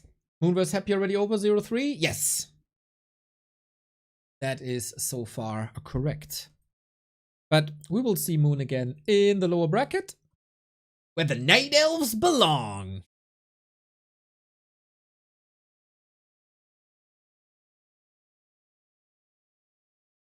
Okay, I should talk live a little bit. That was, of course, just to motivate him.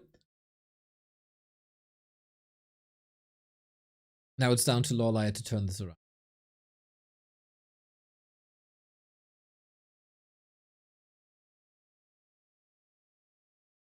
I'm so hyped for the rest of the week. I think I'll be casting every day this week. Sometimes even twice. Like, there's no way that I'm not casting the B Cup finals.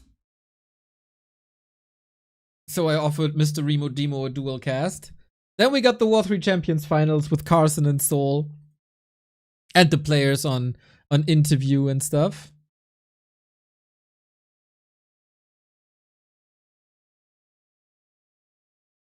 Gonna be good company. Good company the rest of the week.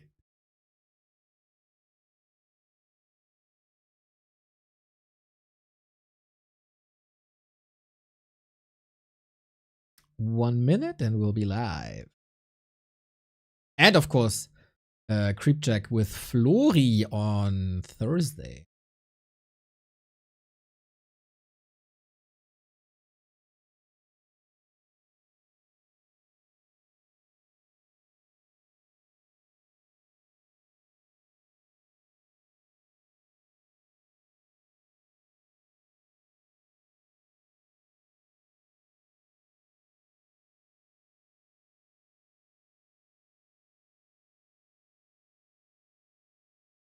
Can we get a Sonic interview regardless, win or lose? We'll see, Mr. Buttcrumbs. We'll see what the mood is.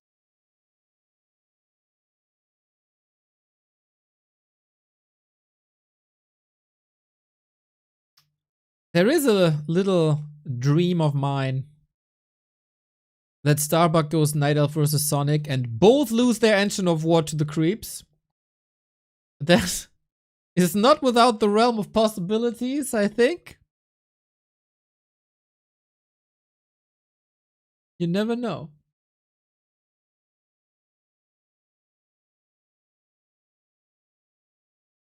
Loading into the game. Come on. Give me the kitty. Give me mass range. Give me talents. Give me something cool. Give me fuel. Give me fire. Give me some of your desire. Did you guys see this last concert of Ozzy Osbourne? Jesus Christ, that was sad.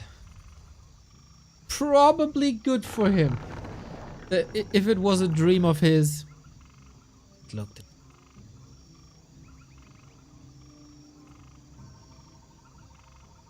Why am I ruining the tone? And the mood.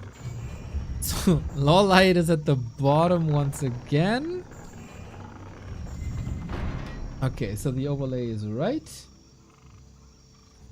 Sonic is right doing interviews. Well, is it really an interview or is it just a promo? Sonic is cutting promos like a wrestler. He's not really answering our questions or interacting. He goes on and on and on, and that's why we love it. He is fantastic. He is amazing. Well, time for LawLiet to strike back. And now, what's the hero? Demon Hunter again.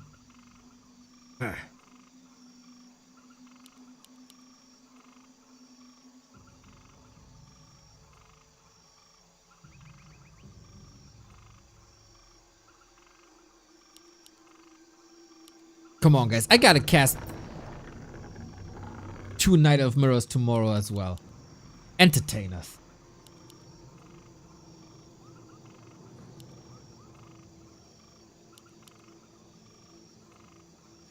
A player's forces are under attack.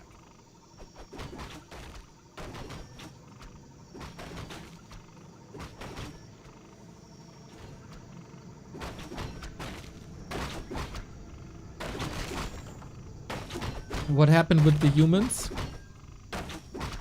Like, the social developments? Oh, that's a big topic, dude.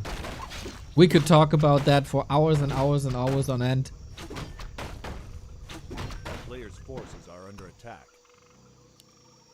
So, since we have 2 Demon Hunters, the big deviation is archer numbers. If it's high archer numbers, these could be cool pushes at tier 2, which I find very entertaining.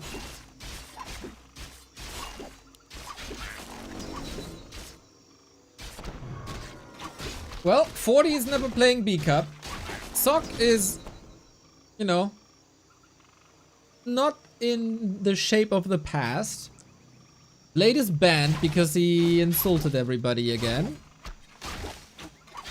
So that's it. Infi lost to LawLiet yesterday in a great series. A player's forces are under attack.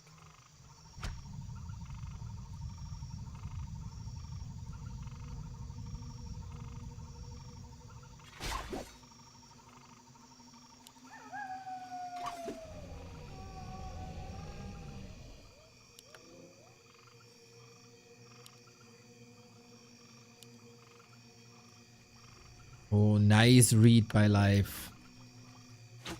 Ideally, you want to wake up the ogre and kill it, but Life not allowing that.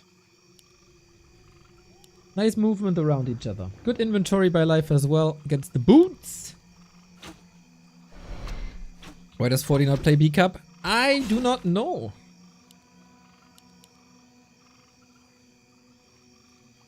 A player's forces are under attack. Okay, Life is here who gets the better mana burn. Oh, LawLiet stole that. Sweet. Plus the Cloak of Shadows, but there is reveal. Demon Hunter in trouble now. Gotta go for the TP.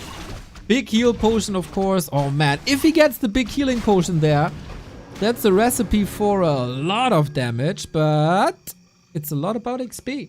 And Demon Hunter dominance in this matchup. And for that, stealing the Ogre was nice. First, Life laid a trap for LawLiet, then LawLiet had the trap for Life. It is a cool back and forth.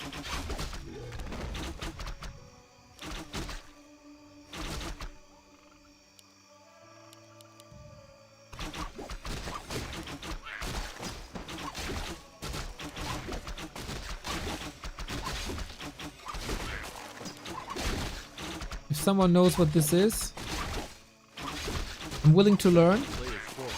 Secret code like in Lost. If someone can decipher that, that'd be great.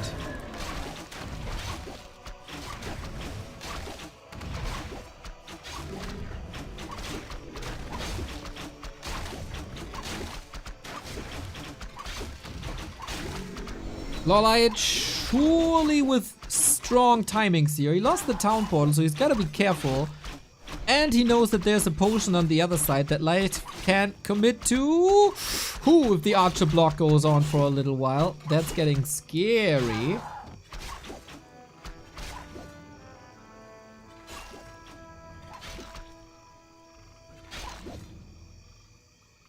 Entangle? Oh, man, LawLiet's gotta be convinced in his skills. And he forced that potion. Big win for the future fight that is to come.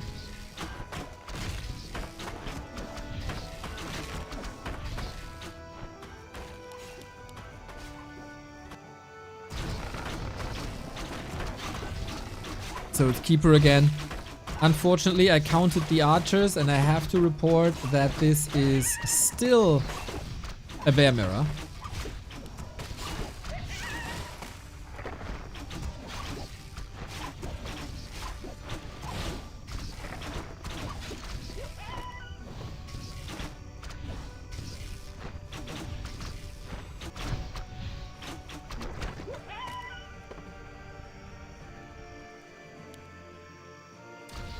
forces are under attack.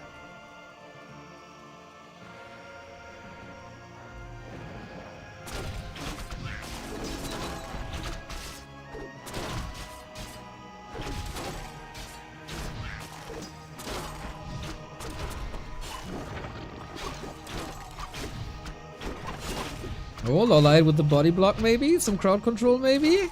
He a little bit too late as he's coming in now. Alright, tech to tier 3 almost done and the real game starts. So far, this was just as we say in German, Geplänkel. Attack.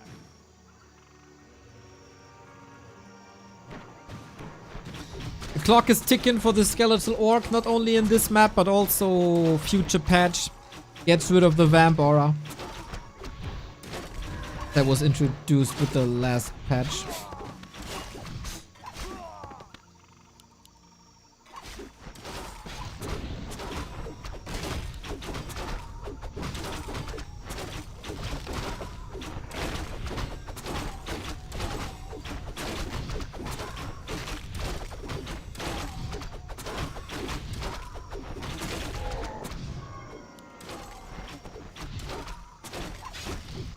Player's forces are under attack. Feels like LawLiet a bit ahead in every regard. He got the tier 3 faster, he got the shop faster, he's getting the bears faster. Everything a little faster. Impressive how life was able to catch up in levels on the demon. Maybe a bit more efficient in that regard, starting the journey on the south. And then there's not much XP left for LawLiet. It's an interesting decision to go for the north, which is basically empty outside the red spot. He really must value that red spot item highly.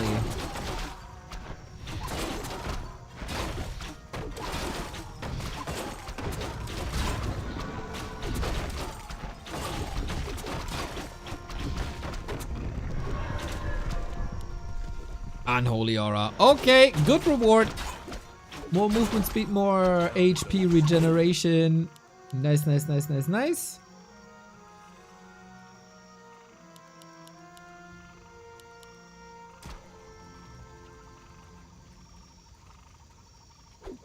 I think, you know, in this day and age, where we have so many Night Elves and so many Night Elf mirrors, then automatically, tournament organizers should introduce a new rule that whoever plays Bear Mirror gets his prize money reduced, like a penalty. Oh, you have us suffering through a Bear Mirror? Boom, 5% prize money gone. Well, at least they fight. Demon Hunter level 4 for life on both sides, actually. We have a heal scroll at the ready. Demon Hunter hurt, Keeper hurt, and that Keeper is out of the fight, and that makes it so Thorn's aura is not applied anymore. So stressful. He's running into the paw of the bear,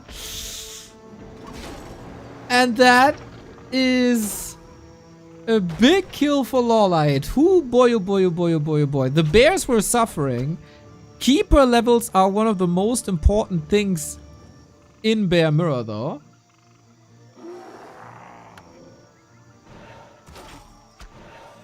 Same with Breaker Wars. I agree. A player's forces are under I attack. agree. Okay, Book of the Dead didn't help that much. LawLiet on 50, Life on 50. That was also the heal scroll used, by the way.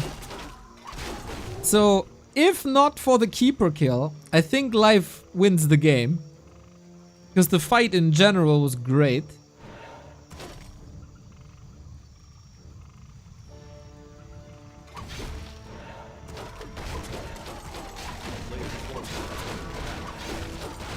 And at least LawLiet can get one more camp and can get the Keeper up.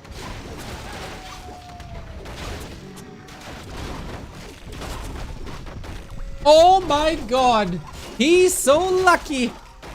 Vamp Aura for life. The best item you can find in a Bear Mirror. Melee units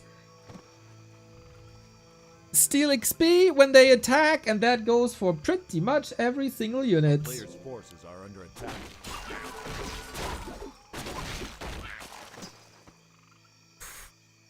This keeps on happening when you're LawLiet. Happens in this series versus Colorful all the time as well. He's able to afford the double orb though.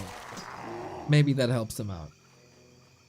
Yeah, but that is a gigantic advantage.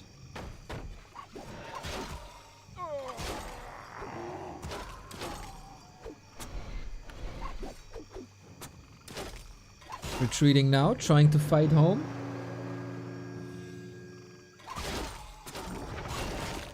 At least close to Moonwells and close as possible to the lores. A player's forces are under attack. Level 5. Good stats on the demon now. Big burns.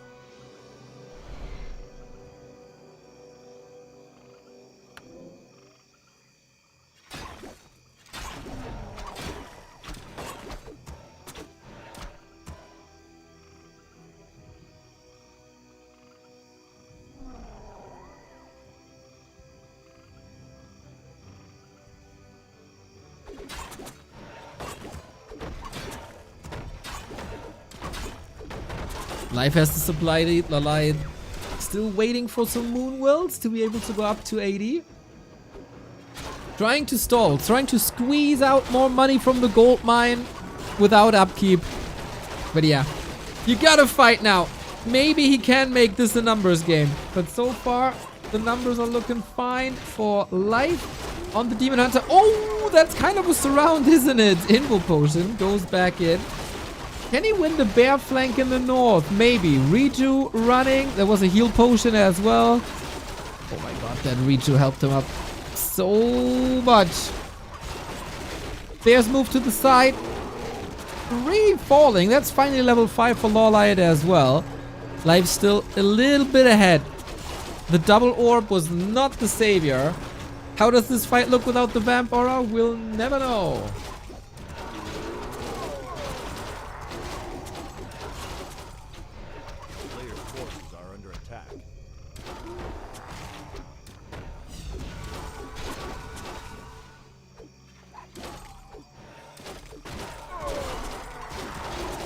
One last attempt. Next to the Moonwells, everything is so hurt, but there's limited dispel. Imagine one Wisp here now. That'd be so sick. Demon is throwing hands. Keeper is throwing little birdies. Oh, Keeper kill! Alright, if he's able to save his own Demon Hunter, LawLiet got a big chance of winning this. Imagine the miss now. He needs the perfect movement. LawLiet is a good League of Legends player. He needs all the skills now. Block. Wonderfully done. Woo, that just saved him the game. That might have just saved him the game. The thrill of Bear Mirror, everybody. The thrill of Bear Mirror. 60 seconds without the Thorns Aura, without Entangle, and without the Orb and the Staff. That was a sick maneuver by LawLiet. Now he has to bring it home. Got a heal scroll, got the double orb, and Life has no moon juice no more. Now every kill is of course gigantic in terms of getting to level 3 Thorns Aura, which is 45% damage return. Every hit hits you for like, what is it? 15. Demon turns around, got him! That's a double kill then. You can't win a Bear Mirror with only bears, that's for sure. And LawLiet, I wasn't too hopeful to be honest when I saw that Vamp Aura. But LawLiet defies Bear Mirror physics and wins without that Vamp Aura with better fights. And that ties up the series 1-1.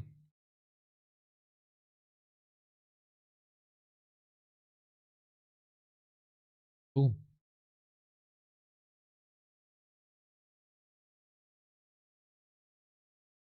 Very, very important for home. Would you consider cheese to be a pizza topping, or is it a given like tomato sauce? It is surely a given. But Crumbs, do you know that there's a Warcraft caster who orders pizza with the asterisk no cheese?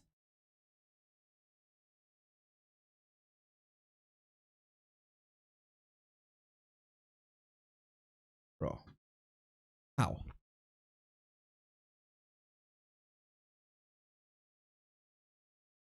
Until. You can put more types of cheese on pizza. That's how Quattro Stazione was invented. That is correct.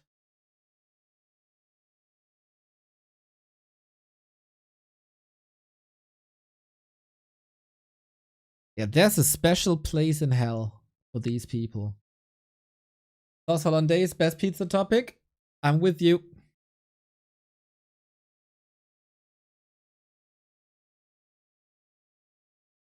No cheese on pizza is a crime in New Jersey.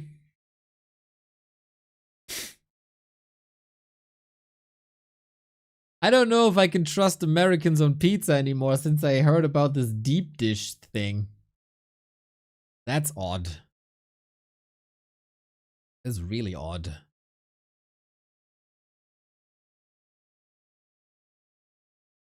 That looks so odd. It might be good. I never tried. I never had the experience, but that to me is not a pizza. It's like a pie.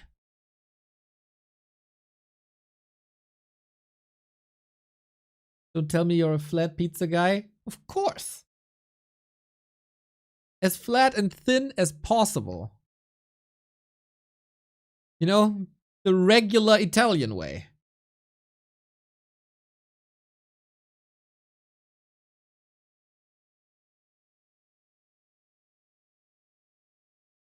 Like, if it's not a pizza, don't call it a pizza.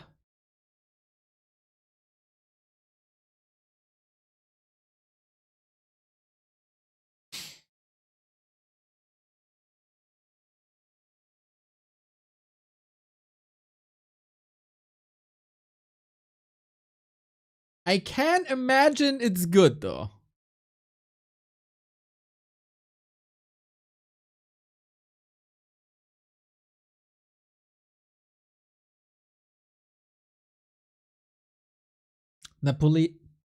Yeah. Napolitanian pizza best one, I agree.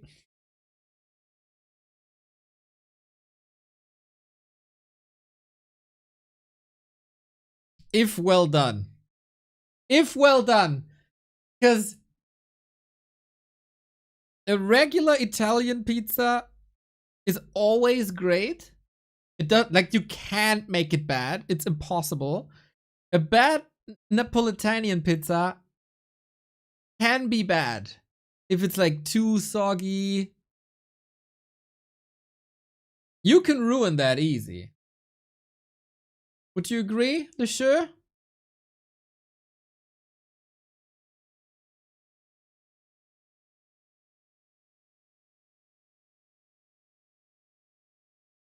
I would agree.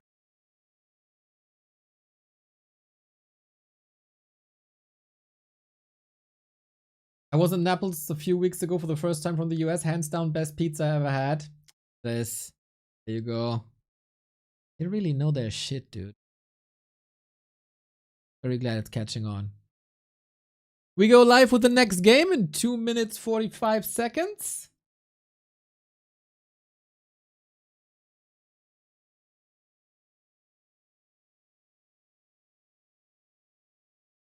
Did you see the Mafia? I always go to my regular place and they don't fuck it up.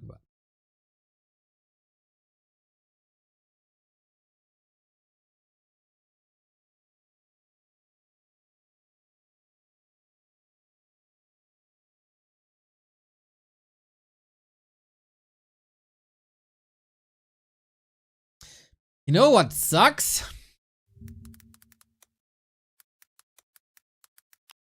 What's sold to us as like American pizza. It's like a frozen pizza kind of thing. The all American. If you have... Wait. Where's the picture? Can I enlarge this? There we go. If you have dough like this, run. Run. Run. Run. It's horrible. It's so bad. It crumbles all over you. This part tastes like shit, like a cookie, basically. I hate this. That style, the worst. I don't know if that's any American. They sell it to us as American. I hate this pizza.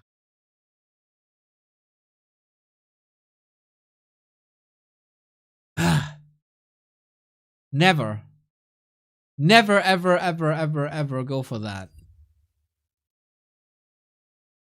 Spinach on pizza can be nice, I think.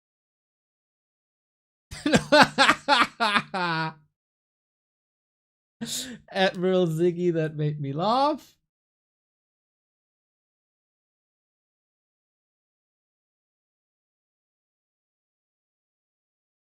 That company, by the way, that company came up with... Wait. That company came up with this.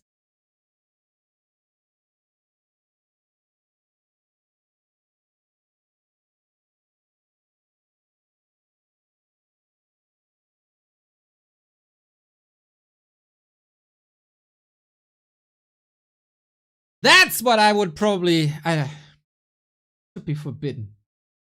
1st of April? No! That was in store!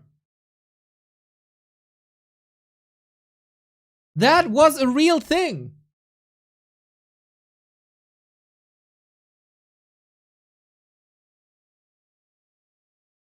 It says 1st of April, but that was a real thing. The headline is... Dr. Oetker takes the chocolate pizza out of their assortment. That was a real thing.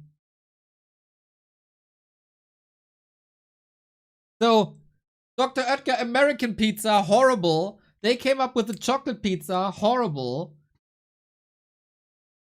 They shouldn't have a license for pizza products.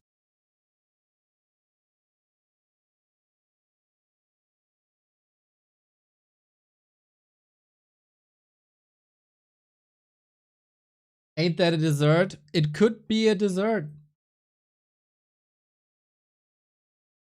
It was awful.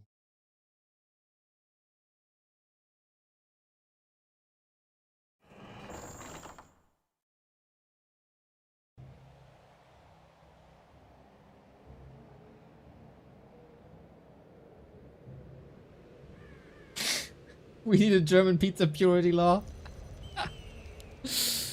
For sure, man. Yes, Hamadi, I do. They're really good.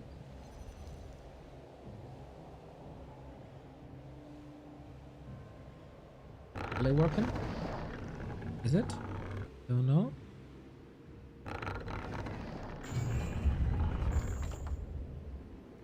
On. Yay. Alrighty. We got game 3, everybody. LawLiet versus Live. First time this patch. Let's go. Lower bracket round 3 on the line.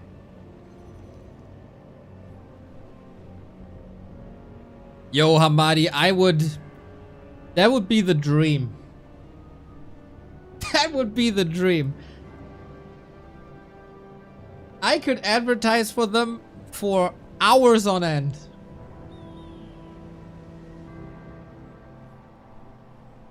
Double sub.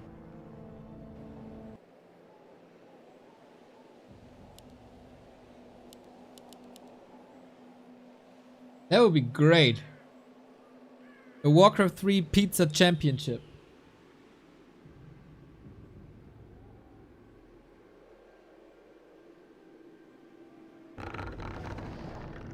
La Mia Grande the best? Hell no, Sweezy. Hell no. Wrong. very wrong. A I'll come player's back to you forces via are email. Amazing. Or Discord or whatever. That would be my dream sponsorship. A good frozen pizza.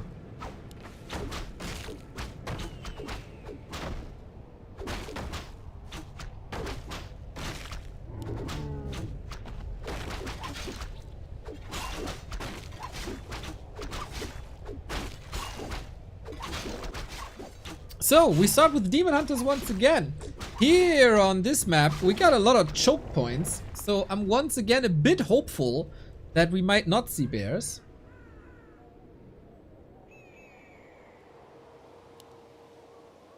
Dude. I'm a big fan. Hamadi, I'm a big fan. They don't have to brief me. I got it all down. The entire assortment. Tried it all. Goated. That changed my life. That pizza, unironically, changed my life.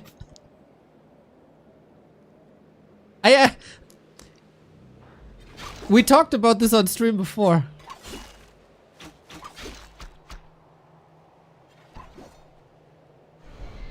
Dude, do you know how much money I could have saved a couple of years ago when that would have been a sponsorship? Probably 30 euros a week.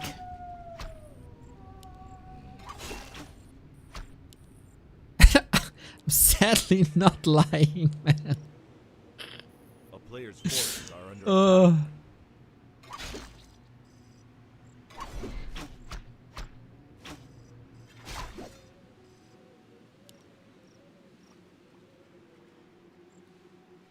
You know, to make this more convincing, everybody is raving about their big pizza product, right? I actually like the smaller ones even better. They have these mini editions that are not like mini, but like, what is it? 28 centimeters or something? No, 25? That's how you know a real frozen pizza connoisseur. No, not Piccolinis. No. Player's Different. forces are under attack. But Hamadi will know what I'm talking about. That's how you know a real frozen pizza connoisseur.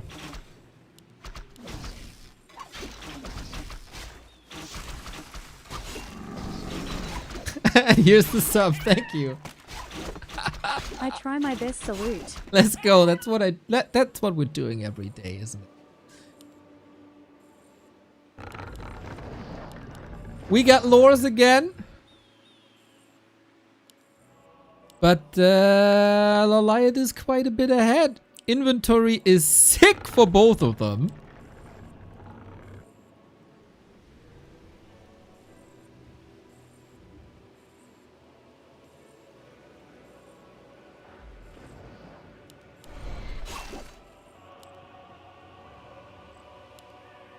Spice Creed! Thank you for the 6 month, mate.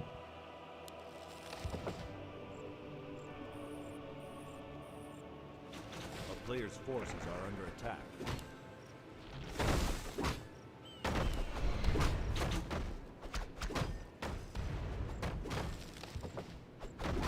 It's still keeper time, right? Yeah. I think they agree to play Bear Mirror every game.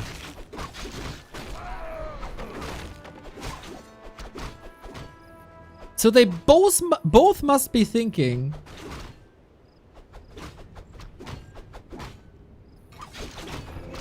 that they're better than the opponents.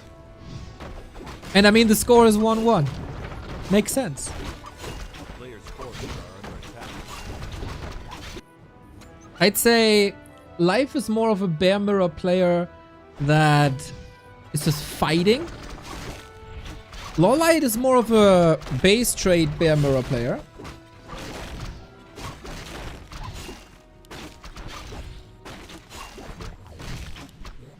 Oh, and look who's lucky now.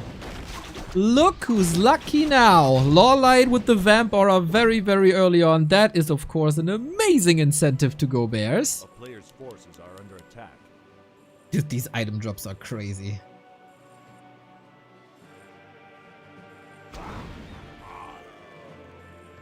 They're almost perfect. Except Life's Flute, I guess.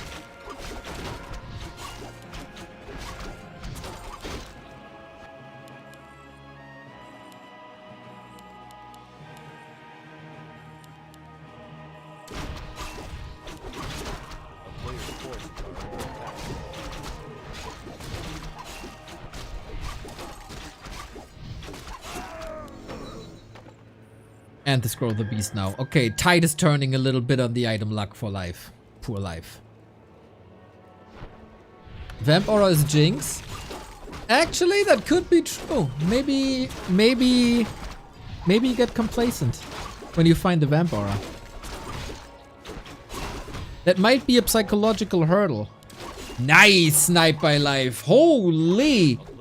In these situations, I always wonder if that's on purpose or just sheer luck.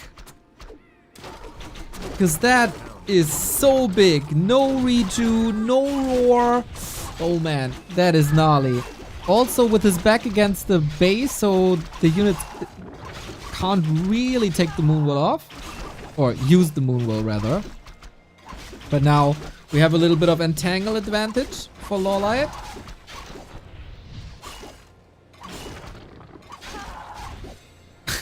Both are losing everything, really. But yeah, Life was a little bit later with his lures. Now we got the rejuve.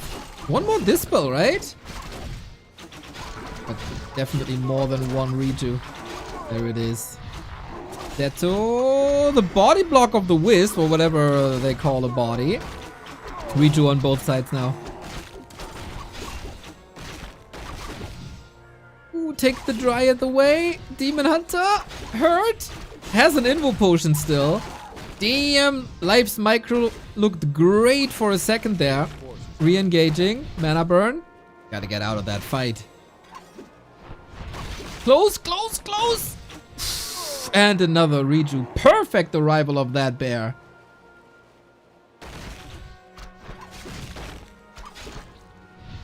Here's another entangle.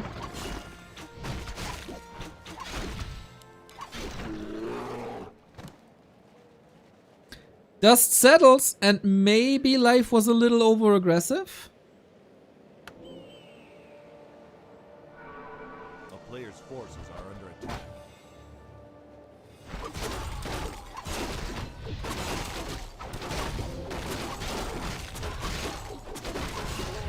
Still lots to creep in the LawLiet. Eyes on the red spot pretty much right away, as it seems. Love the early edition of Wellspring. So much value. And yeah, looks like LawLiet, after being a bit outclassed on map 1, is getting in better and better shape. Does Abolish Magic stop Entangle? Yes.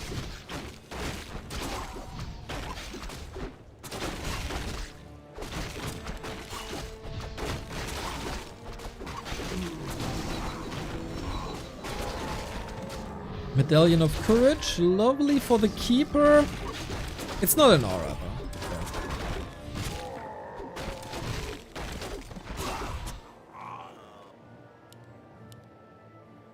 A player's forces are under attack.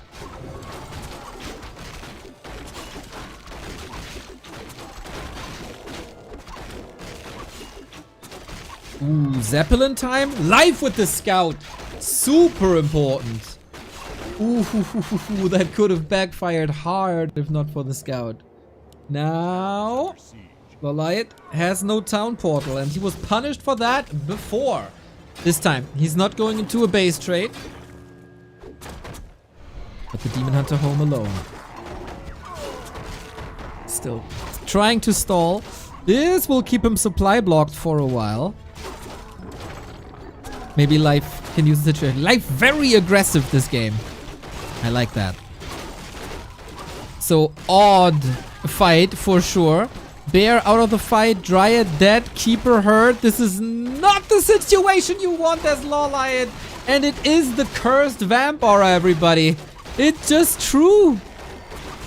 LawLiet is getting owned. 5 bears versus 1. Keeper dead. Demon Hunter saved into the big invuln for now. But Life shouldn't be able to lose this at this point. Oh man, this is gnarly. These bears are also hurt. The other bears are also healthy. A little bit of moon juice left. Absolutely an opportunity to block the Demon Hunter here, but yeah, this is very rough. You are the prophet, Gumball. You are. New bears though. Very quick reinforcements.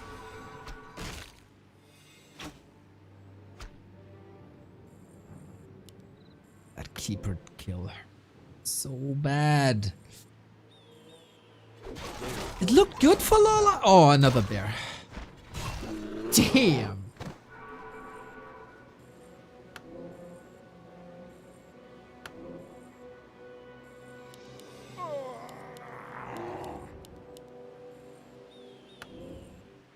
See, you can bring this back.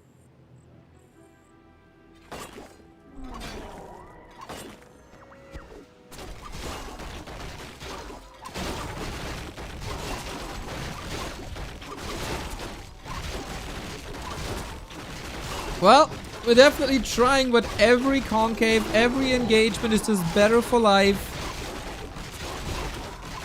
And it's not like there's a silver lining somehow. It's not like chimeras are appearing soon or Metamorph is gonna save the day.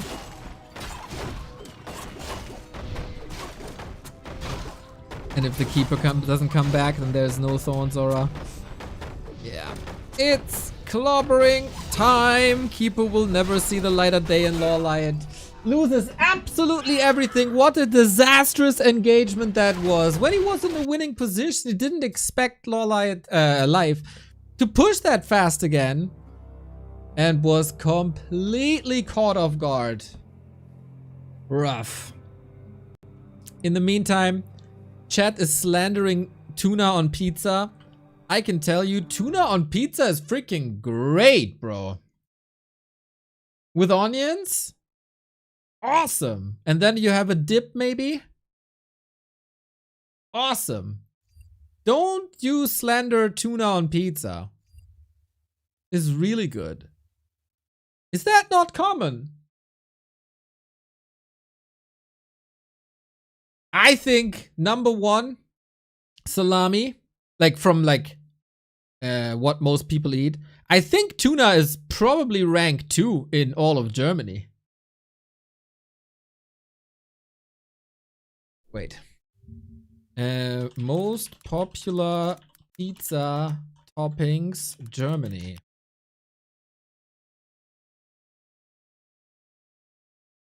Boom. See, I know my shit. In Germany, salami is the most popular pizza topping with tonno, tuna and onions, and margarita also being highly favored. I know my pizza game, bro! I know my pizza game.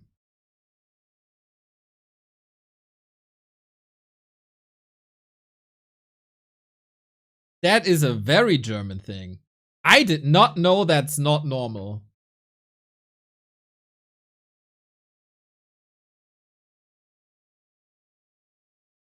I really did not know.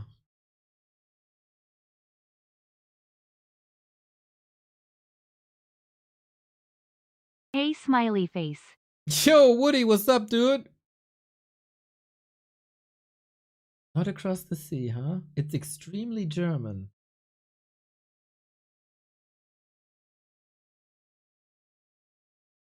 Never heard of tuna on pizza.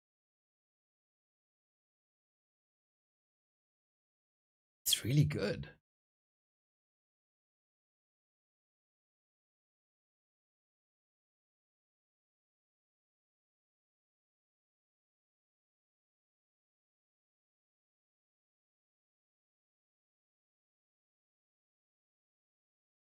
Argue with that. Like, salmon on pizza is also really good. Why shouldn't tuna be good?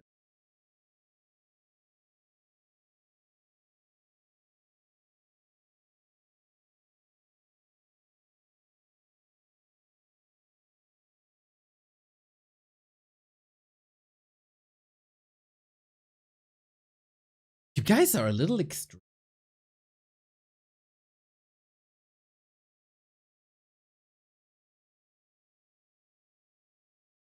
Are a little. Match points. LawLiet might be eliminated here in the round of 8. That is pretty much what you could expect from him at the moment, I think. And Knight of Mirror is always a little gamble, right?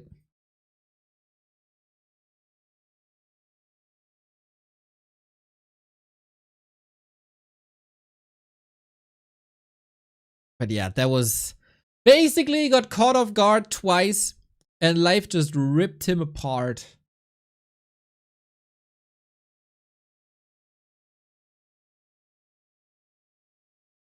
Unfortunate. Unfortunate.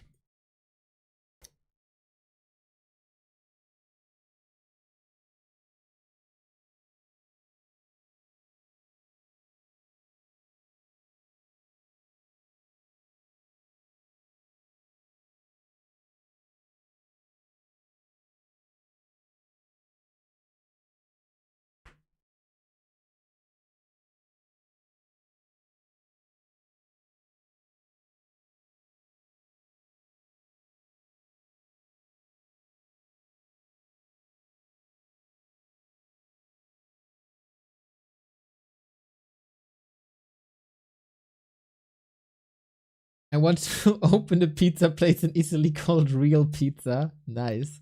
Admiral Ziggy, thank you for the prime. This continues to be one of the best streams I've watched in a while. Much love, mate.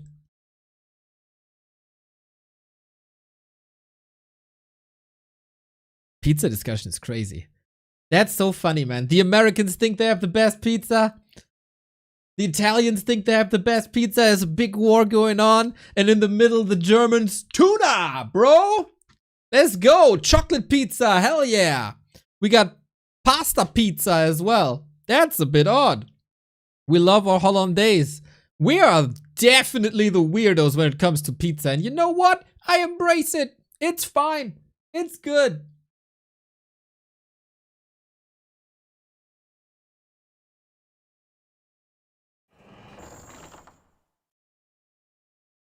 If I can find a place that has fucking salmon pizza, I'll like salmon pizza is really good with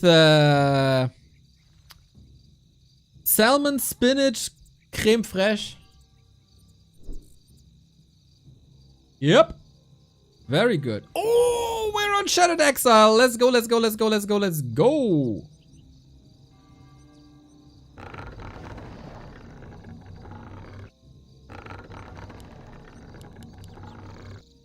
Wait, is it creme fraiche? Wait, let me look that up before I talk shit.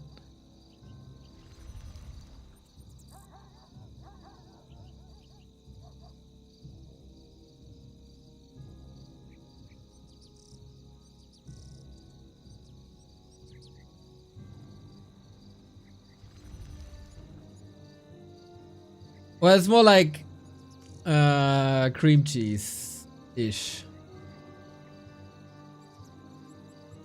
But just a little.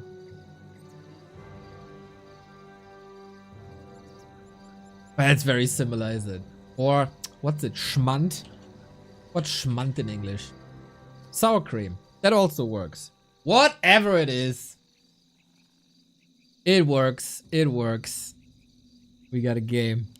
LawLiet is blue this time, so it's a little confusing. Hey, there we go. LawLiet is blue. And there.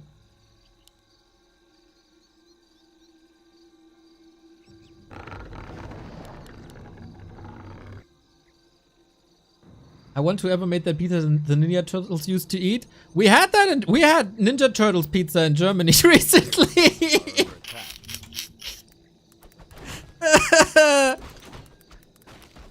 Wait. I got one actually. Oh, it's not available anymore.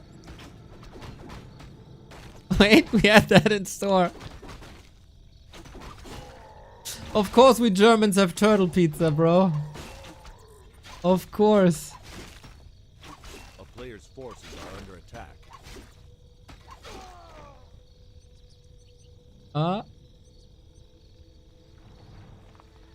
Wait. There you go.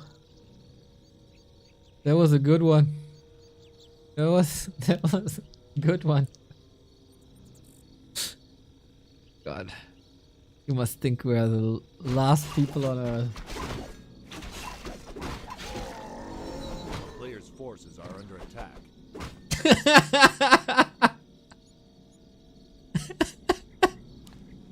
We also had a Batman pizza that had the bat signal burned in to the pizza.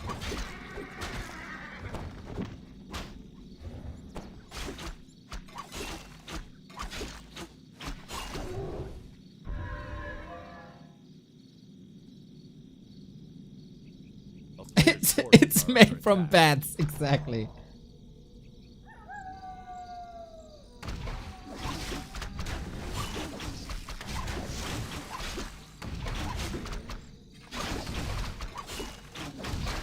Oh my god, this inventory for LawLiet. What the hell is going on? Double slippers, claws, and gloves.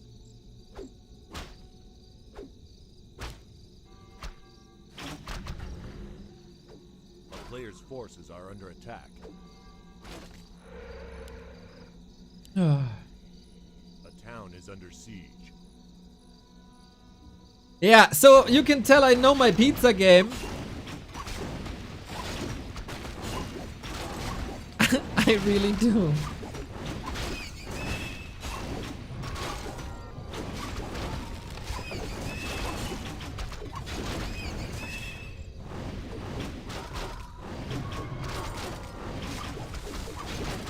So, Shattered Exile.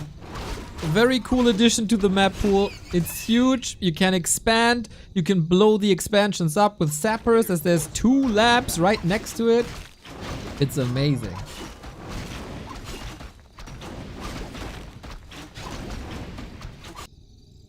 And yeah, we get a different game. Oh man.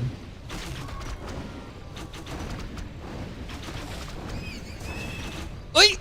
Oh! Now we live. Okay. Seems like since LawLiet was playing a little more on War 3 Champions when this map was in the pool, and he might also be playing more 2-on-2. It feels like LawLiet knows this map better and is way faster and was farming really quick. And look at that, we get a Naga! Ah. A breath of fresh air into this Knight of Mirror. Those assassins are mercs, yes! They got a little poison. And they were really fast. Now they're just fast. They got nerfed. Aye. So, we have a nice little piercing damage push onto Lors. I think LawLiet is playing this as good as you can.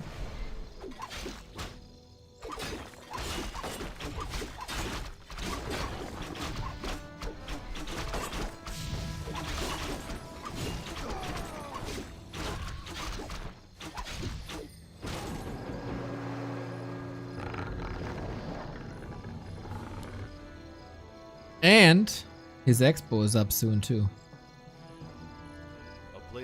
This is a problematic game for life.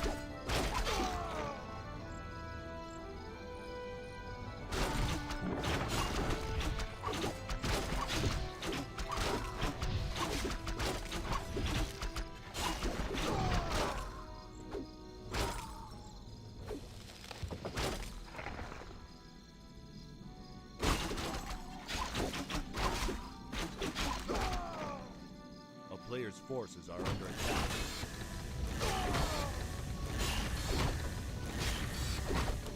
So we used the lab for the first time. I am almost sure that we will see more use cases of that down the road. It's a nice timing if you can lay some damage down. Even if he just gets the Entangled, that buys a lot of time for tier 3. And then bears, and you know how powerful bears are against buildings.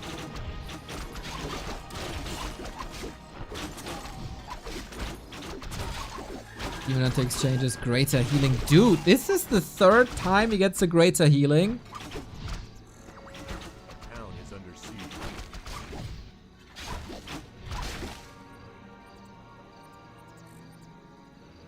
Streamer, kannst du irgendwas auf Deutsch sagen? Ich habe gehört, das klingt lustig. That's my dude, my pleasure.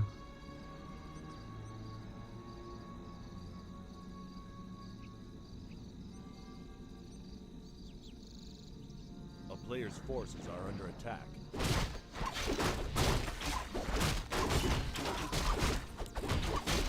This is a huge map, by the way, so a lot of wiggle room.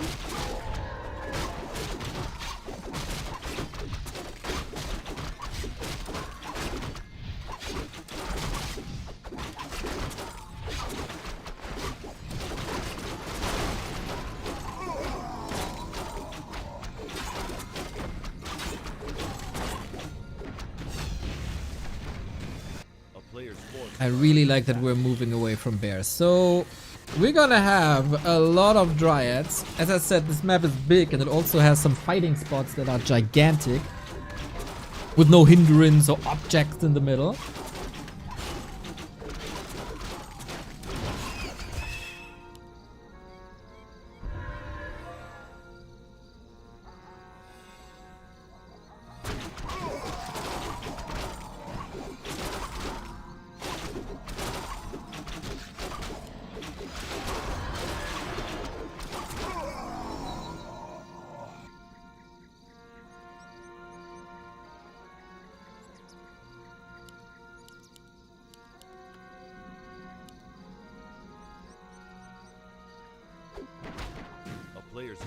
Yeah, you just have to outproduce your opponent and then kite. Wonder if there's a chance for tier 3 tech down the road. I'm just happy that we're diversifying the strats a little bit. So we got some good burst damage with Demon Hunter Naga against great control, but what's a keeper worth? Gotta discuss that. What's a keeper worth if there's no bears? It returns melee damage, and the only melee damage there is the Demon Hunter.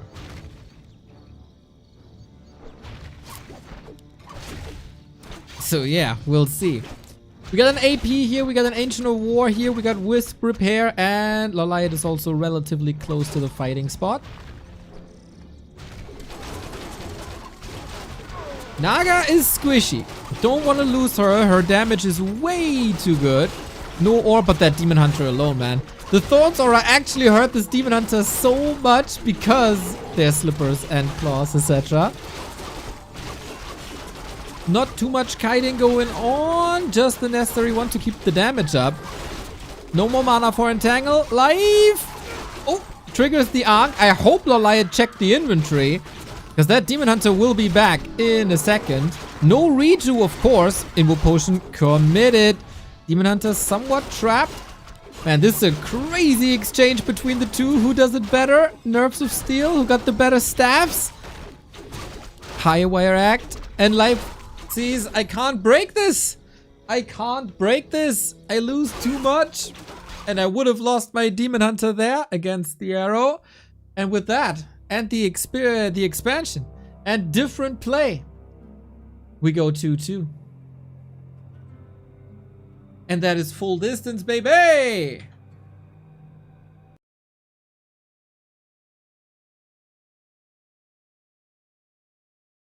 Last map of the day coming up to decide who survives in B Cup. I feel like after Life beat Happy, many thought, oh, he's gonna dominate, great run through the winner bracket, Happy should be scared, yada yada. And now Life is facing elimination. Can't follow up the hype.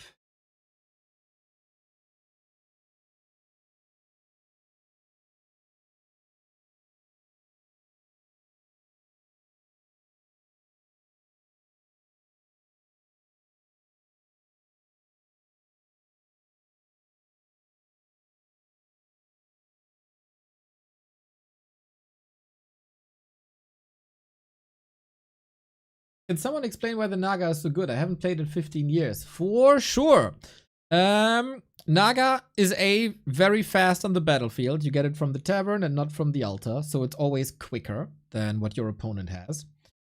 That, in combination with Frost Arrow, gives you a lot of map control, because Frost Arrow slows down and there's nothing you can do about it. So whatever is getting hit is slowed, and it's faster than Dryads, who also slow, but that's then also the good thing. These two slow sources, they stack. So you have an insane map control. Whatever your opponent, like, especially in these like low army count fights, it's a lot of pickup potential. You're up against a Demon Hunter, right? So Naga is very mana independent. The orb works with very little mana as well. Her right click is very powerful. Just an overall good hero that fits many situations. But yeah, tempo and slow. She's never bad. I don't think she's ever bad. But I've been in your shoes, buddy. When I was casting like 2008-ish, I didn't understand it either.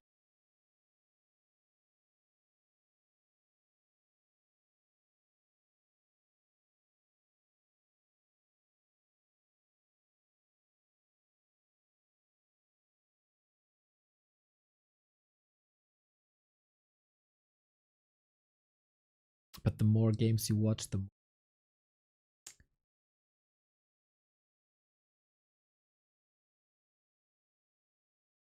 Our B Cup bracket, everybody.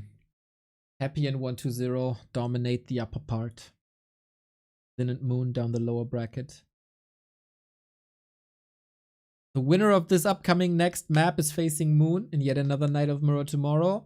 And Colorful and Kaho will be facing Lynn in the lower.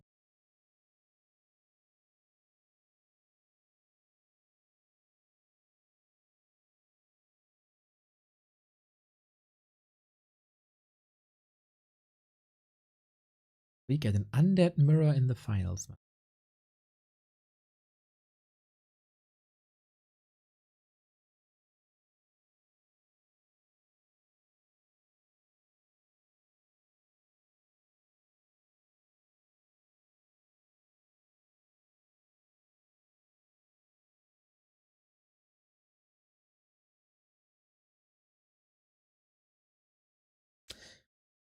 I just continued reading about what Germans like with pizza.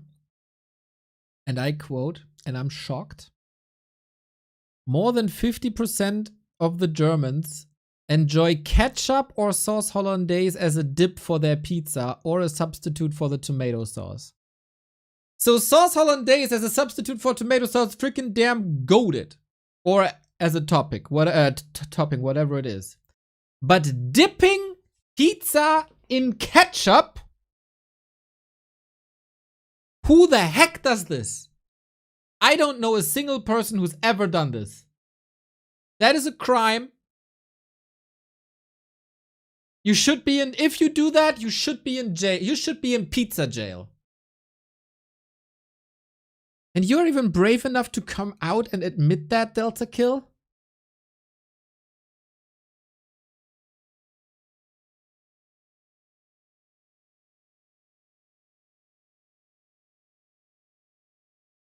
I'm shocked.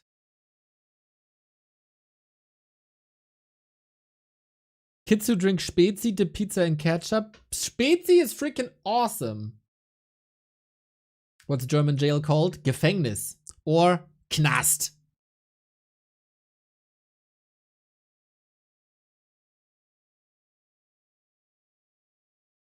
I've never seen that either. Okay, thank you, Hathor.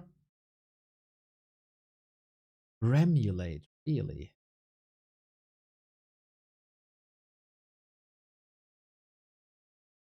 Your son. Disappointment starts early, huh?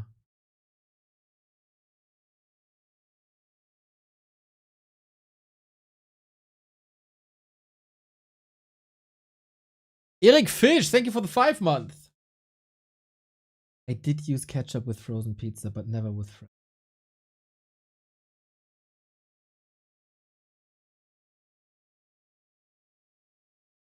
He's 8.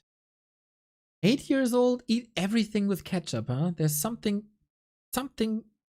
in the ketchup that young people must really like. Fascinating.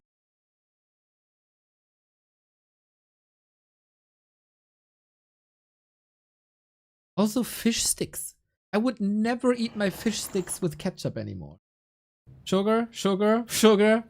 Okay, fair. Fair. Yeah, fair.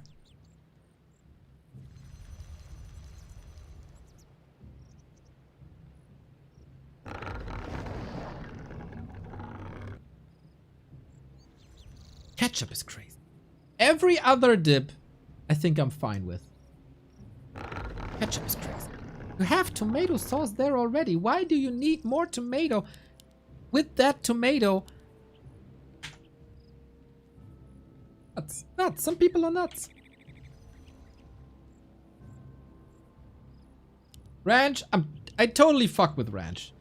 That's totally fine.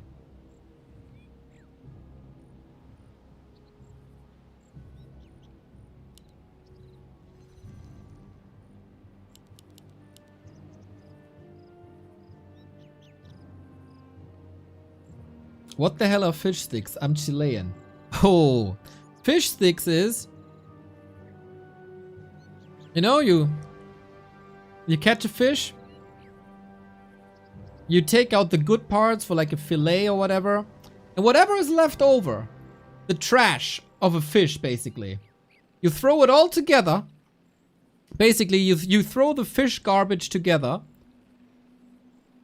You fry it. And that's a fish stick. It's like the fish version of a chicken nugget.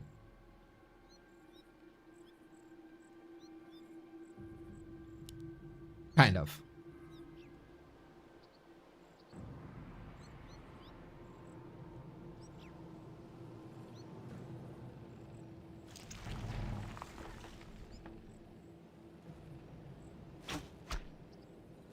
There is a theory that fish stick is made out of chicken, but I don't believe that. A player's forces are under attack. But I couldn't, like, I wouldn't be horribly shocked if that's true.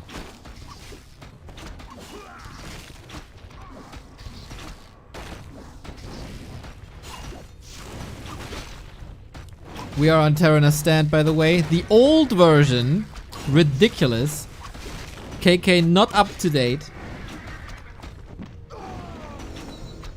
We got LawLiet in the blue. We got Life in the red. And again, it's a lot about items. This time we got mercenaries, which we haven't had many times before.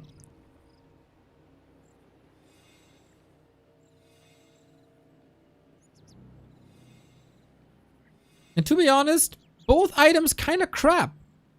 So nobody can complain. Dancing around the tavern. Who gets entry first? Will take some time. So this middle part of the map kind of juicy because you can go for the rogue wizards.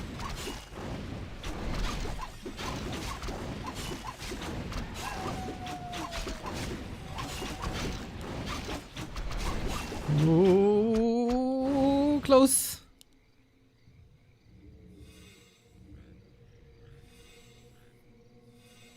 And now we heal up and then we dance again.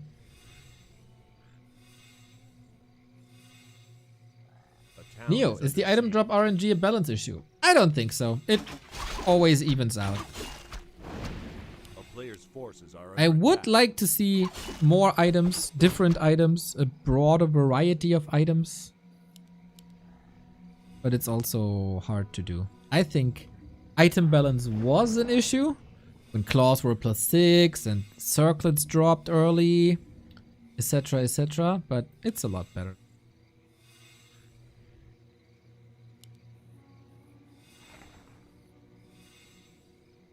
I think item drops are fun.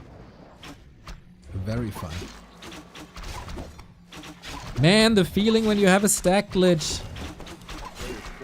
Someone told me.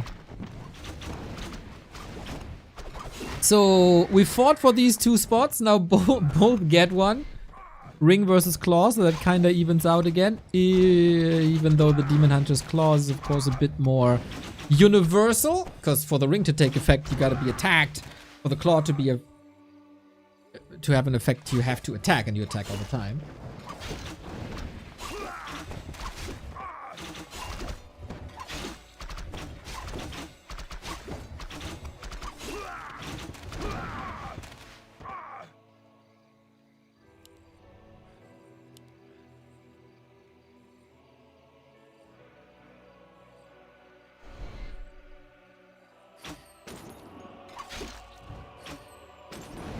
Two Berserkers, man. That is a big investment.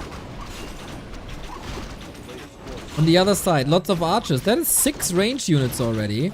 There are chances that we are not going into Bear Mirror here. It looks like mass range. Demon Hunter hurt both sides. Muju's dropping. Naga! Almost catching life by surprise here. Appearing out of nowhere for us at least. And that's a TP gone, and that's an archer gone, and that is hopefully a range mirror, everybody. I'd be so pleased.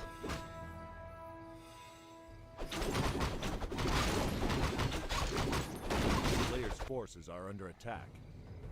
Merc camps, of course, access for both. Now Critcraft. Are we still going bears? I guess so. Life doesn't have a single lore. And is on tier 2. Doesn't he need to go Expo with this then? Or one more decisive push? Dude, the fact that Life is switching up his game. I had to double check if LawLiet is really blue. That is interesting to me. Players' forces are under And no attack. Hunter Saw. So you have to go wins then. At some point. Or just more mercs? Only archers can't compete with bears. At all.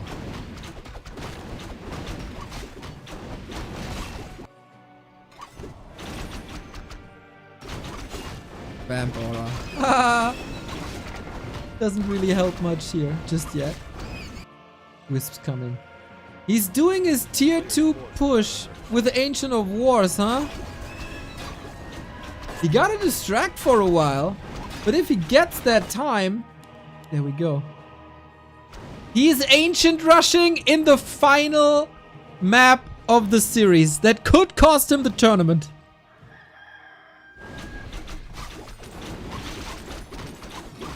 That is crazy. Alright.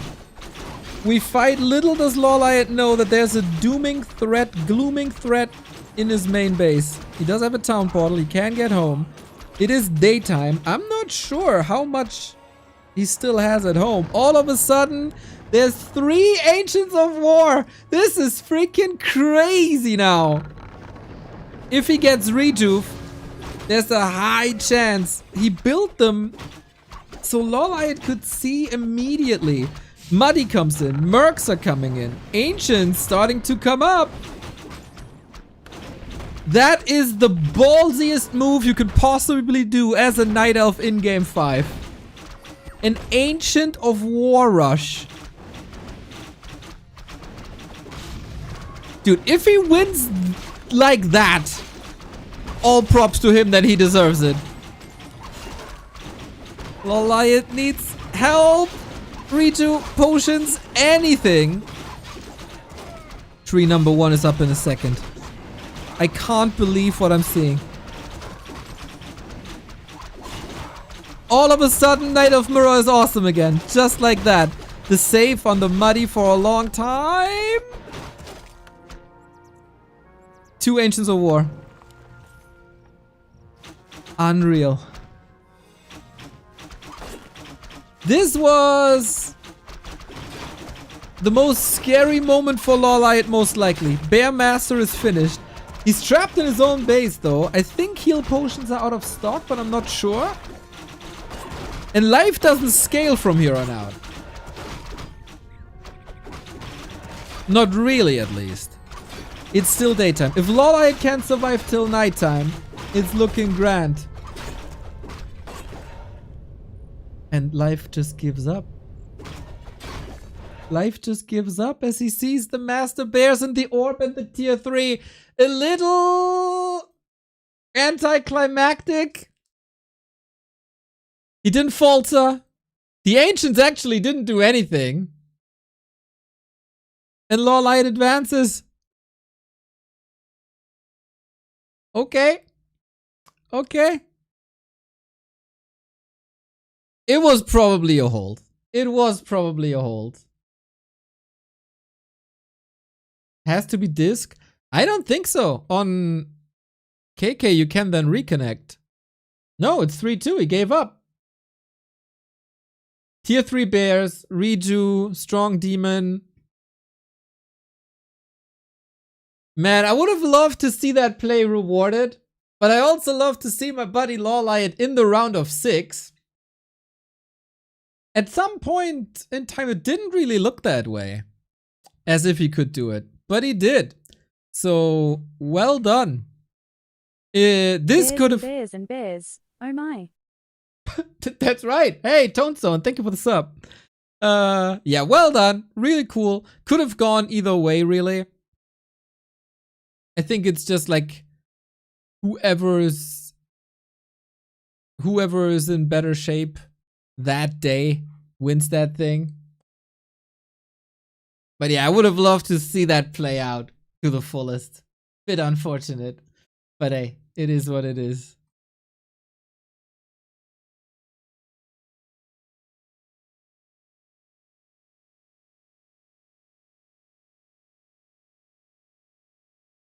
So, we have a little extra thing today. No games or anything, but if you're a historian of Warcraft and if you're around for a long time, you know it's Tillerman's birthday, and so we're gonna watch the classic Tillerman commentary for his 50th birthday. But before that, let's sum up the bracket real quick. 1-0 defeats Lynn 3-2. Happy outclasses Moon 3-0. So an Undead Mirror winner bracket final. We haven't had one of these in a long time. 1-0 is truly impressive this tournament. And I wonder if he can step it up the day after tomorrow for the winner bracket final as well. Moon vs. LawLiet, as LawLiet eliminates Life. And it might come as a little bit of a surprise that LawLiet is able to eliminate Infi with 3-1.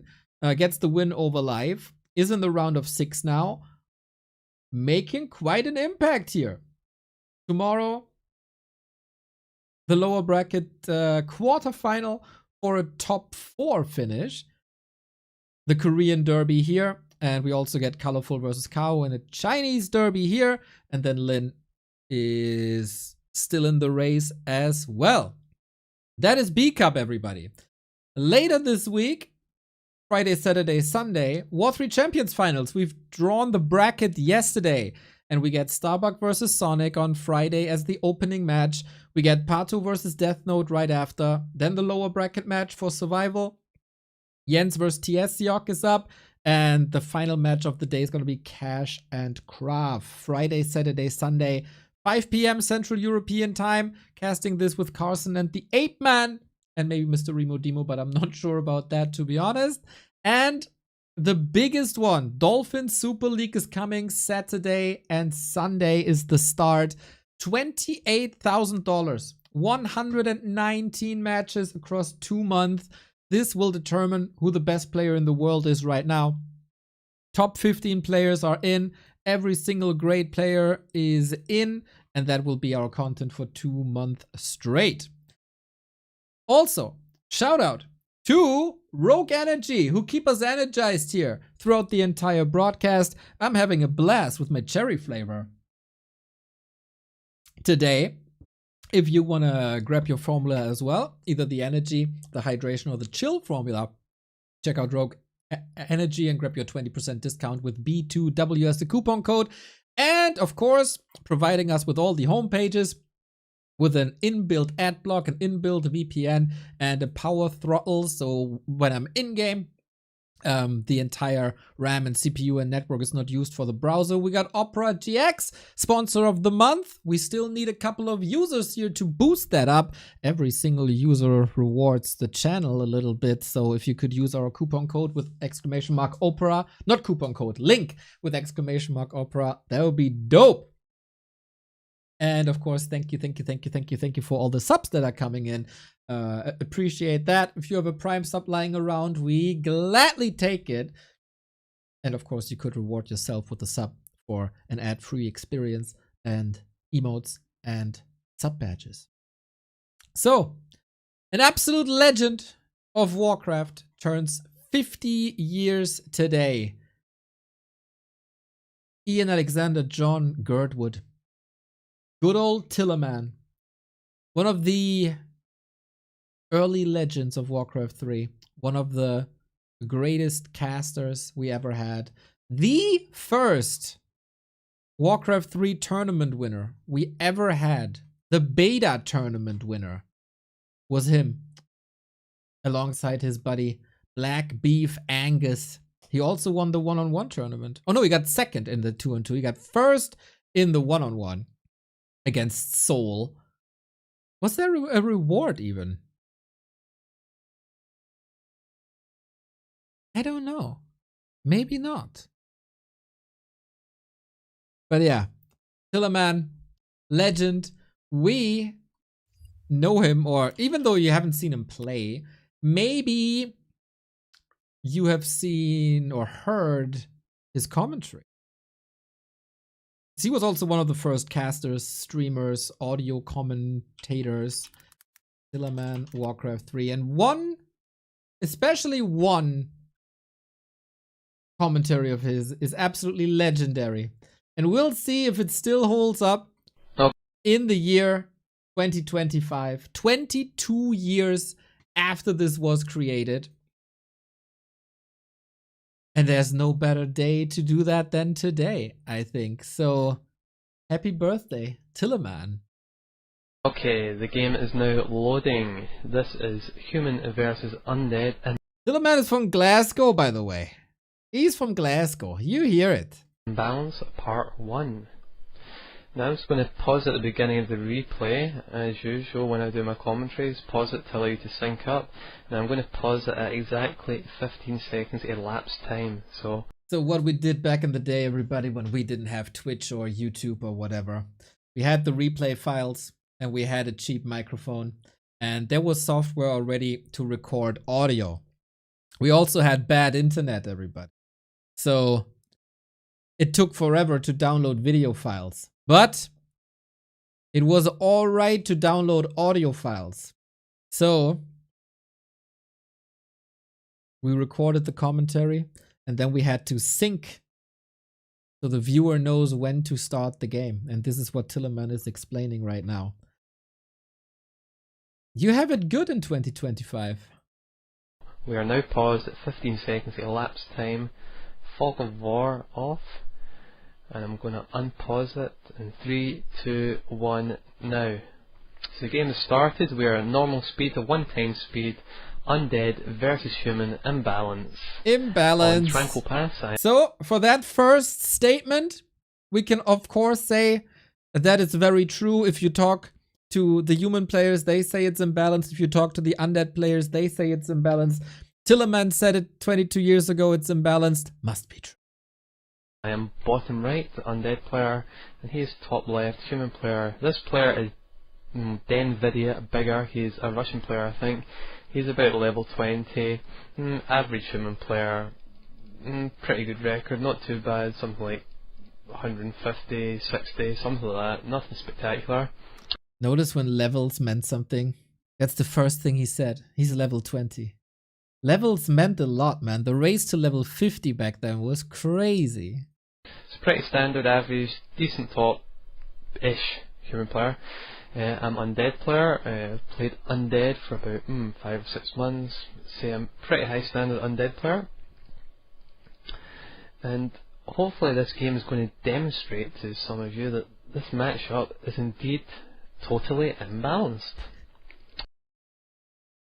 That's the theme of this entire commentary, by the way. It's not getting any better.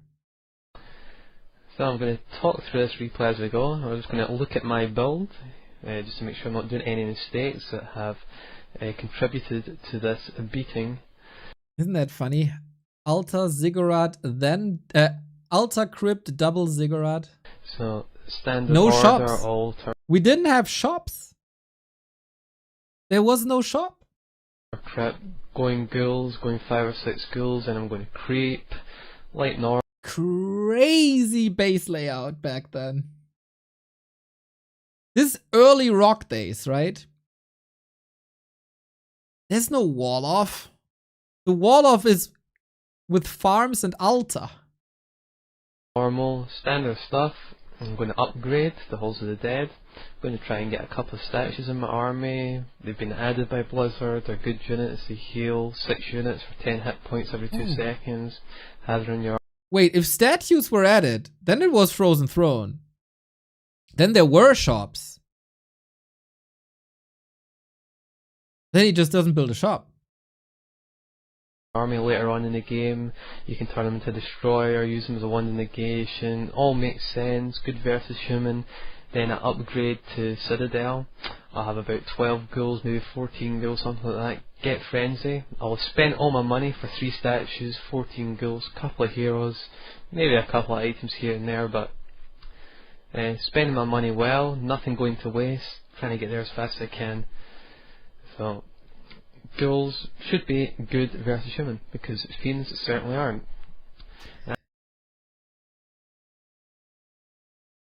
It's kinda still true. It's kinda still true. Ghouls should be good versus human because fiends aren't. I mean, somehow map dependent, you can play a Tet Fiend build order every now and then. But 22 years later, still the case. I don't really care if you say, oh, this player uses fiends, this player doesn't use fiends, this player uses fiends and he rapes all humans. Well, I don't give a crap. That Language difference in 2003, very clear. fiends and he rapes all humans. Well, I don't give a crap. That just means the human player is sucking. He's made mistakes. He's screwed up. He's lost the game. He's not lost because undead are as good as humans. He's lost to a much better player, a much more skilled player, and that's the only reason he's won. It's not won because this matchup is balanced. So anyway, the human out creeping. He's using militia.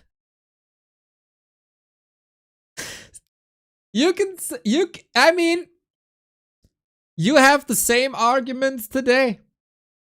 If one certain strategy is working, you get the same argument here. It just works because he's the better player. Just works because he's the better player. Militia footmen, as usual, the human player always able to creep much faster than the undead player can start. Kinda true. It's still kinda true. Imbalance right there. What bullshit is that? He never even repaired the altar. Okay, so the DK. Imbalance right there. What bullshit is that? 6 ghouls. Also, the undead kind of build order in TFT slightly changed a little bit. It seems to be you get your hero slightly delayed for whatever reason. Don't know why, but it's certainly true. So here I am creeping. You know, it adds to the fact that human creeping is faster, that he doesn't use any skeletons. For order, small creeps. I'm going to go to my expansion. As you can see, he started a quick expansion. He's got 4 peasants. Now, you tell me how I stop that. Tell me how I stop that expansion right now. What? That's what a lot of undeads have been thinking for 20 years. I'm going to luckily come across it or something. No, there's no way I can stop that expansion at this point. There's just no way. He will run back with 2 elementals, 3 footmen, 4 footmen, 5 footmen, whatever. He's got 4 footmen elementals. There's no way I can stop that expansion. So that expansion is going to finish no matter what I do. Everybody loses a ghoul now and then. Tee hee. That's right, cute gamer horse. So we have to say, maps back then were a lot bigger. We were playing Tranquil Path. Twisted was one of the regular ones. Knollwood. Stuff like that, right? So, got a point. But man, I would love to hear what Tillerman had to say when he sees like Happy Crypt Lord Beatles versus Fortitude, this expansion cancel back and forth. I would love to hear that. But then Crypt Lord was a lot different, right? Crypt Lord was a lot different, way weaker, especially Beatles way weaker. So as you can see, I'm upgrading to Halls of the Dead. I'm creeping my own ogres there. He's cleared 2 sets now. I've got a little set and my first set. Now, replenishment potion, I got a good item. Well, it's not a very good item, but it's very good if you sell it if it's worth 200 gold, whereas the other items that usually drop there are only worth 75 gold, so. 200 for replenishment? Wait, what? How much is it today? Like 75 or something? That's mental. So, imbalance here again, but it worked out good for me that time. So I meme at this point. Now, I need to run away, because you always need to run away from a human player. At any point in the game, versus a human player until when you're first going to attack, which is usually with Frenzy, and you spend all your money. That's the only time you can ever attack a human player, but you can sometimes maybe trap him or try and harass his hero. But in this situation, normally, he spent money in an expansion. Not only money in expansion, but I repaired the expansion. 4 peasants repairing it. That should cost him a lot of money. But no, I need to run away from him. I cannot fight him. He will turn on Water Elemental. He will use Focus Fire to kill my ghouls, because ghouls are 340 hit points. Footmen are 420. There's no way you can fight. You'll lose No ghoul way. after ghoul after ghoul. You must run away from human players continually run away. throughout the game. Every one of my ladder games. And Water Elementals still so strong. Against ghouls, it's still the same 22 years later. It is the same. What can you do? What can you I'm do? running away. I'm doing good. I've had to use. I'm doing good. I love it. Did he do it? Like, there's no damage. There's no damage. He didn't lose all his ghouls. He's doing good. 2 to 3 coils during this little chase here. Even though I have aura, I have speed of aura. It's not helping me at all because the unit pathing doesn't seem to be working right. I'm keeping my DK near the goals all the time, yet I'm not unrunning these footmen or Archmage. The Archmage was hitting my goals all the time during that chase. Does that make sense? No, it doesn't. So using the illusion, good bit of skill from him there, which has allowed him to wait a little bit of my time, knows where I am, and he's going to take that opportunity of wasting my time to creep those ogres, okay? Now I'm running up, I think I've got away, so I think he's creeping, I think I'm safe to do this, and indeed I think I am. So I'm going to creep these ogres. This is a good set of creeps to creep. Aye, aye, aye. I'll get a lot of experience. I haven't done anything bad. I'm upgraded to Halls of the Dead, Slaughterhouse, Tome of Relics, doing good, getting cannibalised. No big mistakes yet. Good micro there, keeping the 2 ghouls alive that were targeted by the ogre. There's another ghoul saved. Lost no ghouls in this creeping, so pretty much perfect play so far here for me. Never Perfect play. I love how he's gloating about the fact that he's outmaneuvering the AI. Perfect play. Perfect micro. So good. He's so right, man. He's so right. And as good as you can creep this. Never lost any ghouls to him in that encounter. Still no opportunity to take out his expansion, let's point that out right now. He's got more footmen, water elemental, mage. There's no way I can take out his expansion. Good play from me there. I have to split my ghouls into 2 groups because those ghouls would have walked through his footmen, so I'm having to split them up. The DK is getting a little bit ahead of the ghouls, and as you saw there was a movement bug. That movement bug still exists in this game. That's where your men stop for no reason suddenly, usually when you're giving them multiple commands or something to do with wood or something like that, but it's still in the game, and it's happening a lot recently. Anyway, keeping the DK at the back of the ghouls, and making sure the ghouls further, again the movement bug again, screwing up, and as you can see the DK at the back, making sure the ghouls are running ahead of his men. So as you can see he's got lots of footmen.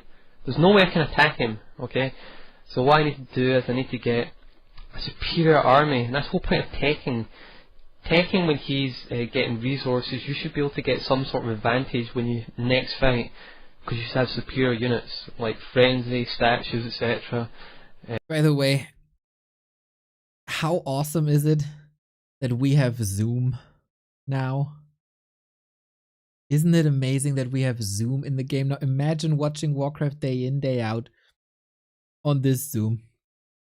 But obviously, it's not going to help, as we'll see in the game. So he's got expansion, he is upgrading to keep. He's nearly keep now. Obviously, I'm ahead.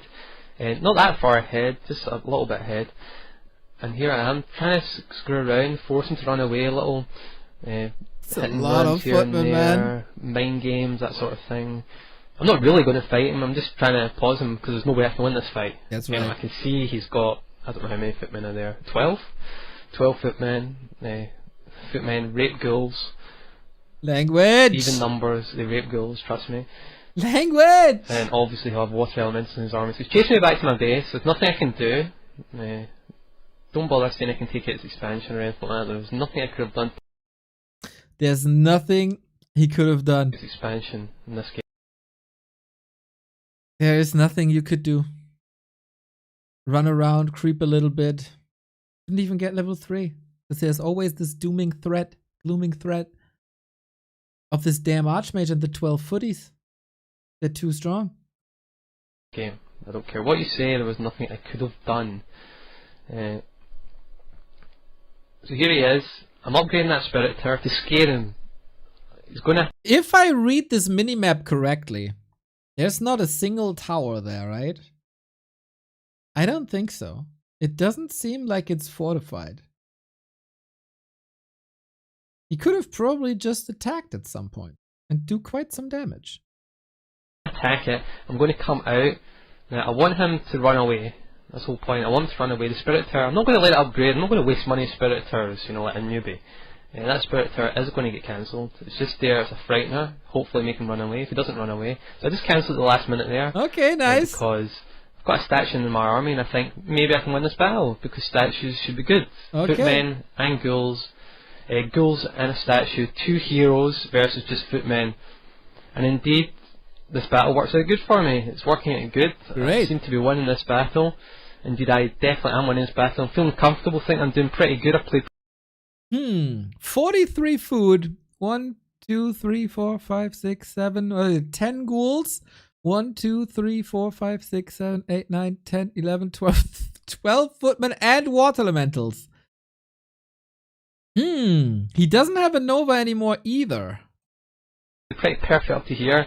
I'm now winning this battle with footmen. It looks like it's gone maybe just a normal base, 2 bites, something like that. I wasn't aware that. That's crazy. I've never seen in the past 20 years or so a straight line of ghouls and a straight line of footies, and then they just fight. Brilliant. Expansion, by the way, but now I'll always be aware that humans do expansion and can always do an expansion even when they've got that many footmen and stuff. That's right. Doing well, forced him to portal, he had to portal, he portaled at the right time, he did good play. He portaled without losing too many ghouls. Footmen, he realised he wasn't winning that battle, so got a statue. We gotta say though, statues were a lot better back then. A lot better. A lot better. In my army, the statue is set to heal. The second statue will be set to mana to keep my heroes with mana. Nova. 5 mana per heal per target. Per statue. 5. And Coil. Now I'm fighting here again. Unfortunately, I lose a ghoul. Oh my, the never, damage! So, okay, so still good play. Can't blame it on bad play. So I kept the ghoul alive. And there I lost a ghoul there. Okay, but everyone loses ghouls now and then to the 4 berserkers. That's right, everybody loses ghouls now and then. So I'm nearly Citadel. I'm adding another crypt. And as you can see, he's getting a second expansion. And I've still not got enough units to kill it. There's nothing he can do. What can I do? What can I do? Tell me what I can do. The most legendary one, man. What can I do? Got enough units to kill it. There's nothing he can do. What can I do? Tell me what I can do to stop that expansion. What could I have had at this point of the game to stop that? Abominations? Nope. Frostworms? Nope. A couple of necromancers or something? Well, maybe, but it wouldn't have been enough to do it. Because of militia, he's got the same amount of militia. You know, what am I meant to do? What am I meant to do? There's a clap. He's going to kill maybe 1 or 2 ghouls here. He's playing good, no doubt whatsoever, but he's playing with an advantage. He's got an imbalanced advantage that I can do nothing about. This bullshit. At no stage in the game was he able to do anything. Now I'm taking this game as the example because pretty much he played it pretty much perfectly.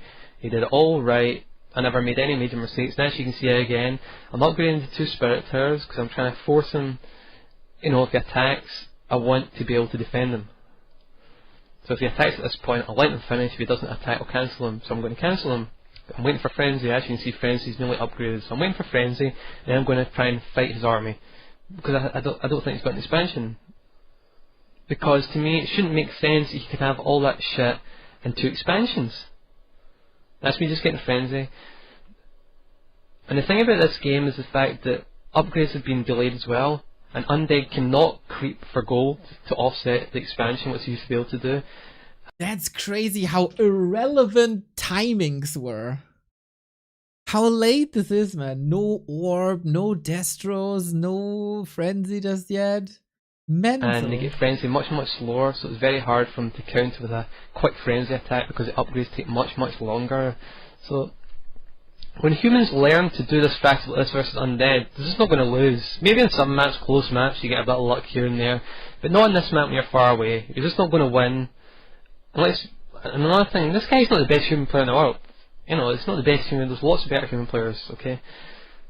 Here we go, I see the expansion, I think this is his first expansion, maybe he did get it early, and I think, okay, I've lost the game, because there's nothing I can do versus these 1,000 footmen. I've actually spent this point, I'm not trying to micro or anything, so just forget it. I'm not trying to play, I realise I've lost the game, I realise I've let him get an expansion when I shouldn't have let him get an expansion. Claps. But when you watch the replay, you can see there was nothing I could have done to stop it anyway. Yeah. Now, if you can explain to me, if you believe this is a balanced matchup, how it's balanced and what I should have done, I'd really like to hear your thoughts. So, what could I have had at that point? What could he do? Abomination's impossible. Could not have had them in time. Necromancers, no. Banshees, no. There would have just been 1 or 2 of each. Wouldn't have been a lot. My army would have been made up of ghouls and they'd been raped by footmen. And now, it's a typical thing that I'm trying to play. I'm going to try and... To be fair, still holding on today. Air-bombs, no. Get countered by griffins. Necros, no. Get countered by everything the human has. What can we do? What can we do? I'm not trying anything. The game is over. It's been over for 100 million years. It's over from the minute he got his quick expansion. And I honestly don't believe it has just to do with the quick expansion. I believe this matchup is just generally flawed. There's no it's not necessary for the human player to get an expansion for this. It makes it a little bit easier, don't get me wrong, but it's not a big deal for the human player to have an expansion. It's just the fact that at any point in the game, the human player's army is better than your army. And that's the second legendary moment that has transcended time, that is still true and quoted 22 years later. Point in the game, the human player's army is better than your army. The human player's army is better. You know, it's than your unbelievable. If he has a 50-sized army and you've got a 50-sized army and you fight, you can be sure as hell the human player is going to win that fight. If you have an 80-sized army, the human player has an 80-sized army, he is going to win that fight. How long have you had the expansion is my question there. I had no idea you had 2. When I watched this replay, I just couldn't believe how bullshit this crap is. There's a good game. I can't believe how bullshit this crap is. Love it. He has 2 expansions, and I've given up, and that hopefully, with the commentary, displays my frustration with getting this matchup fixed. That's all I want fixed. I just want it more balanced. I'm not even 100% sure how to go about it, but I'm going to analyse it a little bit on nclan.com. You can check it out, check my posts, check the analysis, and then maybe give some feedback to Nclan. And don't bother giving me tons of abuse. Just shut your mouths, guys. Okay, so